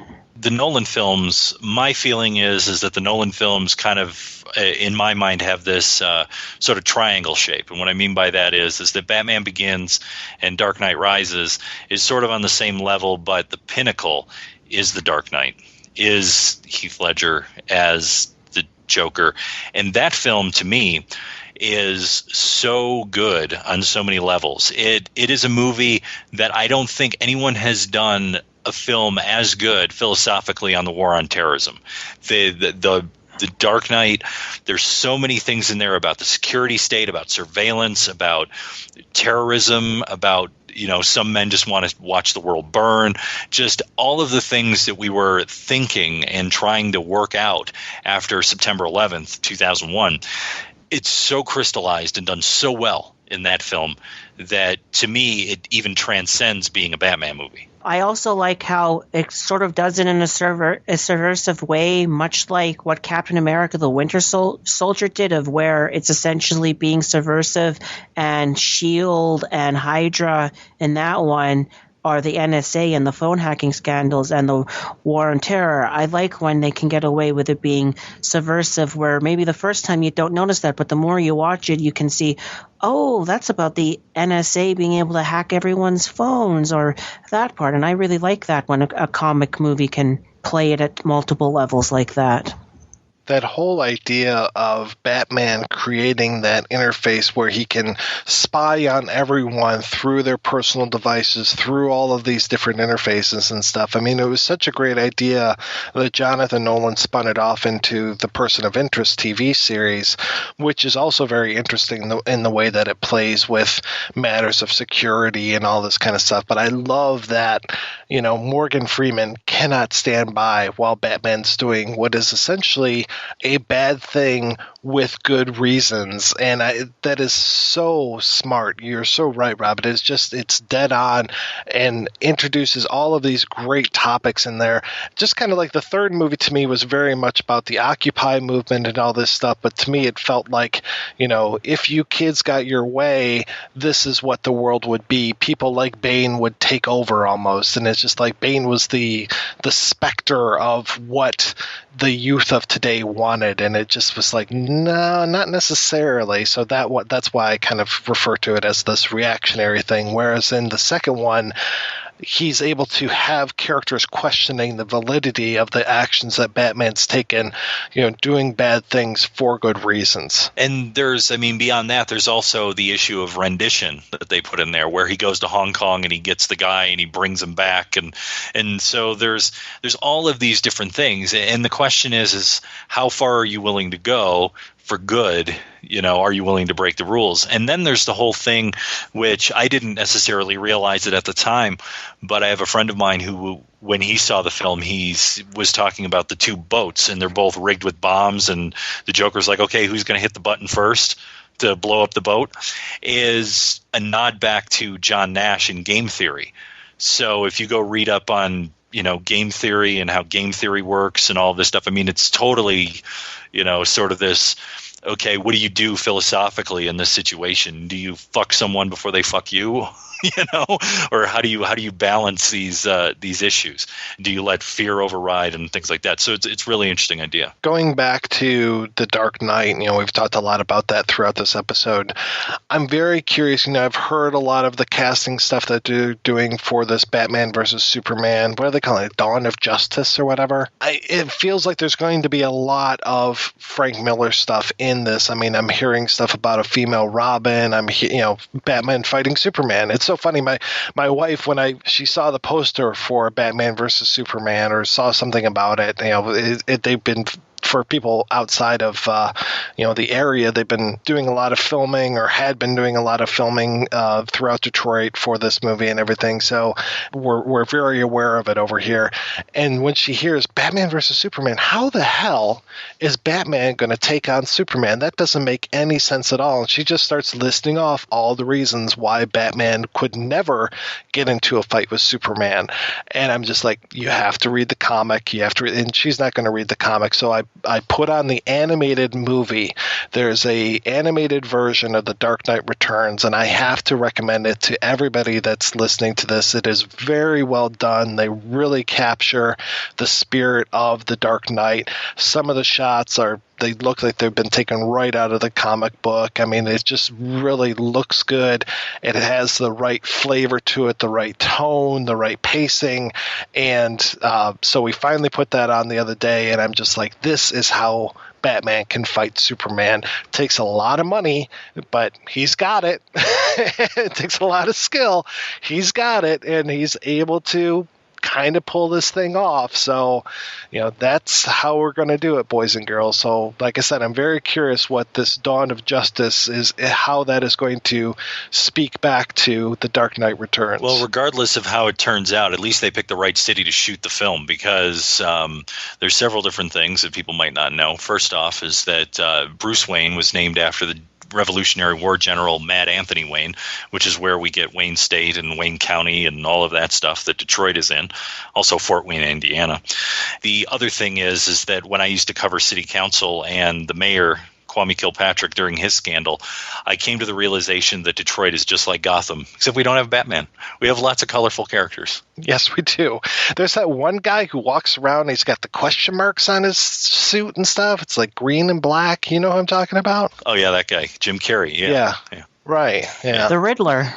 Well, Jeff Daniels just lives right up the road, so, I mean, he's not that far away in Chelsea. Okay, we're going to take another break and play a preview for next week's show.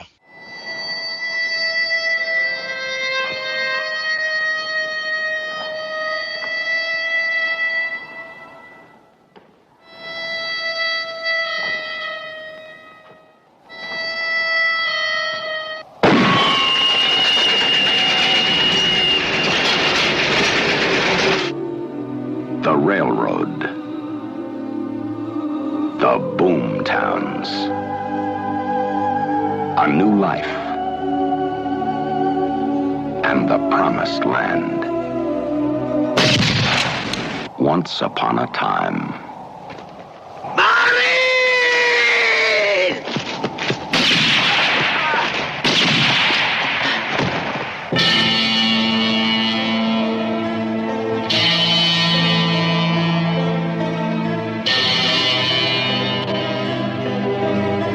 The widow, the land grabber, the outlaw,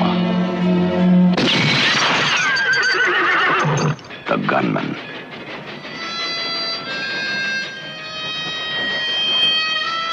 the man in search of a name.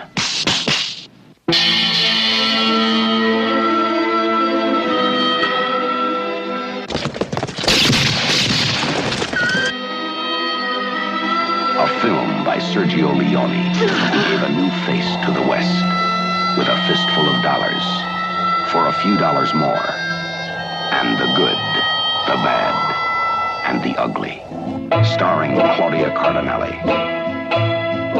Henry Fonda, Charles Bronson, and Jason Robards. A manhunt. A vendetta.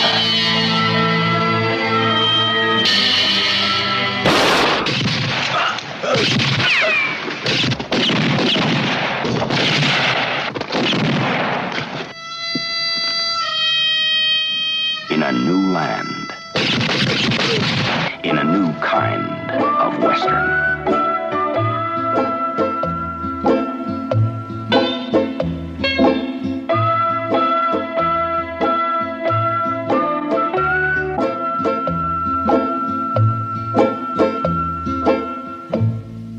That's right. We are back next week with our big 200th episode to kick off 2015, where we'll be talking about the epic Western film by Sergio Leone, Once Upon a Time in the West. If you want to leave us any well wishes or thoughts about the movie, give us a ring at our voicemail at 734-666-0800. We'll be sure to say that number again before we sign out today. In the meantime, I want to thank this week's special guests as well as our guest co-host, Mark Thomas Gledhill. So, Mark, what is the latest with you, sir? You can catch me on a reoccurring spot on the Mental Cast. That's on Geek Juice, as well as this fine show. And by the time this airs, my episode that I've done with Dartboard Cinema, where I special guest on it, where we talk about Pacific Rim, will also be up on Geek Juice. You can also visit my site at Comic Book Consideration over at Blogspot, where I've looked at The Killing Joke in preparation for this fine show, as well as a Catwoman trade and a few things. And if you like looking at comics from the Silver Age and beyond, you can check me out. Sounds good. Well, thanks again, Mark, for coming on, and thanks for everyone for listening. I hope you enjoyed this last episode of 2014. And, of course, we'll see you in 2015. We got a lot more. Be sure to head over to the website, projection-booth.com. You can give your thoughts. You can click on the iTunes link there and give us some feedback. If you hadn't had a chance to review the show, please do. It'll make you feel good inside. It'll make us feel good because we know that we're reaching out there and we're connecting with you. And also, any thoughts on movies for 2015? Our show is not completely booked. Or our show, or the big 200th episode, as we said, Sergio Leone's Once Upon a Time in the West. Feel free to give us a call on the voicemail at 734-666-0800, 734-666-0800, or you can shoot an email with an MP3 or your feedback. You can just go to the website, projection-booth.com, and you can find it there. And if you have anything that you just want to type up because you don't like your voice in any mode, maybe we'll even read it on the show. Now, gents, to the Batcave.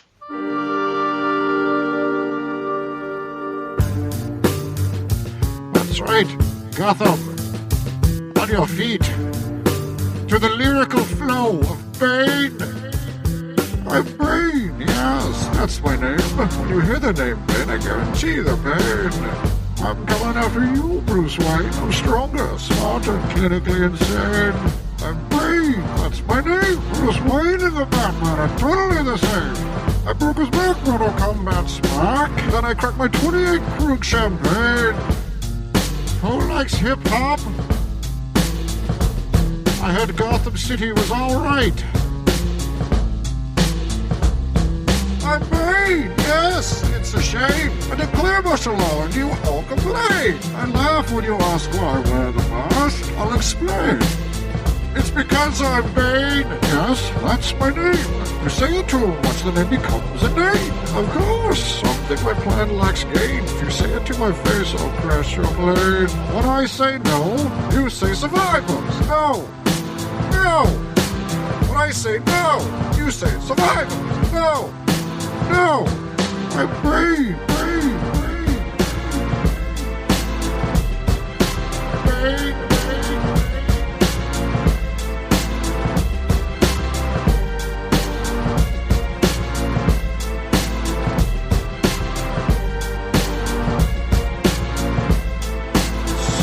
Music.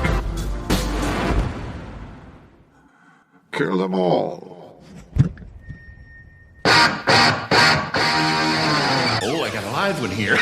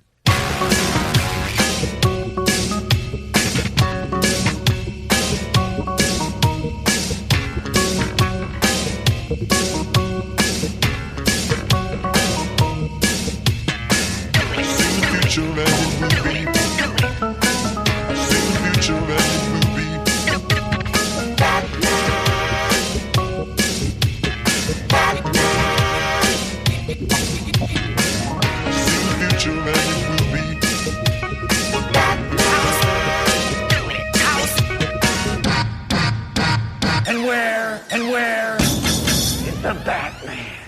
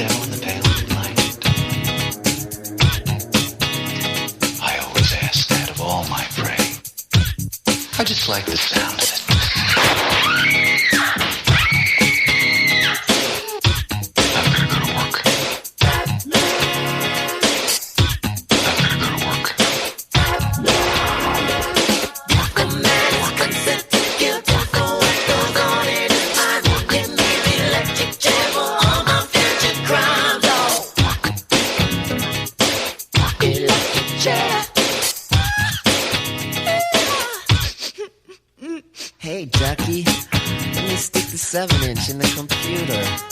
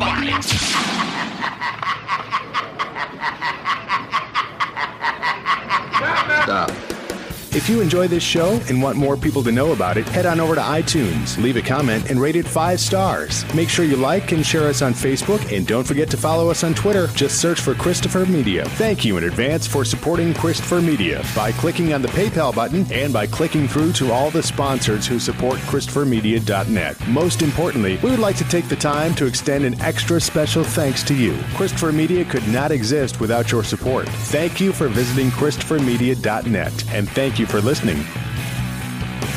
Christopher Media. Let's make some noise. Next week, same bat time, same bat channel.